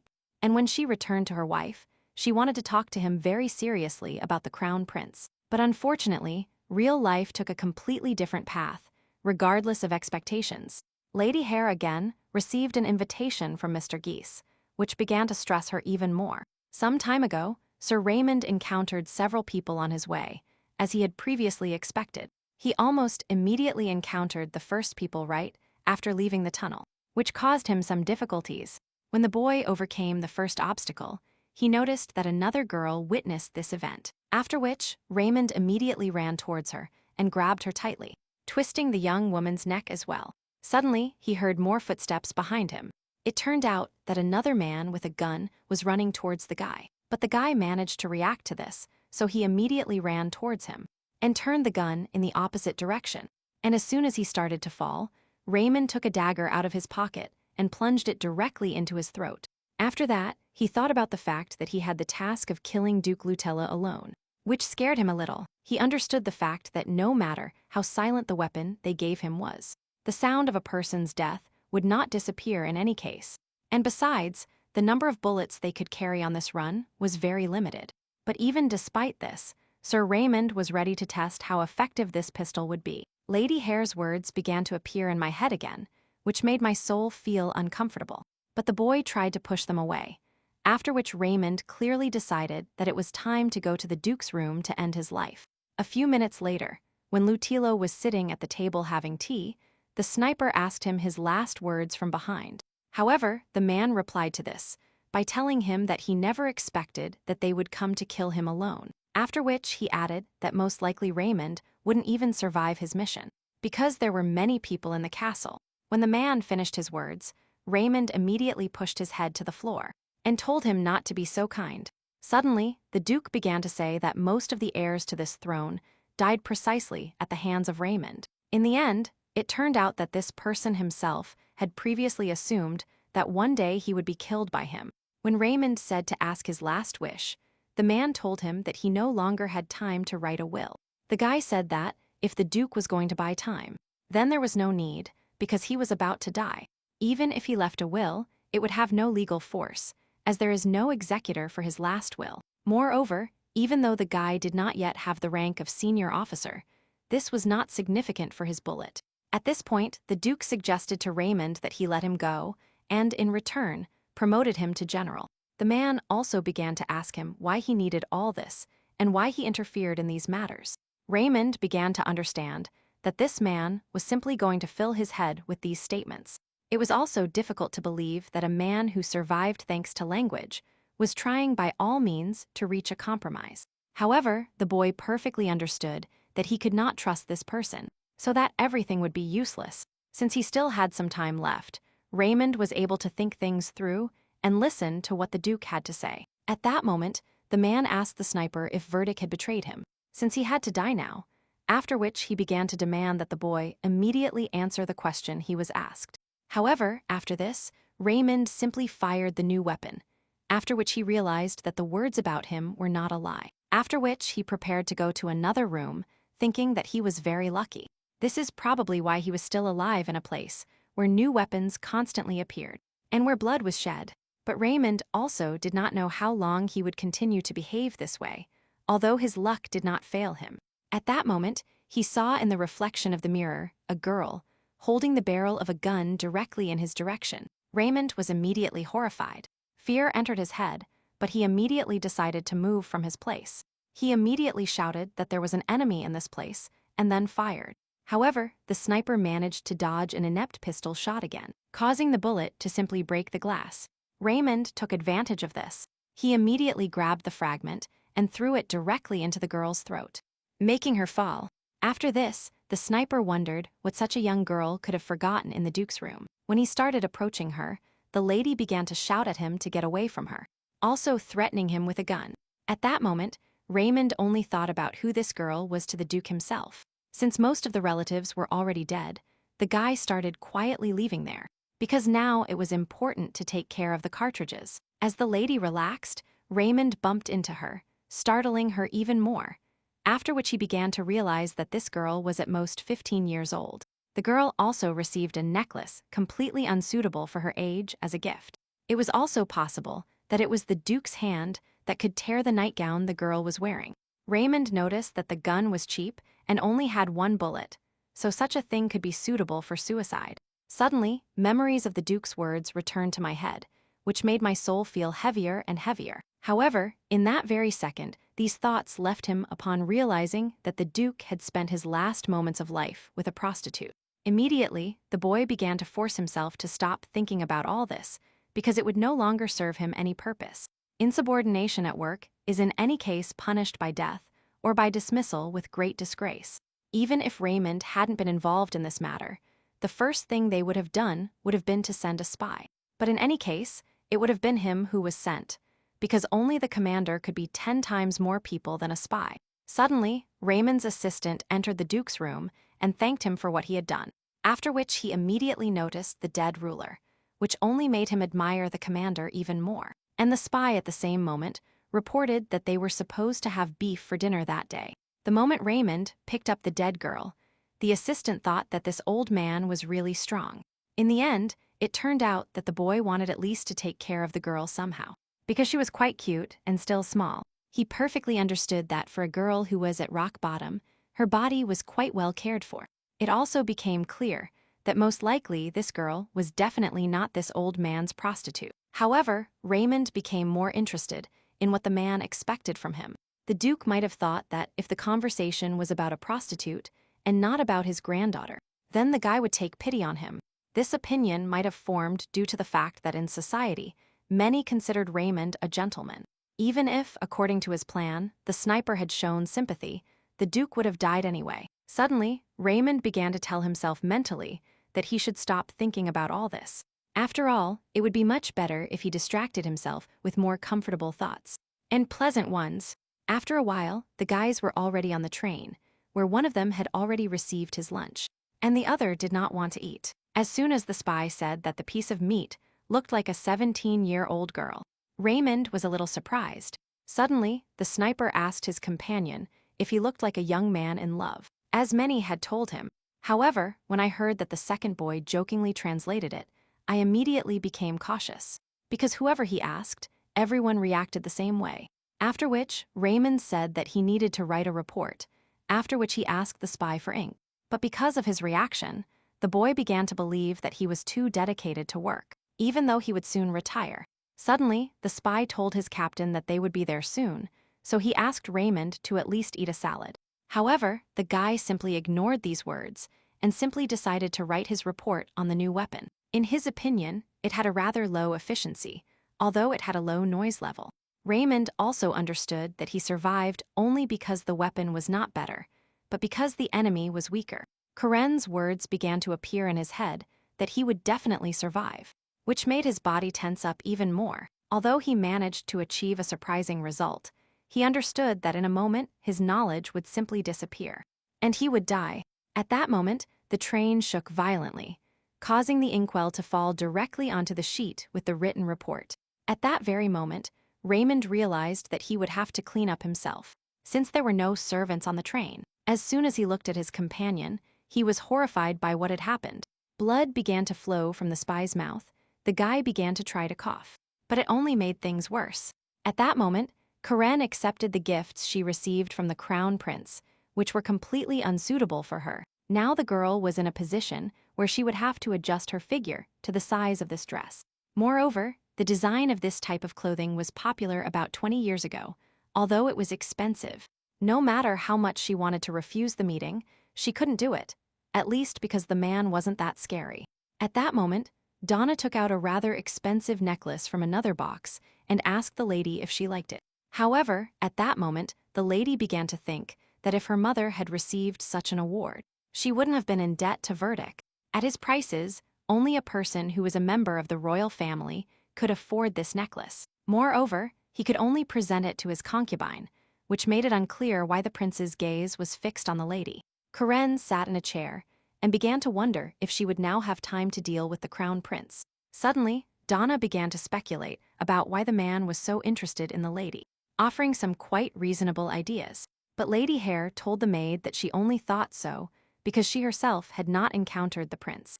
No matter how much power was concentrated in the hands of a certain person, nor what external characteristics he possessed, the mother lady was not the one who would choose that person. To put it another way, this man was not the main character who could definitely answer all the questions. However, with each of these thoughts, the girl became more and more anxious in her soul. She also had no similar prior experience, which made her act much more carefully.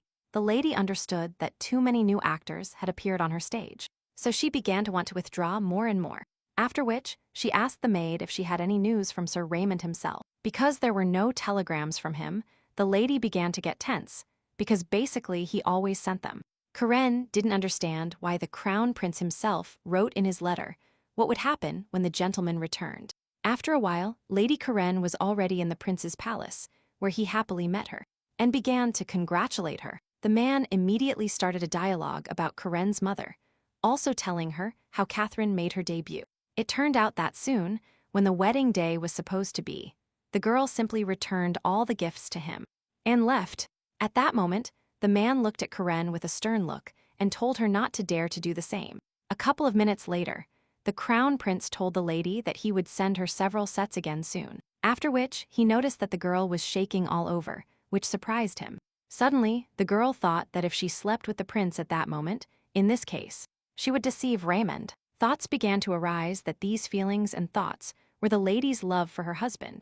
However, it seemed to her that this was completely wrong, because she had never experienced this before, not even under different influences. The lady understood that it wasn't even about fear or age difference, nor was it about love for Raymond. Karen immediately pushed Giza upon realizing that this feeling arose because of the man himself. The only person in this world who could also return infinitely to the beginning like a lady was her mother. The girl absolutely did not want to carry and eat the leftovers of everything from a person who had already died. Suddenly, after Karen said the same thing, the crown prince only approached her and also said that Verdict had visited him before.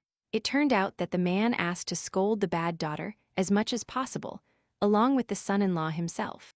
After which, he asked the girl what she thought was the reason why Raymond was sent on a mission just a couple of days before his retirement. At that moment, Karen realized that her husband was right about Mr. Verdict wanting to destroy them. The lady began to wonder what would be best for her if Sir Raymond really did not return. The crown prince, who was going to take care of her, began to put the girl in a more depressing situation. Her head began to fill more and more with the thought of what would happen next if her husband died. There was also a solution to this situation. Karen could simply hold out until her own death, and that's it. After all, in any case, she didn't have much time left until this moment, because she would soon turn 18. And even if Sir Raymond had not returned, the crown prince was definitely not the one the girl needed.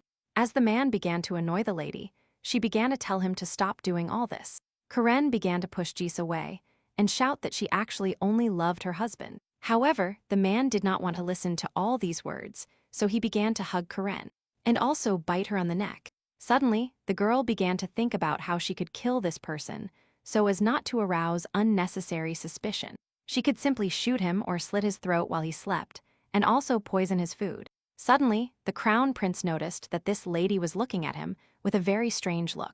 But then he asked Karen if she was older than the age she appeared now. At the same time, the lady began to think about why her mother broke up with the prince. In the first place, if they had a rather close relationship.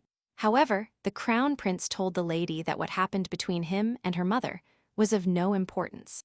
In her own head, Karen began to shout about why she considered this information unimportant. When the man pushed the lady onto her back, some people began to knock on the door, which enraged the prince. In the end, it turned out that the assistant came to inform his master that Sir Cerdas himself had visited him. Previously, the boy was told that there was no way to save his companion because the injury was too serious. Because the spy's lungs are already starting to stop functioning normally, it will be impossible to restore them.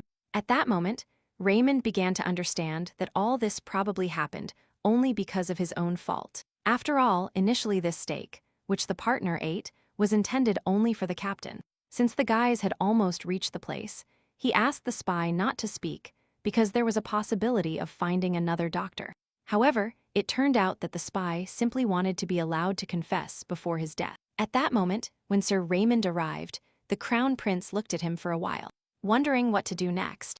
As soon as the guy started trying to enter Giza's room, he immediately ordered him to leave this place. However, Raymond calmly told the gentleman that he would leave immediately after taking his girlfriend. It turned out that he brilliantly completed the mission entrusted to him, which is why he returned for his lady hair.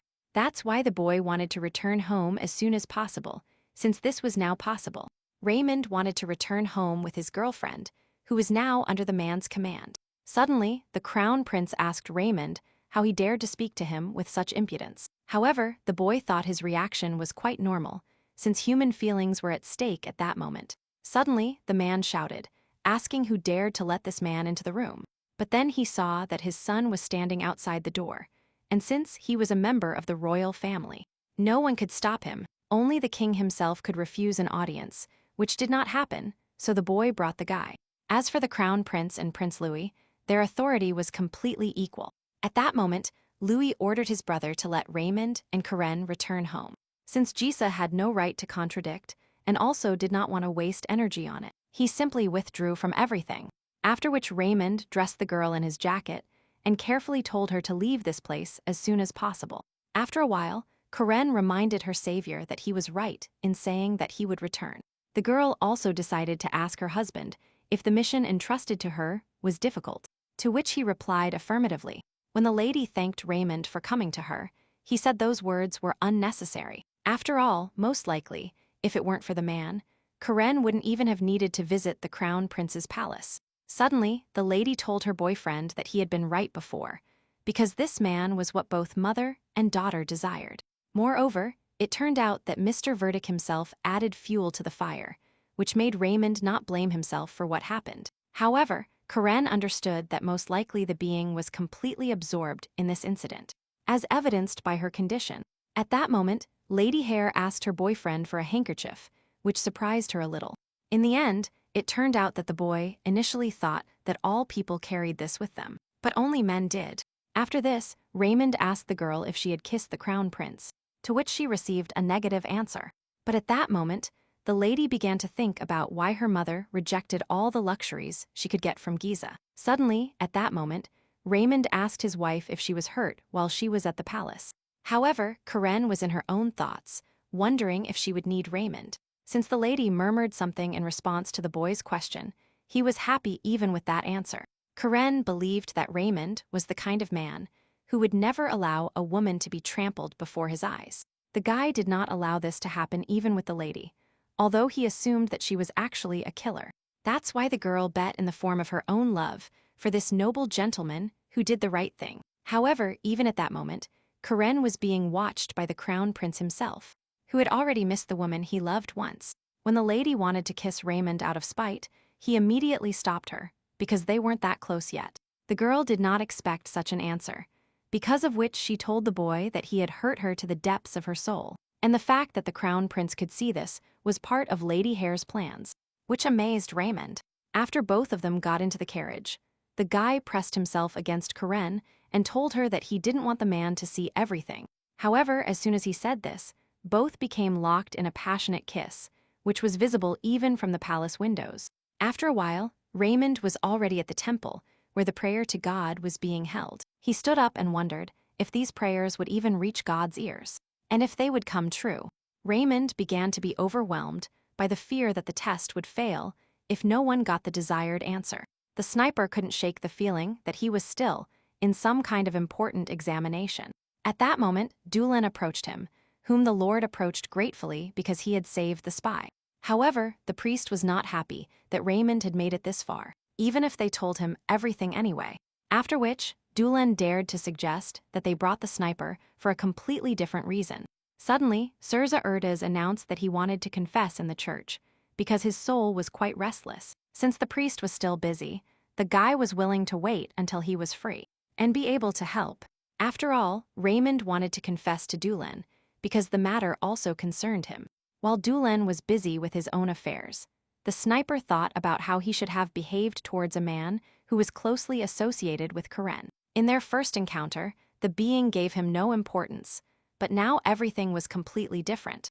Over time, his behavior began to change a lot, so the boy began to arouse more and more suspicion. It was for this reason that Raymond wanted to test something through confession. When both guys were already where they should be, the sniper said with a serious face that he had committed a sin. After which, Raymond told the priest that the sin was killing a person. To this, Doolin told the sniper that although murder was the most serious sin for people working on it, it was not, but in addition to the fact that there was a total murder, the boy's soul was also consumed by suspicions related to one person. At that moment, the already nervous priest, with strong suspicion, asked Raymond who he suspected. After came the answer that the sniper had long suspected the priest. Raymond believed that it was Doolin who killed the man while helping Karen and started a fire in his mansion in an attempt to hide the body. After these words, the boy asked the priest if he could forgive all those sins he was suspected of. To this, Doolin informed the sniper that he should not have asked for absolution, because all suspicions were quite reasonable. At that moment, Raymond began to realize that his assumption that forces of nature were not behind the fire was confirmed. But despite this, it was quite unexpected, because it seemed like there would be a completely different answer.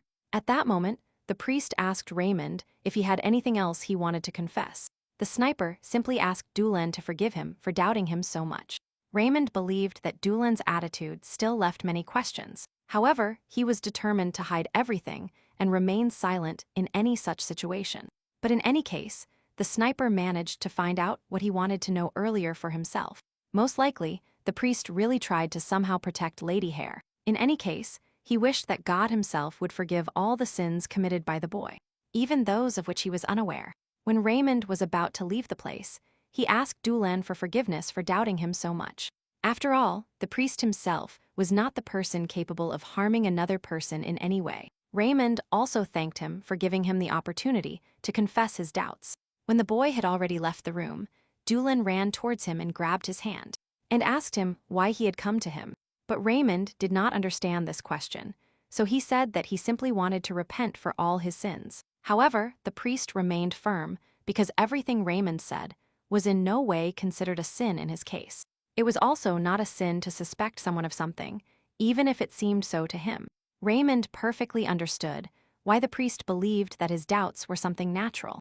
After that, the boy began to remove his hand and tell him that, unfortunately, he could not believe his words. Doolin dared to suggest that all this was happening now because he saved that very soldier who was a spy. Suddenly, he asked why the sniper believed that the priest was incapable of doing anything bad to a person. At the same moment, Raymond asked him if he regretted saving a person earlier, after which he placed his hand on the priest's shoulder and said that it would be much better to speak half a tone lower. Moreover, he should not worry too much about all this matter, even if he really wanted to. After all, in any case, all of Karen's sins would eventually begin to belong to Raymond himself. Raymond Serda's standards for women were quite simple. Only appearance mattered. The boy remembered very well how he spent time with his mother and father when he was a child. I remember how they praised and hugged him. They talked about how fast he grew up and were interested in his life. They periodically compared him to his own older brother, who looked much worse than Raymond. They also told him that after he turned 15, he most likely wouldn't have an end to women. After all, in this whole world, life for a handsome man was quite difficult, but also beautiful. The mother asked her son to sew for pleasure and try not to follow anyone's example. For such a child, these times were incredibly wonderful, until everything started going downhill. Very strange things began to happen to Raymond's mother. She wasn't even allowed to enter his room. They gave the excuse that he was still too young to look at such things, which is why he should have stayed outside. At that time, in many provinces, a large number of patients increased, and the temperature gave no rest to anyone. The boy began to attend church more and more. He believed that if you do good deeds, you can never die. Good people were supposed to be blessed, and bad people punished, but Raymond's parents died anyway. After this, the boy's soul was very uneasy. He understood that he would never see his parents again. Since they died due to an infectious disease, their appearance changed a lot. Raymond asked that even despite this, he be given at least a little time to say goodbye to them. However, they did not want to let the boy near the infectious bodies, because in this case, he would also run the risk of dying. They could only bring him home after his parents were buried, and his house was completely cleaned. After returning home, he realized that the entire interior had changed a lot after the epidemic. After a while, the boy managed to meet his older brother, who was also injured. Even though his brother's appearance was very spoiled, Raymond immediately ran towards him and hugged him tightly. He said that he was incredibly happy that at least he was alive after this whole epidemic. However, on the first day of the meeting, Raymond realized that his relative's behavior had changed a lot. He was also informed that the mail would soon have to recover, and everything would have to return to its place. In times like these, it would be much better if the brothers helped each other. After a while, my brother sorted through a large number of letters from various women, and I threw away most of them. One woman most frequently sent him a letter written in at least 3 pages. As soon as the boy was mentioned about his appearance, he began to receive more and more frank confessions that changed his own opinion. However, Raymond reminded his brother that he needed to think about how to recover soon, and not about several women. Moreover, everyone had to deal with the accumulated cases that they could not solve on their own. Most of the cattle were not in the best condition, and there were many complaints about the lambs that were born dead. Raymond believed that it was necessary to tour all the territories and check everything, also holding meetings with the lords. However, at the same moment, the boy asked his brother to be quiet and not to interfere with the letters he had received. He started shouting about how Raymond had falsely thought that he had become a lord. But even then, he tried to pretend to be a male, but he was just an ordinary puppy who was simply allowed to be in these possessions, and nothing more. And this pathetic boy didn't even know how to be noble to his older brother.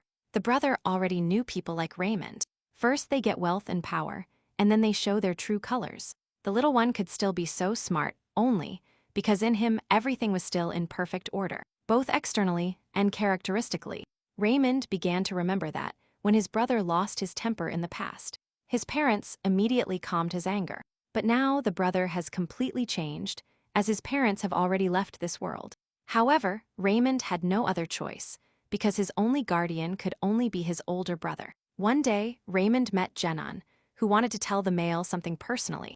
The boy asked if it was necessary to hold this meeting today, because the stand was not in a good mood at that moment. It turned out that the matter was urgent, because the minions of the Evans family had arrived, and they took away the entire budget for this month, claiming it was interest. But Raymond did not need to worry about all this, as he was still too small. There was also news that Count Landon himself had sent the letter to him, and not to the mail. It turned out that the brother himself broke the first letter, but Sir Raymond's name appeared again. The boy could not understand why his godfather considered him a true successor, if he was still too young. That's why Raymond didn't want to appropriate his brother's share, however strange it was. In any case, James himself will soon have to tell the boy about it. God only tested those whom he truly loved and valued. Raymond assumed that the deity sent such a test to his brother only because he loved him. However, the brother's will was so incomprehensible that even priests found it very difficult to understand. After all, the tests he set were so difficult that people could only pray. At that moment, Raymond assumed that his parents simply could not cope with the test, which is why they died. However, the thing was completely different. Good people always died much earlier, as there is a lot of work in paradise. But in this case, it turned out that both Raymond and his brother were sinners if they were still alive. Most likely, the boy would not have experienced so much pain if he had been buried with his parents. Suddenly, the priest began to shake him and tell him that thinking about death was a rather grave sin. If he began to abuse the blessed life that God gave him, he would certainly end up in hell. However, the boy did not understand why the desire to go to the people he loved before was considered a sin. Since the male was now sick, it would be good for Raymond to help his relative. The boy believed that there must be a reason why everything happened this way. Also one that was difficult for people to understand. Moreover, it made no sense to fall into despair so soon, because for the moment there was no time to be sad. All Raymond needed to do was simply forgive and love his only brother. Since both were members of the same family, Raymond would have to love him somehow. When the boy entered James' office, he saw another man in front of him who approached him. It turned out that this man was Verdict Evans himself, whom they met at the Countess's meeting. Raymond couldn't believe that he had previously crossed paths with this man, which made him distrustful. But after that, Verdict immediately admitted that he had actually lied, and that this reaction was quite normal. At that moment, Evans remembered that they had previously told him that this boy was incapable of lying. He also looked a lot like his now deceased father, both in appearance and character. And for his small age, the boy was very tall, which was quite unusual to see. Raymond did not like this gaze of Verdict at all, as he looked at the boy as if he were an object. Because the boy started being rude to the arriving guest, his brother immediately began to scold him for it. Suddenly, Raymond asked the man about the conversation he had with his brother about the boy. At the same time, Evans said that this boy had a rather annoying disposition. After which, James ordered Raymond to leave his room immediately, since the adults needed to talk. When he left the room, he heard talk about how the boy should receive a proper education. After a while, Raymond remembered his parents' words and thought that if he did everything like this, it would be the same as if he did it with them. That's why the boy didn't want to lose his own conscience and his character so strongly, even if this would make him lose all his money, the rest of his family, and his own health. It soon became known that the boy would have to marry someone he didn't know at all. In response to the boy's misunderstanding, the older brother told him that this was normal, since he was also engaged at that age. Since arranged marriages were very common, there was nothing tragic or wrong with it. When asked how much the older brother received for this, he was not going to answer anything, since it was none of his business. However, the boy really wanted to know the price of the sold body, which was a living person. The boy was interested in what benefits his brother would receive if he gave his surname to Vertica's daughter and had children with her. It was also interesting how much the man gave, considering that his brother was a defective product, which is why he treated Raymond like some kind of cattle. The important thing was that he decided to buy most of the properties of the boy's family. Upon hearing this, Raymond began to shout that his brother hadn't even consulted him on this matter. However, the brother did this because his lands are getting worse every day. The lands should have been sold before this became known, as more profit could have been obtained. At the same time, Raymond was surprised that Verdict, out of ignorance, took possession of the sick lands. But the brother was sure that it was necessary to sell any product, hiding all its shortcomings, since this was the basis of transactions. However, the boy felt incredibly ashamed of this, both because of the male and himself personally. After a while, Raymond caught up with Verdict's carriage, which greatly surprised him. At the same moment, the boy asked the man to simply cancel the contract. After all, in his territory, an infectious disease among cattle was widespread. At that moment, Harmful realized that the male had deceived him a lot in order to gain more benefits. Isla at that moment looked out the window and immediately admired the beauty of Raymond himself when he spoke with his father, after which she shouted that this young man on horseback looked a lot like a knight. The delighted girl thought that a military uniform would suit him very well. After a while, Raymond finally put on his military uniform, also trying not to hold a grudge against the male. He did not understand how it was possible to put it on a person who was very sick. After all, the boy already knew very well that anything could be expected from a sick person.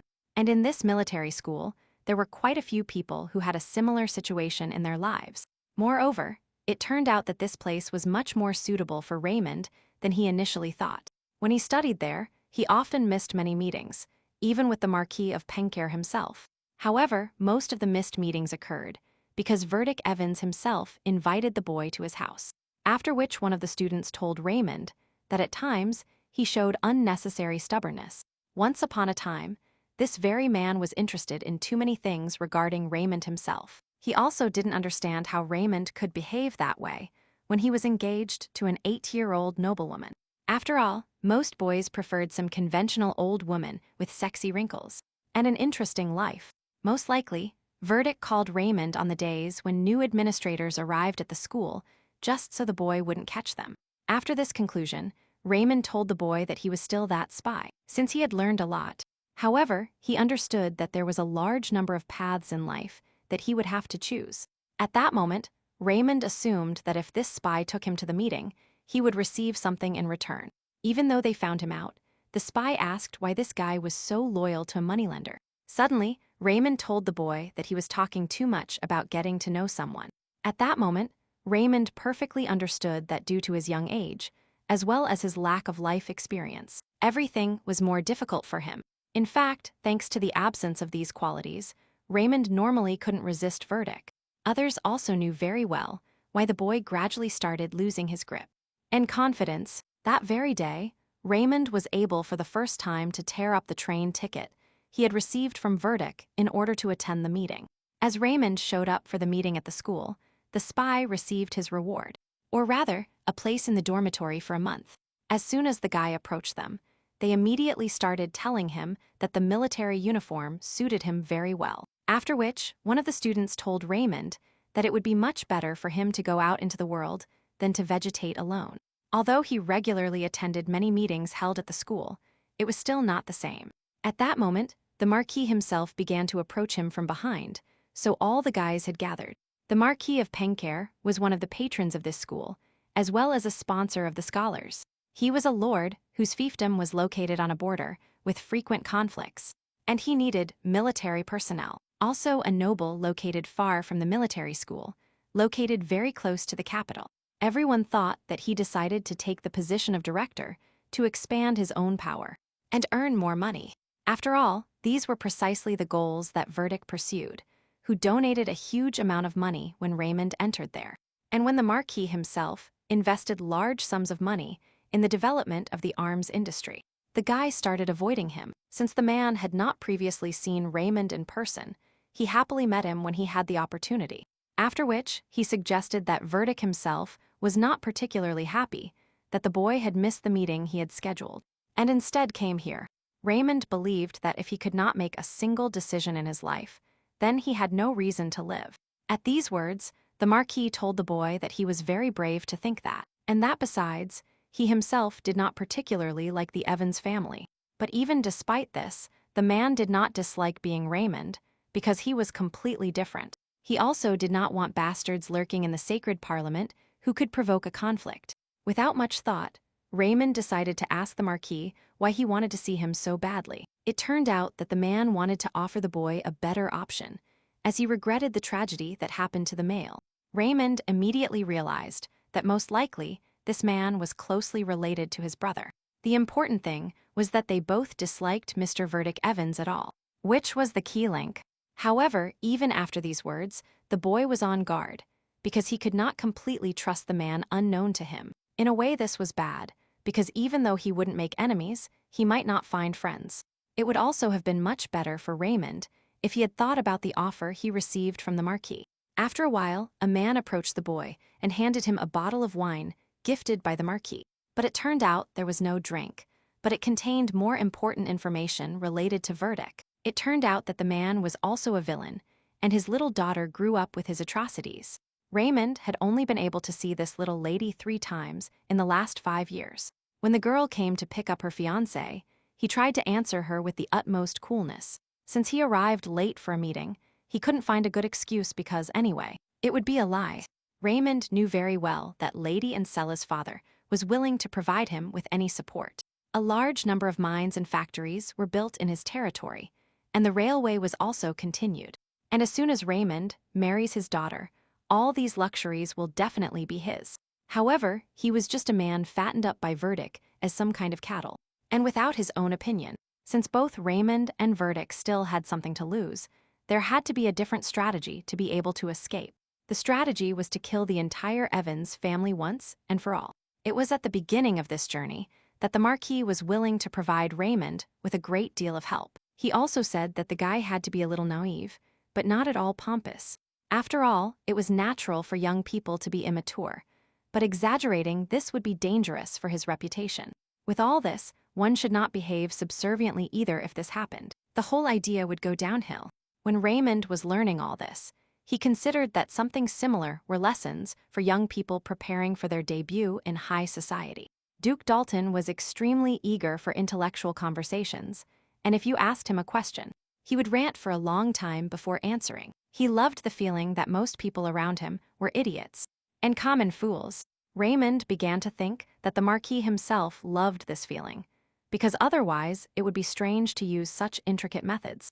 One day, a man asked Raymond if he had thought about why he liked such a wonderful man. Since Raymond couldn't even guess why this happened, he replied like this, saying that he didn't want to disappoint him.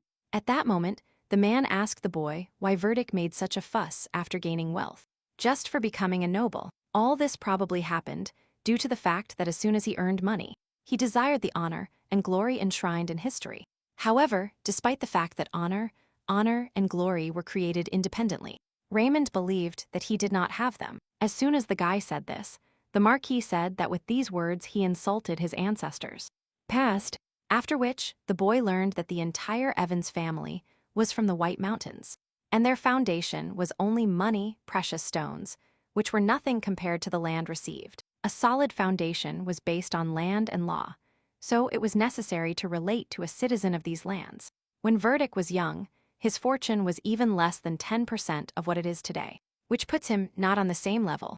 However, as the Marquis believed, marrying his own daughter to the male's foreign son was absurd. Currently, the man earned most of his own money through the arms industry. And since Raymond studied at a military school, the man simply couldn't see this in his gaze. The guy should have done everything possible in this place to finally take away all the work that Verdict would provide him. Raymond was completely willing to follow the Marquis's instructions without asking questions, after which this man asked him to become the ideal knight who would defend honor and glory. He had to be a hero who would be applauded and admired by a large number of people. It was necessary to make honor and glory itself the most important and greatest weapon that could exist. Since this would not be too difficult for Raymond, he didn't even have to worry about it. He just tried to take care of himself. At that moment, the boy began to realize that if he had only gotten sick with what his family was sick with, they would never have sent him to Verdict. He also didn't know what the Marquis was thinking by helping the boy, but that didn't matter, because now Raymond was entitled to a medal. Raymond even managed to meet the Marquis's son, who was incredibly happy to see him. However, the boy perfectly understood that in the end, he received an undeserved reward. It was the envy of the royal family, which seemed to demonstrate the achievement of the greatest honor and glory. Verdict perfectly understood that Raymond was trying with all his might to escape from him. That's why he decided to marry off his daughter, so that the boy wouldn't escape. However, the man was willing to fulfill his duty to any person, but not to Verdict's daughter. To break off his engagement, the most convincing and serious reasons were needed that could convince the man. There had to be something akin to the reason why he himself chose the boy, as well as something similar to the reason why Isla wanted him. For example, Lady Karen, who is an incredibly beautiful girl who is not even close to Lady Evans, would be suitable. Although Ray Young did not believe the words Karen said, he also couldn't simply ignore them. The expression on her face seemed to blame him for the fact that it was because he prevented her from finding true love for which she had been dying for 100 years. There were suggestions that Rayam decided to approach the girl because he previously had impure thoughts. However, it was Lady Hare who initially knocked on his door and simply entered the room in the middle of the night. It was also possible that Raymond simply felt guilty for leaving the girl to his own needs. But at that moment, he simply didn't know everything. He just wanted to find all the evidence and then simply arrest his woman. However, the reason why he stopped trying to do all this was because the lady's story was too romantic. All this reminded Raymond of the absurd stories he had read when he was 7 years old. It was possible that the lady simply pretended to be crazy just to cover up her own crime. However, in the girl's story, everything had a clear sequence, which makes the story impossible to invent.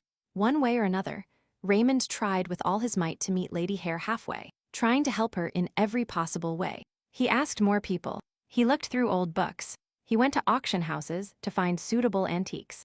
The lady had a large number of hobbies and was also an eloquent girl, so she became close to people. By spending a lot of time with the girl, the boy had no choice but to admit that she is a charming lunatic. All these days flew by for Raymond, simply unnoticed and happy. But soon a letter arrived. Immediately, as soon as the boy read it, he realized that the crown prince himself wanted this person's death.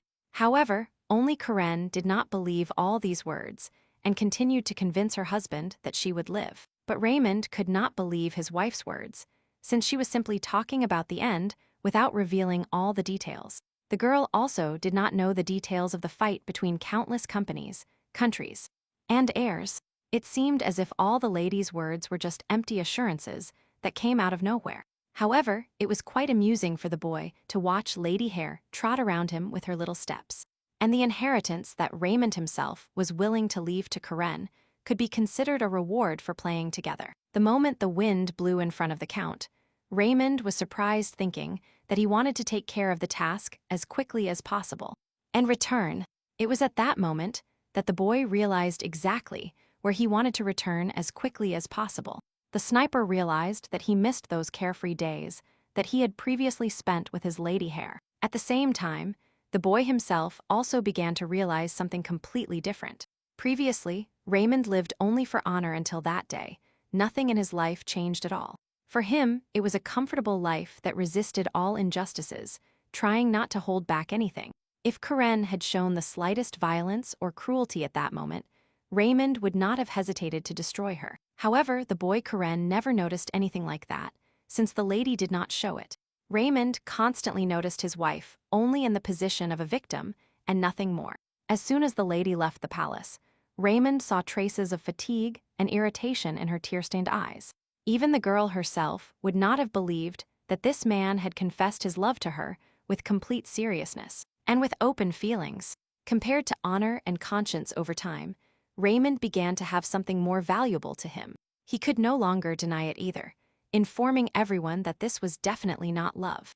Raymond also assumed that Dulan himself still loved Karen, so he intended to entrust the girl to him after his death. And if the priest really had at least some positive feelings towards the girl, then he was ready to take advantage of it. However, he couldn't stop thinking that his wife might somehow be involved in the murder. But he was not going to hesitate for long, so he asked Dulan if he even loved Lady Hare. After receiving a negative answer, Raymond asked why he protected the girl with all his might. The priest said that he did this only because he himself was a doctor, in addition to a church minister. After which, he began to think about taking advantage of everything that only he knew, but he began to burn with jealousy. Because of the priest's answer, the boy said that he shouldn't even dare to consider that attitude as love. But at the same moment, Raymond began to look into his eyes and realized that there was still too much emotion in them. He suddenly grabbed Dulan's hand and asked him if he was helping Karen, because he sympathized with her situation. He suggested that another possible reason was sympathy, which is what Dulan was protecting her from. However, Raymond only wanted to hear that he would not kill the girl and that he did not hate her in any way. At the same time, Dulan told Raymond that he completely agreed with him that the girl was clearly crazy. After a while, Raymond was outside Karen's room with freshly cut flowers, waiting for the girl's answer. He also understood that he should have left her room since he didn't hear her answer, but a strong childishness awakened in him. However, this slight drop in his behavior only made Raymond happier, since he hadn't allowed himself to do that for a long time. After which, the man saw his wife asleep, around whom an unusual atmosphere hovered. And supernatural, it seemed that this girl was not a living person, but some kind of well-made statue. But despite all this, Lady Hare was made of flesh and blood and was completely functional, starting with her breathing. And since Karen could do this until today, she clearly needed protection from the opposite sex. Most nobles and members of parliament voted to remove the crown prince from the throne. Consequently, Prince Louis would become the next king, after which many things would have to change. At the same moment, Raymond asked the girl how long she intended to sleep, after which the boy remembered that recently there was a moment when he could simply point a gun barrel at her. However, now this was completely beyond his strength, since now before his eyes the girl was a victim. Karen was a girl who imagined that the whole world was in the pages of a book. She also understood that it was this girl who passionately wished to find her true love. And for Raymond, there were no obstacles to falling in love with someone who demanded so much. It was also very possible that Karen was in fact a criminal who could not be trusted, but even this was not a reason for Raymond to stop truly loving the girl. At that moment, the lady also woke up and immediately said that it was tactless of the boy to enter her room while she was still asleep. When Raymond reminded her how he got into her room at night, the girl was not very pleased, since now it was a different case. After which Karen asked Raymond to leave, since she would stay in bed a while longer. However, at that moment, Raymond asked the girl to become his true wife. After these words, Crane simply threw a pillow at him and asked if he was tired of living. When the lady began to tell the boy not to joke like that again, he said that it was far from a joke. After which Karen told Raymond to repeat it in about 5 hours. And with a ring. At the same moment, the boy asked to give her an exact answer first, which made the girl even more dissatisfied. But she decided to ask him if he had lost his mind, if he was asking a girl he didn't love to marry him. To this, the sniper told the lady that he could only lose his mind for love, which she could finally accept. After which he began to think why the girl could lose her mind if he could lose his for love. However, the only thing Raymond was sure of was that Karen was as crazy as his older brother. After which he remembered exactly what Dulan had previously said in the same way about the lady's mental health. A sick person did things that those around him couldn't understand, and the family's role at that time was only to care. After which, Raymond told Karen that he wanted to spend the rest of his life with her. When the girl saw the beautiful flowers, she became more lenient towards her husband, even though there was no ring. But Raymond only thought about whether he was ready to fulfill all the family obligations that would arise, even if the girl started committing the mistakes that Raymond's brother made, or hurt the boy. He thought he could handle it. He understood that in his whole life, he would never be able to understand the lady, and also accept all the flaws she might have. After which he told the girl that it seemed to him that he truly loved her. Now it will be enough for him just to have her and be by her side. This was the only thing he could never grant to anyone, even if necessary. At that moment, Dulin was in his church and thought that the one who had to confess was not Raymond at all. The sinner, who could not escape even if he tried with all his might, was right where he was at that moment. And the sins committed by the priest were so deep that Dulin simply trembled with fear before them. But he was not willing to retreat, as the value he desired was in a place forbidden by God's will. The priest began to pray that everything would be well with Karen and Raymond, and God himself prayed for them. But for himself, Dulin only wanted to be sent to the torments of hell, which he only deserved with his sinful soul.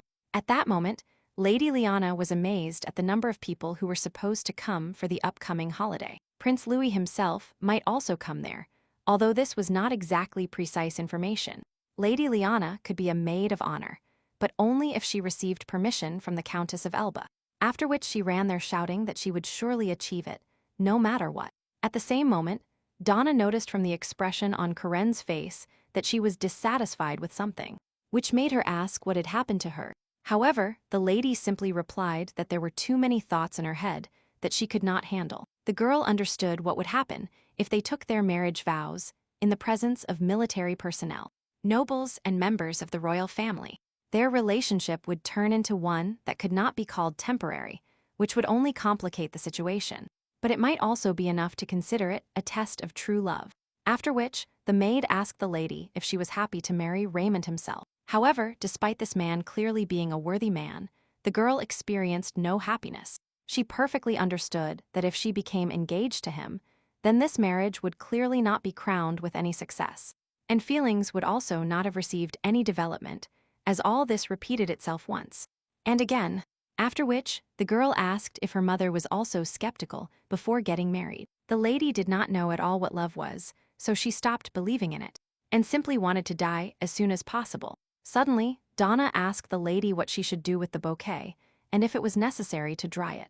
Faced with this, Lady Hare, still not in a normal mood, told the girl to simply put it in a vase. She also felt quite strange about the idea of getting married that very day, to which Donna informed the lady that her anxiety and fear were quite natural, as she was going out for the first time. However, Karen understood that it was not the first time she was getting married, so this option was not right for her. The point is that this situation was similar to her first time, when Raymond proposed to her for the first time. That day, the boy also came with a bouquet of flowers, realizing too that he wanted to be with Karen forever. Although he and the girl were already engaged, he wanted to say these words once more in his life. After which Karen wondered if Raymond truly loved her then or now. She perfectly understood that the sniper had looked at her coldly before, but now he started singing love songs. In this life, everything also started going wrong. The girl wanted him to just point the gun at her, but he rejected this option. The relationship between the boy and the girl changed too quickly. Now it was similar to the relationship between Donna and the coachman. Lady Hare was well aware that it would have been much more logical for her if he had simply pointed the gun barrel and killed her. She also thought this arrangement would be much more interesting and correct. It would be much better than torturing yourself because you simply cannot accept and believe in Raymond's love. It would also be much better to let the priest judge whether the love was real. The lady did not understand how she could reason that Raymond had proposed marriage to her. Karen wondered if she should have abandoned her dream of becoming a serial killer and simply accept her fate with Raymond. Now Karen was immersed in the feeling that she was once again being dragged into a plot that repeated endlessly. After which, the girl thought whether she should have come to Dulin so he could tell her something about the wedding. The lady perfectly understood that after receiving a normal clue, she could definitely die. Whatever feelings she felt no longer mattered to her, as her desire had not changed. Now all human feelings that changed many times day by day were no longer important. All this happened because Raymond gifted her the same flowers for the umpteenth time on the day he proposed marriage. It could also be due to the fact that Karen disliked the man at all. As she treated the boy like a character from the pages of a novel, she saw love as an ordinary means. The girl had not loved anyone for the last 100 years. It was possible that this is why everything repeated itself. Now the lady no longer believed that true love could really end everything. However, my head was still filled with thoughts of simply trying to love a person again. The lady understood that if she wanted to do this, she would have to try hard to achieve it. After a while, Lady Hare received a letter from her husband stating that he would be away for some time. From this statement, Donna was surprised because she suggested to her lover that he simply postpone the ceremony for another day. She knew very well that time was running out for her, and even if she wanted to, she couldn't postpone it. She also knew that the boy would return safely from the mission and simply continue the entire ceremony. But the problem was different yet. The letter ordered her to approach him and warm his bed.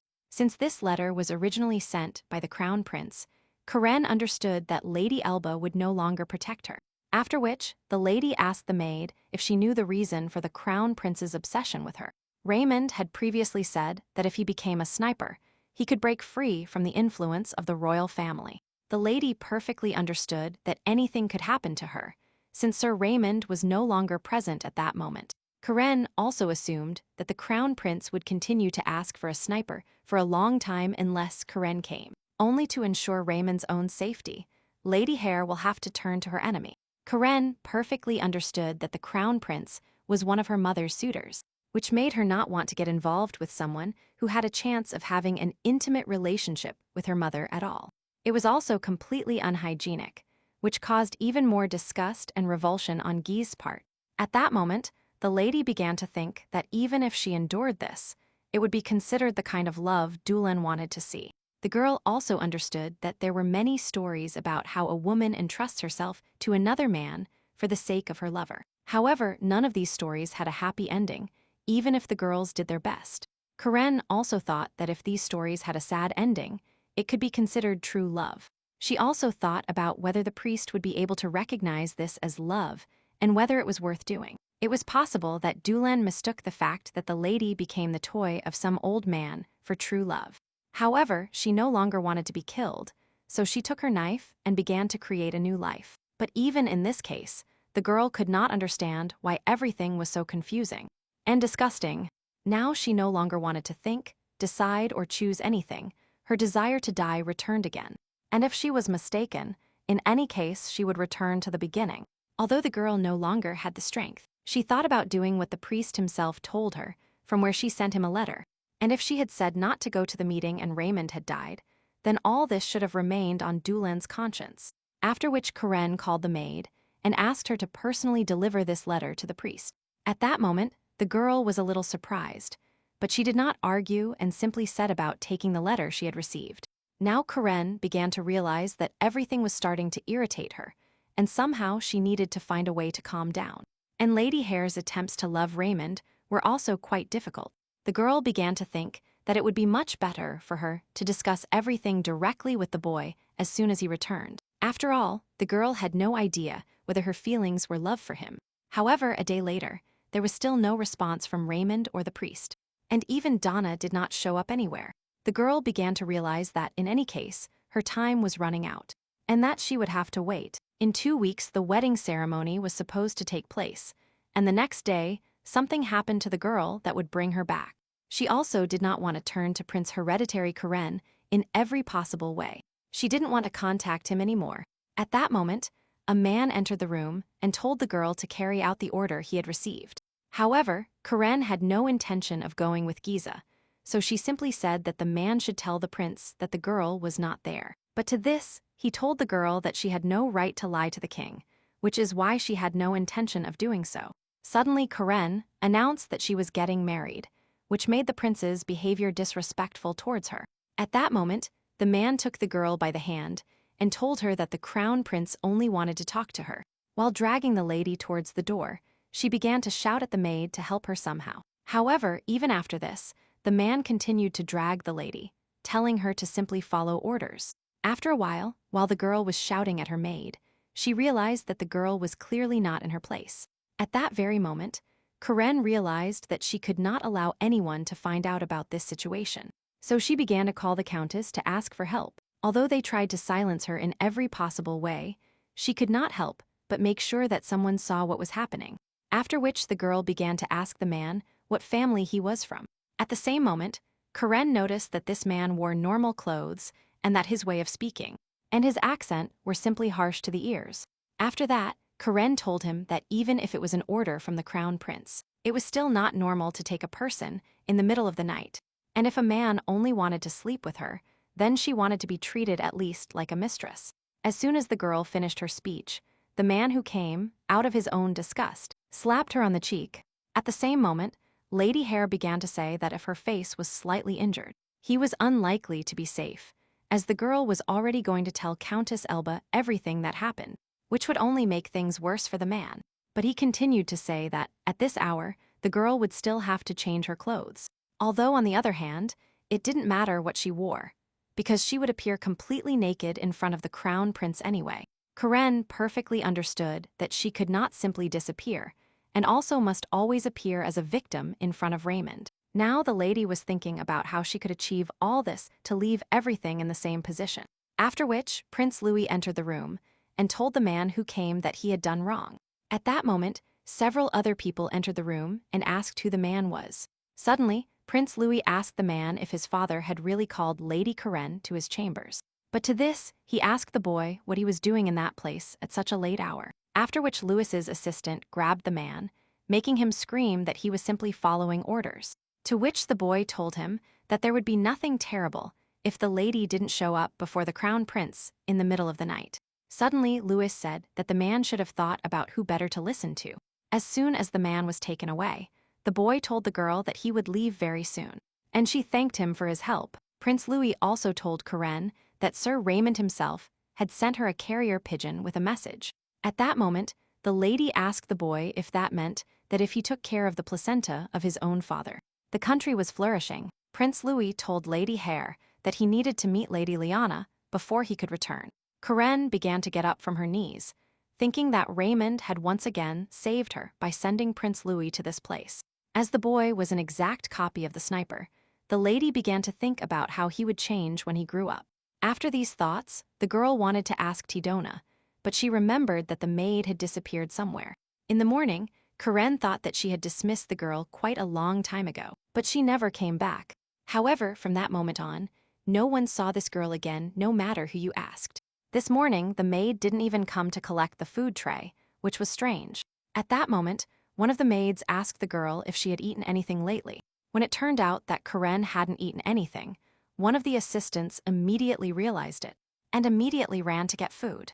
However, the lady was more interested in knowing if any staff member had seen Donna. The three closest girls reported that since the maid lived in a separate room from the others, no one saw her. After which, the woman asked Lady Hare how long it had been since she had seen her personal maid. Suddenly, Karen, after thinking for a while, spoke vaguely about where Donna had been missing for about 3 days.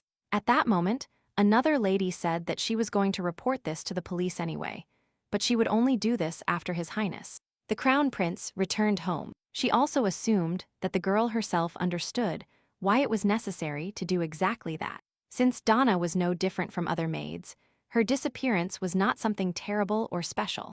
Even in a single capital, countless girls of this kind disappeared every day, some of whom appeared dead later. Such was this world, where a person could simply be kidnapped and no one would know. Karen was well aware that it was the first time in her life that Donna had not been with her at this time of year. After Nancy's death, new events began to unfold. The lady suggested that Donna's disappearance would reveal something new, but the idea that, after all, the person had disappeared and, moreover, this had never happened before. Karen also understood that any deviation from the standard scenario was already big news for her. Suddenly, Karen became interested in knowing if her maid was responsible for all the serial killers that had happened. As soon as the lady entered Donna's room, she directed her attention to the hydrangea in a vase, after which the lady wondered if the girl had bought them with her own money. and why she didn't simply ask for flowers. Although Karen immediately realized that most likely the girl didn't do this because she didn't want to bother the mistress. Since the flowers in the vase had not yet withered, Lady Hare realized that the maid had left the mansion not long ago. Karen also understood that because of a single dirty cup, young Donna had no one to have tea with. After this, the lady checked the drawers hoping to find something resembling a diary. But she saw nothing. After all, she herself did not dedicate a drop of time to writing like that, as she would simply disappear. It was possible that Lady Catherine herself adhered to the same logic, which is why no records of her remain. At that moment, Lady Hare lay down on her maid's bed and rhetorically asked where she had gone.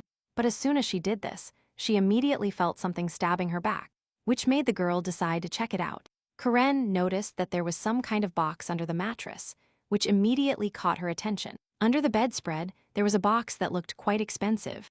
At the same moment, Lady Hare began to open the treasure she had found, thinking that clearly this thing should not be empty. Inside the box, there was a piece of paper on which it was written that this gift was supposed to be for a girl, after which she noticed that inside there was something dark and carefully bandaged. In the end, it turned out to be Donna's own hand, which had already darkened from the time in the air. Karen could in no way understand what this hand was doing here, and also who could have placed it there in the first place. It was completely different if Verdict himself did this, because there were reasons for it. However, this man was more willing to take an axe and personally cut off Karen's head than to harm the maid. After thinking for a while, Karen began to think that it was even more likely that the crown prince had done it. Moreover, he really looked like him, and lately he had been trying in every way to invite the lady to his home. However, Karen could not understand why a member of the royal family needed to do this.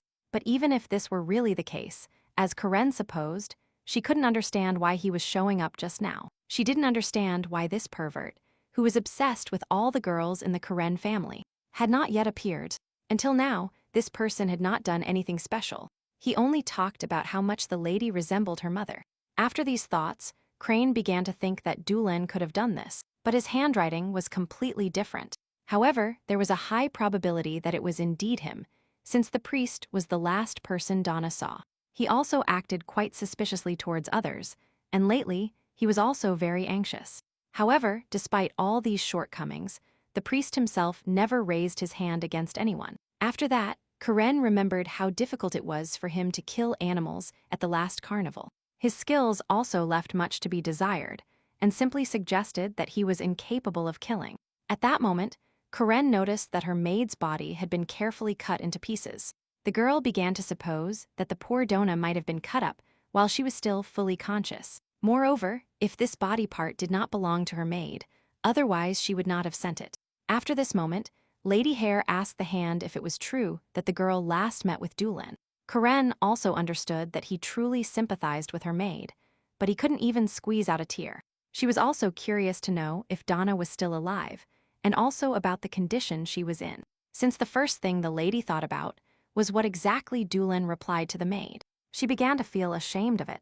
After that, Karen had to prepare to go to the meeting, but it became extremely difficult to do it alone. Lady Hare began to recall that Dulin himself had previously liked similar clothes. Although he did his best to hide it, it was enough to get to know him better, and then you will begin to understand that he was even more perverted. While Karen was getting ready, she wondered if she should have worn the necklace they had given her, although it was too luxurious. After this, the girl remembered that the greenhouse renovation would be finished very soon. At that moment, Lady Hare heard a noise outside the window. All the people were doing something and making a fuss in every possible way. However, her thoughts were filled with the fact that Raymond had confessed his own feelings this time. She also understood that the crown prince himself desired her, but Louis did everything possible to block all those actions. If you simply waited for Raymond himself in his own chambers, then it was very possible to find a happy ending. Karen understood that if love came true at least this time, then everything could move forward, and she would stop suffering. However, Dulin simply could not recognize this love, so everything could continue like 100 years ago. After this, Karen realized that she urgently needed to see a priest to clarify some points. At night, Karen thought about where the priest might be at that moment, so the assumption focused on the Evans mansion. As soon as she entered, Old and dark memories began to torment her. The lady could not know for sure where his room was, but since he was a guest, she guessed where he might be. Because the boy was not in that room, the lady decided to check other places. After the lady collapsed in the next room, she began to think that maybe he wasn't in the mansion at all. Karen understood that Dulan should have kept Islu drugged with sleeping pills, but they couldn't find him anywhere. Suddenly, a boy appeared around the corner, walking through the entire property, from where the girl immediately began to run away. She had to check everything she wanted, even if Verdict himself might whip her for it. As soon as she reached Lady Evan's door, she realized it was locked, which made her decide that the best option would be to break it down. But as soon as Karen rushed in, she realized that the girl was no longer there, which left her in shock. The girl could not understand where Isla, stuffed with sleeping pills, could have gone. So she began to check the sheet, after which Karen realized that probably no one had used this bed for a long time, because the lady hadn't bothered her head with what was really important at that moment. She didn't notice how the man who grabbed her was walking behind her. After a while, Lady Her woke up in a very dark place, also unknown to her. Karen was not afraid of the dark at all. She began to be afraid of something completely different. She knew the Evans family basement very well, but this one was very different from the one she knew. The basement was a place where subordinates were punished, but such a luxurious bed certainly could not have been there. After this, the lady put her hand on the stone, realizing also how cold it was. Karen Hare began to wonder if there was another room in the Evans mansion's basement that she didn't know about. Immediately, Karen realized that this place was clearly not the Evans family basement, because everything was completely different for them. At that very second, the door began to open, which surprised the lady a little, but she began to squint at the bright light. Suddenly, the crown prince appeared in front of the girl, who was surprised that this girl woke up so quickly. The lady began to realize that most likely she would end this life as the crown prince's toy. She began to think that as soon as this opportunity presented itself, she would definitely hang herself. When the girl sat down on the chair, she began to ask Jais if Mr. Verdict had sent her here. As soon as she found out that this was true, she began to think it would be better to simply kill her. And what the man received in return had no importance for the girl, because now nothing connected her to him. After which Crane began to feel that the crown prince was gradually starting to lose patience. When the crown prince began to congratulate the girl, she started thinking about what this person wanted to do. Suddenly, the lady discovered that Verdict Evans himself had a single wish that he fulfilled. The man wanted Karen's destruction, because she was one of his daughter's main enemies. After this, the crown prince asked the girl if she had killed her own father, or at least if she had prompted him to act. At that moment, Karen realized that the priest had betrayed her and told him everything she knew. Giza did not want to break the girl at all, because he had obtained her with great difficulty. He also couldn't hate a person for wanting something that gave him pleasure. According to the crown prince, everything should be in order now, because he was ready to protect the girl. The man also hoped that Karen would like this room, because now she would not leave here. Giza was sure that the two of them would have a lot of fun and spend good times, something Lady Hare was not sure about. However, at that moment, Karen looked up and was horrified by the many girls hanging from the ceiling. After this, the man began to talk about wanting to hear Karen's assessment of what she had just noticed. Suddenly, Donna began to sneak out of the corner, trying with all her might to call her lover. Karen began to realize that the crown prince, who killed so many women, was to blame for everything. All those incidents with the disappearance of girls and their murders were related to him. Now the girl understood why no one started investigating, and the newspapers practically wrote nothing about it.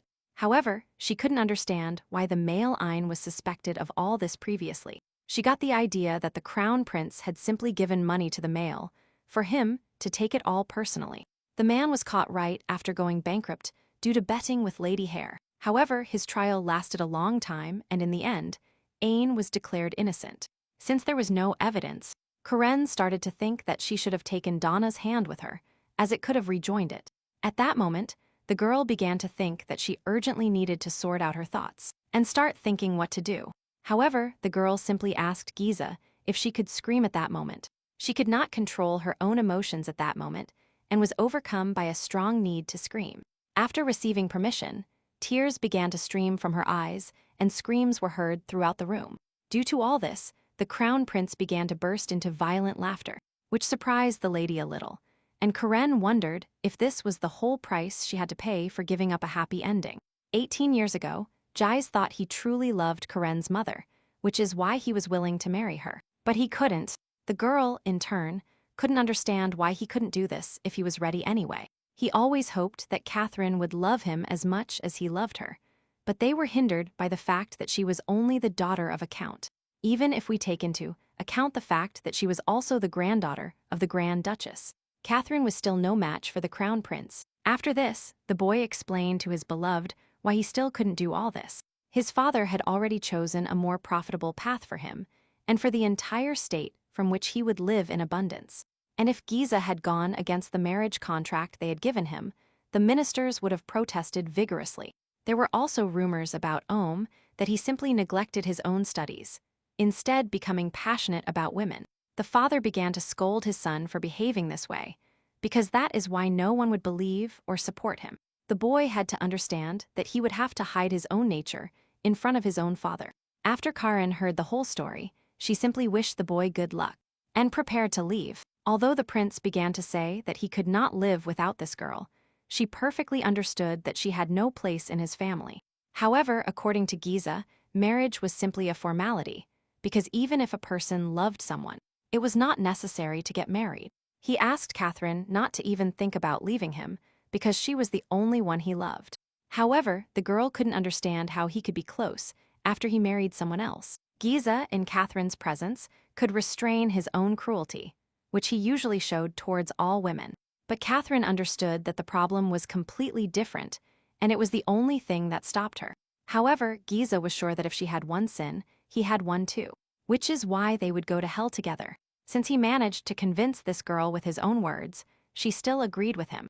After all this, the girl was willing to accept most of the conditions dictated to her by the Crown Prince. It was unacceptable for a child to be born out of wedlock, for whom she had to marry at least someone. Catherine was ready to marry whomever the Crown Prince chose, which was exactly what he expected. Catherine was also the only woman who could truly understand the darkness of the man. However, after a while, as soon as their formal marriage concluded, Giza could not find his fiancée in place. Instead, he found a kind of note written by Catherine, which surprised him quite a bit. After a while, the man went to the place where his fiancée now lived, after which he asked to call her. Since Catherine's current lover was against it, the Crown Prince pointed a gun at him. As he shot directly into Mr. Hare's knee, he immediately fell to the ground due to the sharp pain, and the man started threatening and saying that the next shot would be in the head, after which he would take Catherine away. When the girl came out, she immediately worried about what had become of her husband, at which point Giza began to shout at the girl. He once again started telling her that this person was not her real husband. As soon as he noticed Catherine's pregnant belly, the lady said it was natural to get pregnant after the wedding. She also said that the Crown Prince should return to his place, as the priests would arrive here soon. But as soon as she started talking about the pregnancy, Giza grabbed the girl by the neck, which surprised her greatly. At that moment the priests appeared, shouting at him to immediately release Catherine. Because of this, the man could not put an end to all this, because it got too crowded. After which everyone immediately noticed the pregnant girl, trying to help her as best they could. When she was about to enter her house, she told the Crown Prince to get out of here and never return. Catherine finally died, and the man's desire to collect grew stronger and stronger. Little by little, the king's view of his own son began to grow colder and severe, and the king's grandson, who would take the throne from him, was born at the moment the prince reached maturity. However, the man was completely calm, because he knew very well that a younger Catherine had appeared in his life. He hated Raymond because he dared to disobey orders and act like a saint afterwards. And Prince Louis looked more like Raymond than his own father, which caused even more anger. This time, he was ready to catch them both and also take everything into his own hands. He suddenly asked Karen if she liked the gift they had given her. The girl, in tears, began to say that her hobby was simply disgusting. She perfectly understood that most likely he wanted to achieve the desired effect through contrast. After hearing what he heard, he realized that he had chosen the wrong gift, which bothered him a little. He suddenly told Karen that he hated all women who pretended to be strong. It was amusing to him to watch how the girl tried to look calm, although she was shaking all over.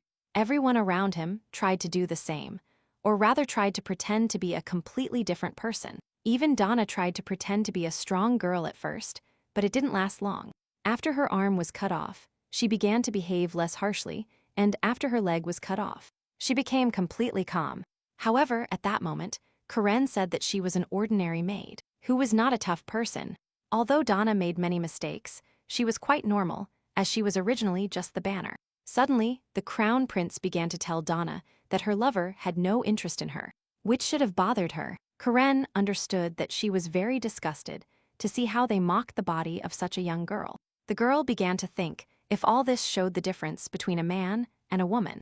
After this, the crown prince informed the maid that her lover was actually the murderer.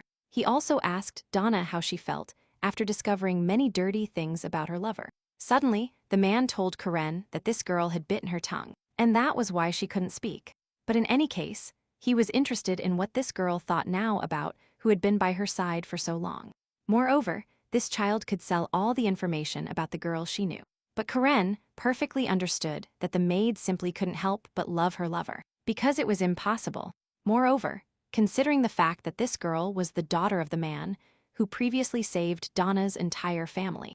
Now this girl was his lover, who needed to be protected with his own strength. Karen was a person who lost her father and was also abused by her enemies.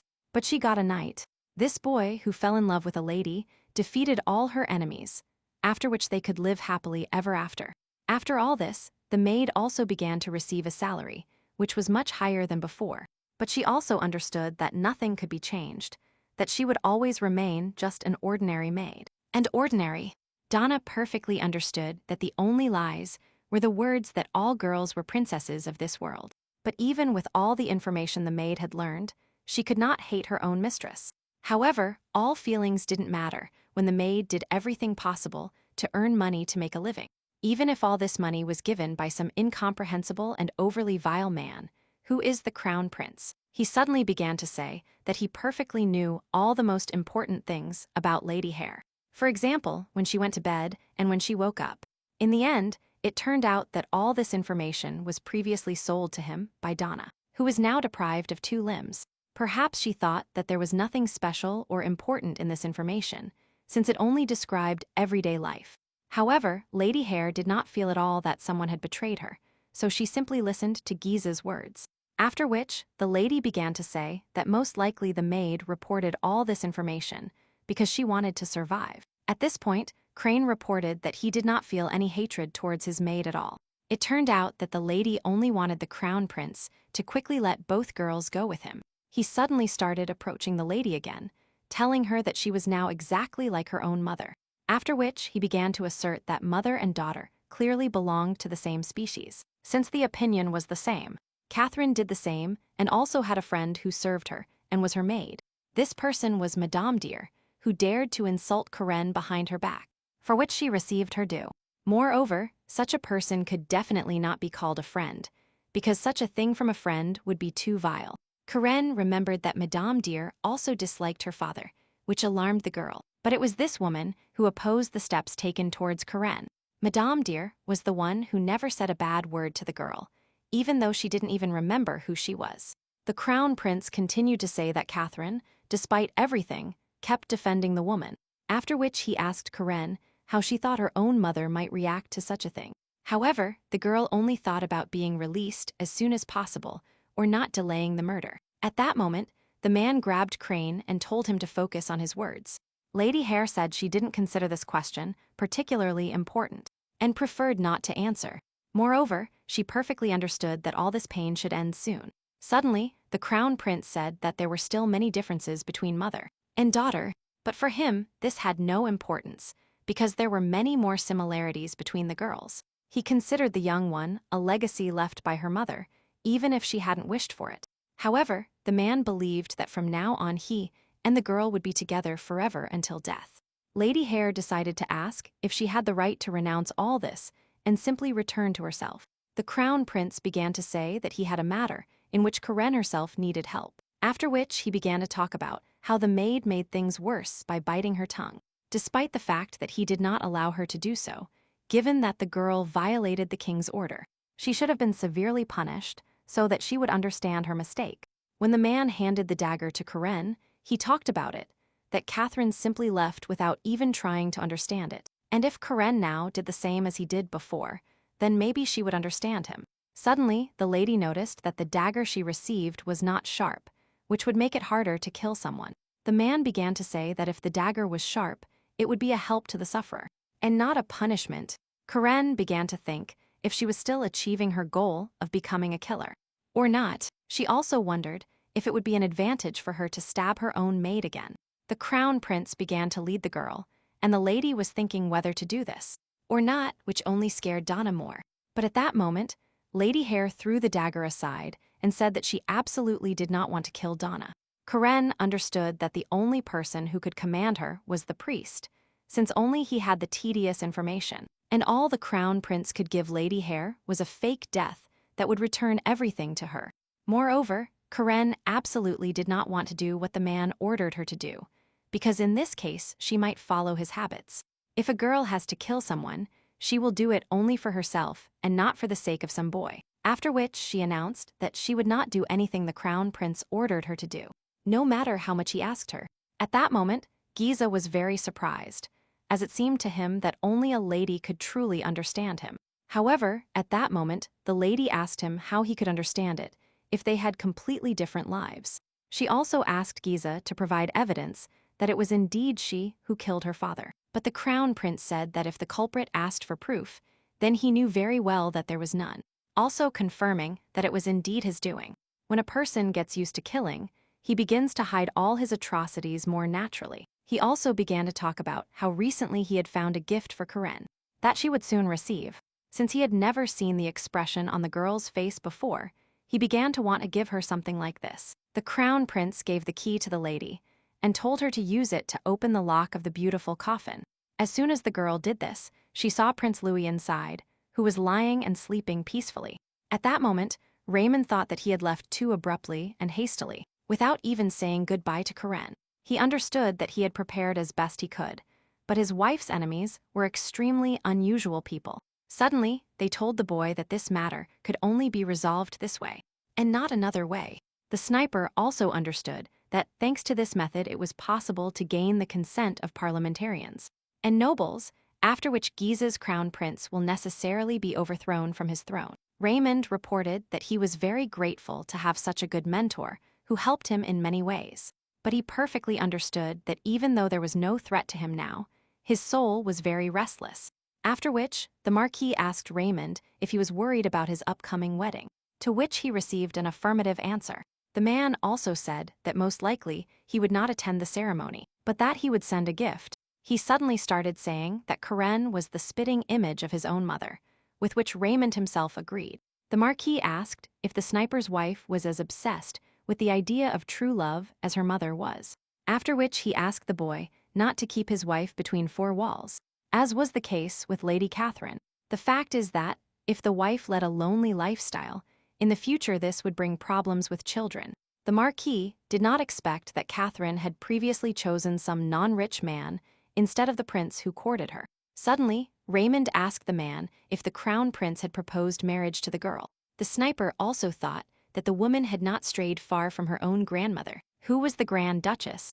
The Marquis reported that the girl was indeed the Countess's only granddaughter, but she was the daughter of the Duchess. She was also too obsessed with love, which is why she got married, and by her own choice reduced her daughter's title. Suddenly, the boy's carriage was stopped by some attendants who were going to report to the Marquis about a problem that had arisen. They reported that Prince Louis, Lady Hare, and several others had disappeared from the mansion that night. Karen, at that moment, was surprised by what the crown prince was willing to do with his crazy ideas. The girl perfectly understood that no matter how long the current king endured, the chances of Louis ascending the throne were quite small. Moreover, members of the royal family, of the same age as the crown prince, did not have children at this time. Suddenly, the lady announced that what the crown prince was doing at that moment would bring him no benefit, but he was sure that there were several reasons forcing people to act normally.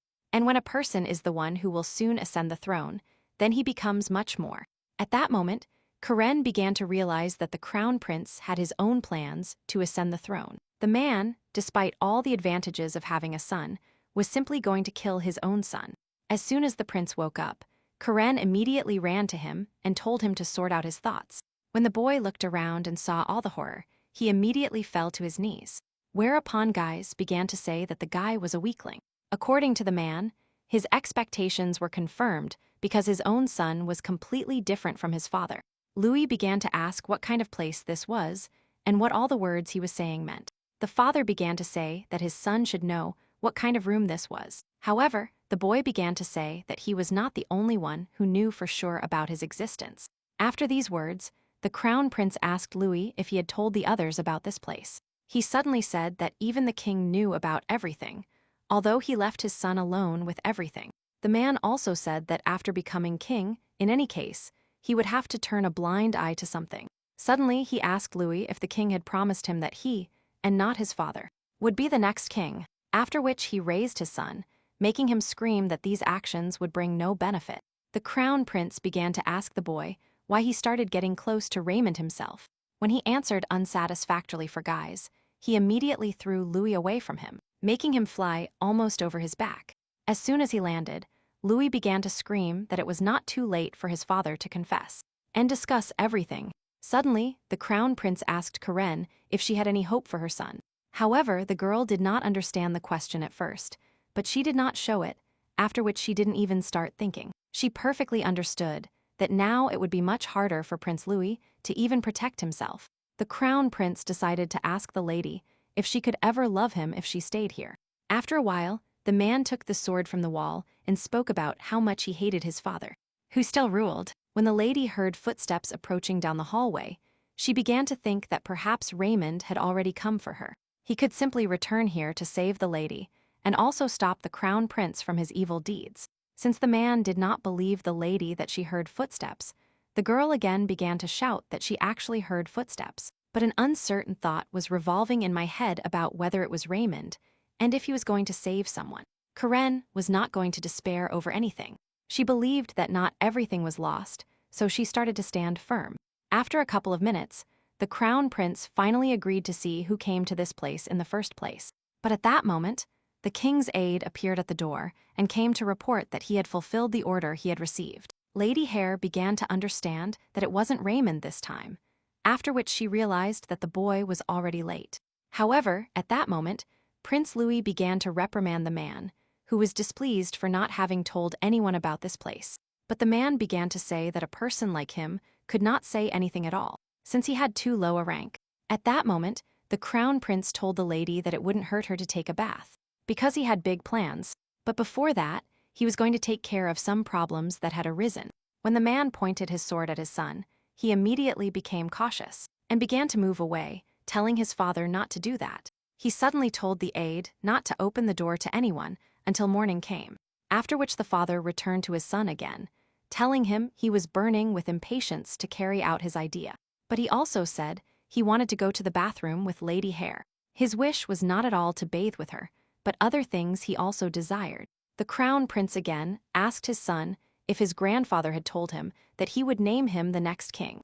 As soon as the boy gave an affirmative answer to this, the father stabbed his sword into his leg, saying that if he disappeared, nothing would come of it. The crown prince asked his son not to hold a grudge against him, as only His Majesty the King was to blame for all this. At that moment, the father admitted that not once in his son's entire life had he thought of him as his own son.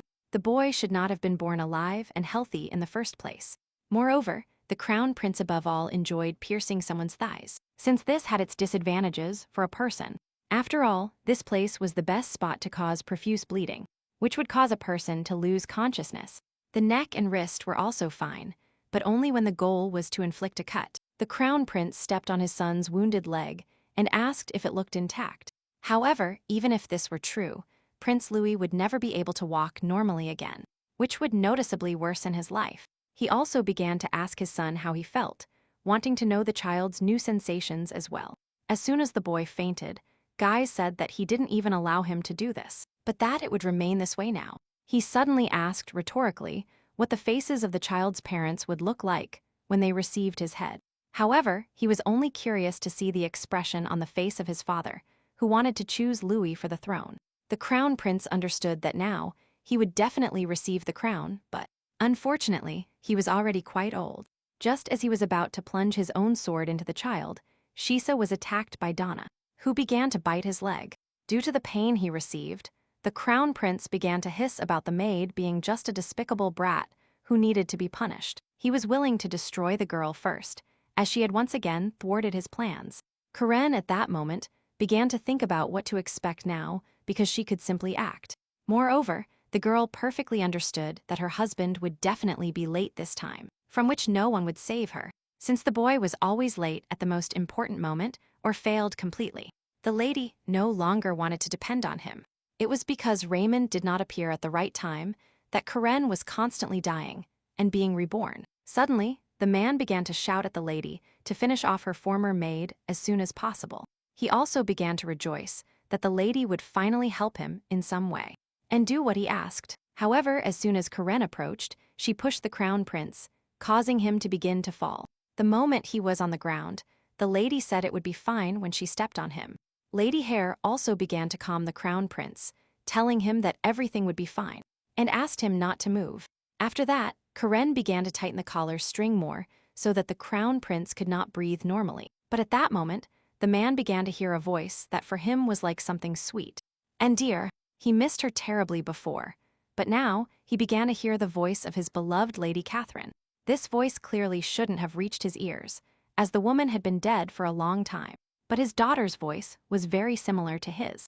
The crown prince was also a rapist and a serial killer whom no one could punish. However, this man died at the hands of a rather fragile lady who managed to deal with him with just a collar. Karen noticed that the crown prince lasted much longer than his father, who also died from lack of air. The lady began to perfectly understand that it was not in vain that she replaced the string of the donated collar with fishing line. Originally, she did this because she simply enjoyed strangling someone by putting a rope around their neck. Karen perfectly understood that if she had the handkerchief in her hands, things would have been much easier. But the collar was easier to smuggle in. Poison was also a pretty good thing, but it ran out quite quickly, and besides. Moreover, the crown prince did not want to drink from the cup Karen offered him. After a while, the lady noticed that all her hands were bloody, and also quite sore. When she realized that they had quite severe cuts, Karen began to understand that most likely there would be scars in those places. But after that, she simply told the already dead crown prince that, since he had grown old, he had to keep his own greed under control. After a couple of minutes, Karen began trying to call Prince Louis, but nothing worked. The girl leaned against the boy's chest, trying to feel his heartbeat, as well as his breath. However, she could feel neither one nor the other, which made her heart feel a little heavier than usual. After that, the girl got up from the prince's body and was a little surprised by what had just happened. Lady Hare began to understand that not only Raymond was late for this life, but she was too, since she didn't have time to save the boy. Since all possible kings were dead, finding a happy ending would be almost impossible. Now the lady began to think why she had been confused for so long, and did nothing. After all, in this life she chose the path of the killer, who greatly enjoyed the whole process. After that, Karen decided to take the sword and do what she should have done at the beginning of her life. When the lady remembered Dulan's words, she assumed that she might find all the information in her next life. After a couple of minutes, she turned to her maid, which scared her quite a bit. Lady Hare began to approach her, before asking Nye how much pain she felt at that moment. But then, the thought arose in my head that it would most likely be much better to wait for Raymond, or she couldn't leave the room at all, but simply sit and think about what might happen next. Now Karen did not understand at all what could have been better, but she did neither one nor the other. The girl told herself that she would take the path of a killer, but she only fell under the influence of the crown prince and of the priest. But in any case, the lady understood that Raymond turned out to be exactly the same this time as before. Suddenly, the girl told her maid not to cry, because her suffering was about to end. After Karen helped her maid get rid of her suffering, she immediately began to talk about how geese could still be useful in some way. After all, at this moment, she managed quite well with the role, whose task was simply to be a doormat. Now, the girl perfectly understood that most likely she would only face the death penalty as soon as everyone found out what happened. But for her now, it didn't matter much, since she could simply return again to the beginning of her path. For Raymond, things were different. Now he knew that most likely the male Ain had made a big deal with guys. After long negotiations, the man and the Marquis finally managed to learn all the terrible deeds of the prince. If the whole truth were revealed, most likely not even the crown prince himself could escape the answer. Given that high-ranking nobles and members of parliament decided to overthrow the crown prince silently, no one from society would have found out. Now Raymond only needed one thing, or rather, Lady Hare and Prince Louis alive. Who would become the next king? If you put a boy and a girl next to each other, as on a chessboard, then the crown prince would not do anything against this force. After a while, Raymond and his aides began to search the mansion, checking every room. When the boys found a secret passage in one of the rooms, Raymond was simply going to break down the lock to enter. He then decided to fire his gun to break the lock with a bullet. When he succeeded, he began to lift the lid of the corridor, which immediately earned us many compliments. As the boys went down the stairs, Raymond began to think more and more that Karen was alive and unharmed at that moment. He also remembered Louis's words when he spoke about how often he heard cries from the rooms. Although he didn't see anyone there, Raymond thought that he should have gotten rid of this crown prince earlier for his own safety. Since the war itself, the guy began to suspect something of the man because he took prisoners to his chambers, after which no one saw them. When he asked where all these people were, they constantly replied that they were simply transported to another point. Raymond perfectly understood that all responsibility for the deaths rested solely on the commander, and on no one else. And the man who used the prisoner as his own toy did not stop playing even after returning home. As soon as Raymond entered the room where Karen probably was, he immediately saw that she was already waiting for him. When everyone saw what happened in this place, people immediately went into shock and horror without believing what was happening. However, the lady, in complete calmness, recounted that she simply killed everyone who threatened her. They passed. Raymond, without thinking for a long time, approached the lying crown prince and checked his breathing and pulse. After realizing that the man was dead, the man began to write down the facts he saw in his notebook. A couple of minutes later, Raymond approached his wife and asked if she had been injured. Suddenly, Raymond focused his attention on the dead Prince Louis, who had lost a lot of blood from a stab wound to the thigh. He perfectly understood that this was the best method to kill a person without much effort. At that moment, Lady Hare was holding a sword in her hands that probably pierced the boy's thigh. The guy didn't want to admit what happened, but at that moment, he would have to guess anyway. Suddenly, Raymond, with a serious face, reported to everyone that Karen Hare was the main suspect in everything that happened. When they handcuffed the girl, she said that it was already too late and that all the work was already done. At night, Raymond and the Marquis talked about how lucky the boy was not to have married this lady yet. The man told the boy that he would tell him everything he could after the situation was resolved. Suddenly, Raymond began to say that he was sure that Karen did not kill any of them on purpose. He also started saying that Karen couldn't have killed all these people, since she was even in a place unknown to her. Immediately, the Marquis began to say that most likely it was really Giza's hands, because not everything was right with his head. Since nothing could stop the crown prince, who is a serial killer, the family simply decided to place Prince Louis on the throne. The boy was simply an ideal candidate for the role of a new king, as he was impeccable in everything. However, Raymond's fiancée destroyed everything in an instant, depriving the land of its true and wonderful owner. Since the guy began to deny that it was really Kren who killed everyone, the Marquis began to provide theoretical evidence. But at that moment, Raymond began to more strongly defend his love, citing facts that refuted the man's theory, so that it would be more correct to believe that the kidnapped people and the crown prince got into a confrontation that resulted in death. No matter how hard Raymond tried to convince his mentor that Karen was not guilty, the man continued to stand firm. When asked why the girl needed to lie, Raymond recalled her words that the girl simply wanted to die. When the guy reported that the lady suffered from a mental illness, the Marquis wouldn't even believe it. After Raymond began to talk about this, the man said that he still did not know life. He suddenly said that the royal family would remain silent about what happened anyway, since there was now a more serious problem. The man also asked Raymond not to dishonor the dead and not to torment the barely living king. But the boy perfectly understood why the Marquis behaved this way, because at that moment, he was one of those who could become the new king. However, as soon as he presented his version, he received a blank look, because for the Marquis this meant nothing. When the man knelt down and said that he would live for the sake of a man, He replied that it was he who gave him the opportunity to have a normal life. It turned out that Raymond had previously tried to live an exemplary life, but now he realized that he didn't need it. The boy also knew most of his mentor's weaknesses very well, and he knew them too.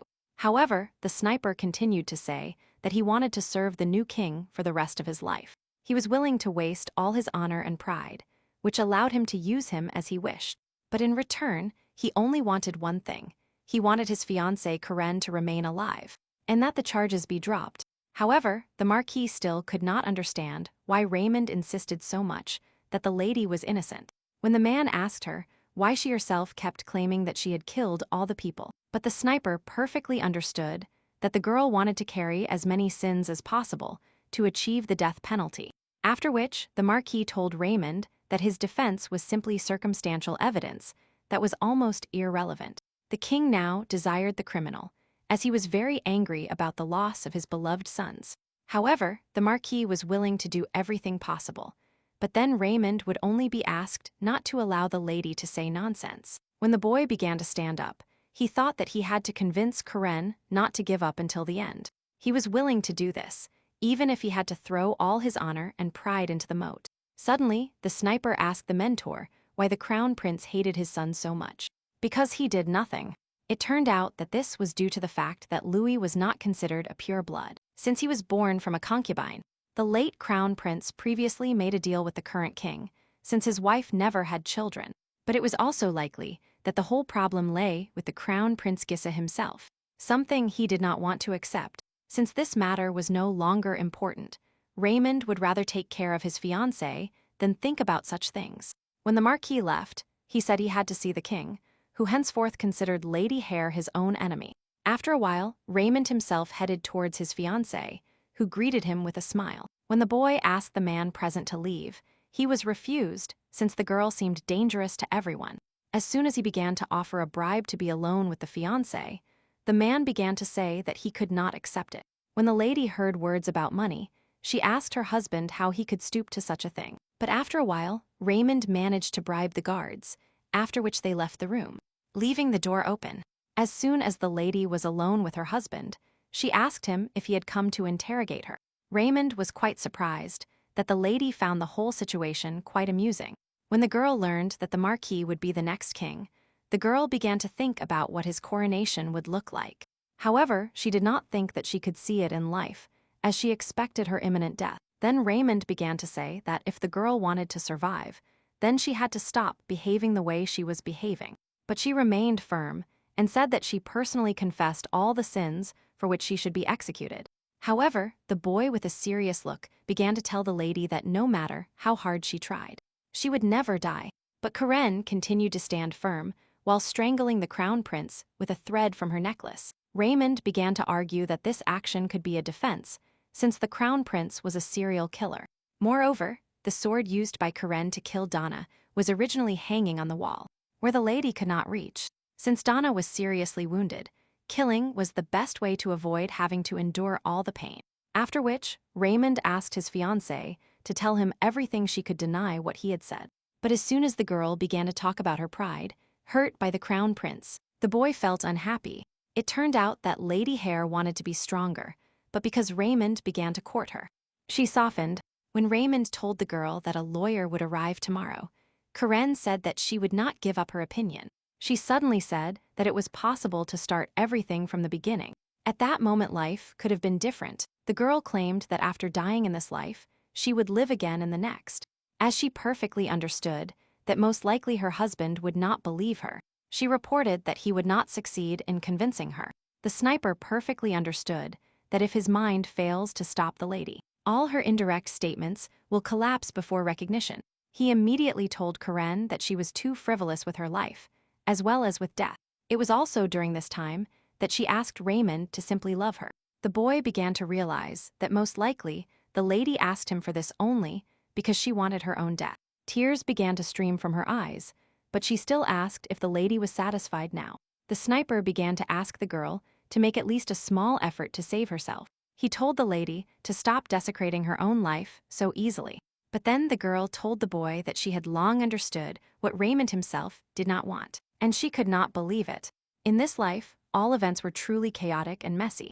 Just like the sniper's love, Raymond, at that moment, was simply trying with all his might to save his beloved from her imminent death. But it was precisely because of this that Karen also tried hard, just to achieve her wish. From the beginning, the lady did everything possible to maintain a normal relationship with Raymond. The sniper began to understand that his beloved never loved anyone. She only asked one person to love her. Despite all this, the boy thought about it that everything would be fine for them, since there was still a long time left. However, now this time no longer existed, which is why the lady was on the verge of her own death. It turned out that she sent the recordings to several professors for verification, and none of them could confirm the reality of the situation. Raymond said that the priest did this only to save the lady, but everyone knew very well that it was impossible to return to life. Suddenly, Raymond grabbed the lady and told her that her brother had died a few days ago. But nothing had changed. Although it was an accident, the sniper himself couldn't even attend his funeral due to his work. He began to state that the girl couldn't even imagine this, to which she replied that she wasn't even informed about it. According to Raymond, the Crown Prince and Prince Louis were brothers, and Male Ain was not a criminal at all. Why did it happen that the lady's words were refutable, and now her husband was only asking her for the truth she knew? If the lady stopped throwing the rope around her neck at this moment, then this would be the best manifestation of courtesy. After a while, Raymond tried to think everything through as carefully as possible, because it would cost Karen her life. He knew very well that his brother and Prince Louis had suffered untimely deaths. And senseless, the maid's death was something no one would remember, as she was a common maid. And ordinary. He could not understand why it seemed so strong to him that he and the lady had been engaged for a long time, even though it had happened a short time ago. Raymond perfectly understood that now he had to try again to convince the lawyer who would judge Karen. After all, at this moment, it was absolutely impossible to say that she had no chance of achieving it. The next day, the lawyer arrived to the lady, after which he immediately began to ask the girl to tell him everything as it was. Karen, without thinking for long, announced that she had already ordered everyone to repeat the same thing 100 times. However, the girl perfectly understood that, apparently, the lawyer for this case was chosen very carefully. Since the lady had her head in the clouds, the man asked her to return to the conversation, because now everything depended on him. But then the lawyer told the girl that the trial was something difficult and tedious, since she had to say the same thing. Karen could also plead innocent if she were, but otherwise, this would be impossible. When the lady was asked if she was guilty, the girl thought about her own desires. And if she could die like that, it would be the best blessing for her. Since the girl desperately desired this, she was willing to say everything the lawyer wanted to know from her. However, Raymond remained firm in his words towards the lady herself. After a deliberate decision, the lady informed the man that she was not to blame for what happened. When the meeting ended, the lawyer told the girl that he could soon get her sentence commuted. He asked Karen to tell everything in tomorrow's court, the same way she told it today, so that everything would go well. The lady, looking at her cup, thought that in any case, whether it was the death penalty or prison, she would die anyway. She also perfectly understood that Raymond knew nothing about her, and continued in the dark. But she herself knew nothing about the people surrounding her. There was a huge wall between the girl and them. Everything was exactly the same, as if the ink written on the paper could never cross its boundaries. At that moment, the lady asked the lawyer to allow her to go to the temple to confess. But the man told the lady that now it was much more important for her to be honest with him, and not with the priest. The girl said she was afraid she might still face the death penalty, and that her confession had nothing to do with the case. After a while, Dulan was brought to the lady, after which they were told that they would leave the room until they finished. And at that moment, the girl admired the power of the priest's influence, because for her it was ideal. As soon as the men left, Karen immediately asked her ex if he wanted to tell her anything, after which Raymond declared that he couldn't even imagine that the crown prince could be that person. At that moment, the girl told Dulan that she had never been as unpleasant as this time. When he decided to apologize to Lei, Karen said she had no intention of accepting all his apologies. She began to talk about what the lawyer and Raymond continued to say that, although they didn't know it yet, they were sure that the lady would survive. However, the lady had already had the opportunity to appear in court. Although at that time, it wasn't even about the death penalty. It turned out that this happened because some time earlier, she had slept with a man whose wife later committed suicide. As a result, the girl was sent to prison, and the jailer turned out to be the brother of the deceased girl, who eventually poisoned Karen. Even at that moment, Raymond had no intention of giving up on her, which was quite amusing at the time. After similar stories happened many times, the girl simply stopped believing in love. She also planned to test her theory after a while, instead of listening to the priest's ramblings. Due to the sincerity that Dulan showed for some time, the girl decided to stop running away from everything. She also perfectly understood that the words that this whole world was a book were nothing more than mere consolation.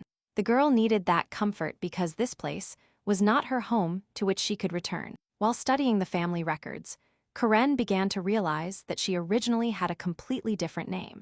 However, when asked, the girl calmly replied that she did not understand because it was over 100 years ago. But even now, she could not remember her real name. That's why Karen Hare was there from the beginning. The girl began to guess everything from the moment she visited Madame Dear's house. Who told her something? In the end, it turned out that all this was just the hope Karen gave to Nancy from a very early age. Now the girl was a 117-year-old lady who was still living her life. From the beginning of her life, she was born into this book, from which she could never leave. And when she heard her father's words, that her mother was exactly the same as her, everything immediately became clear to the girl.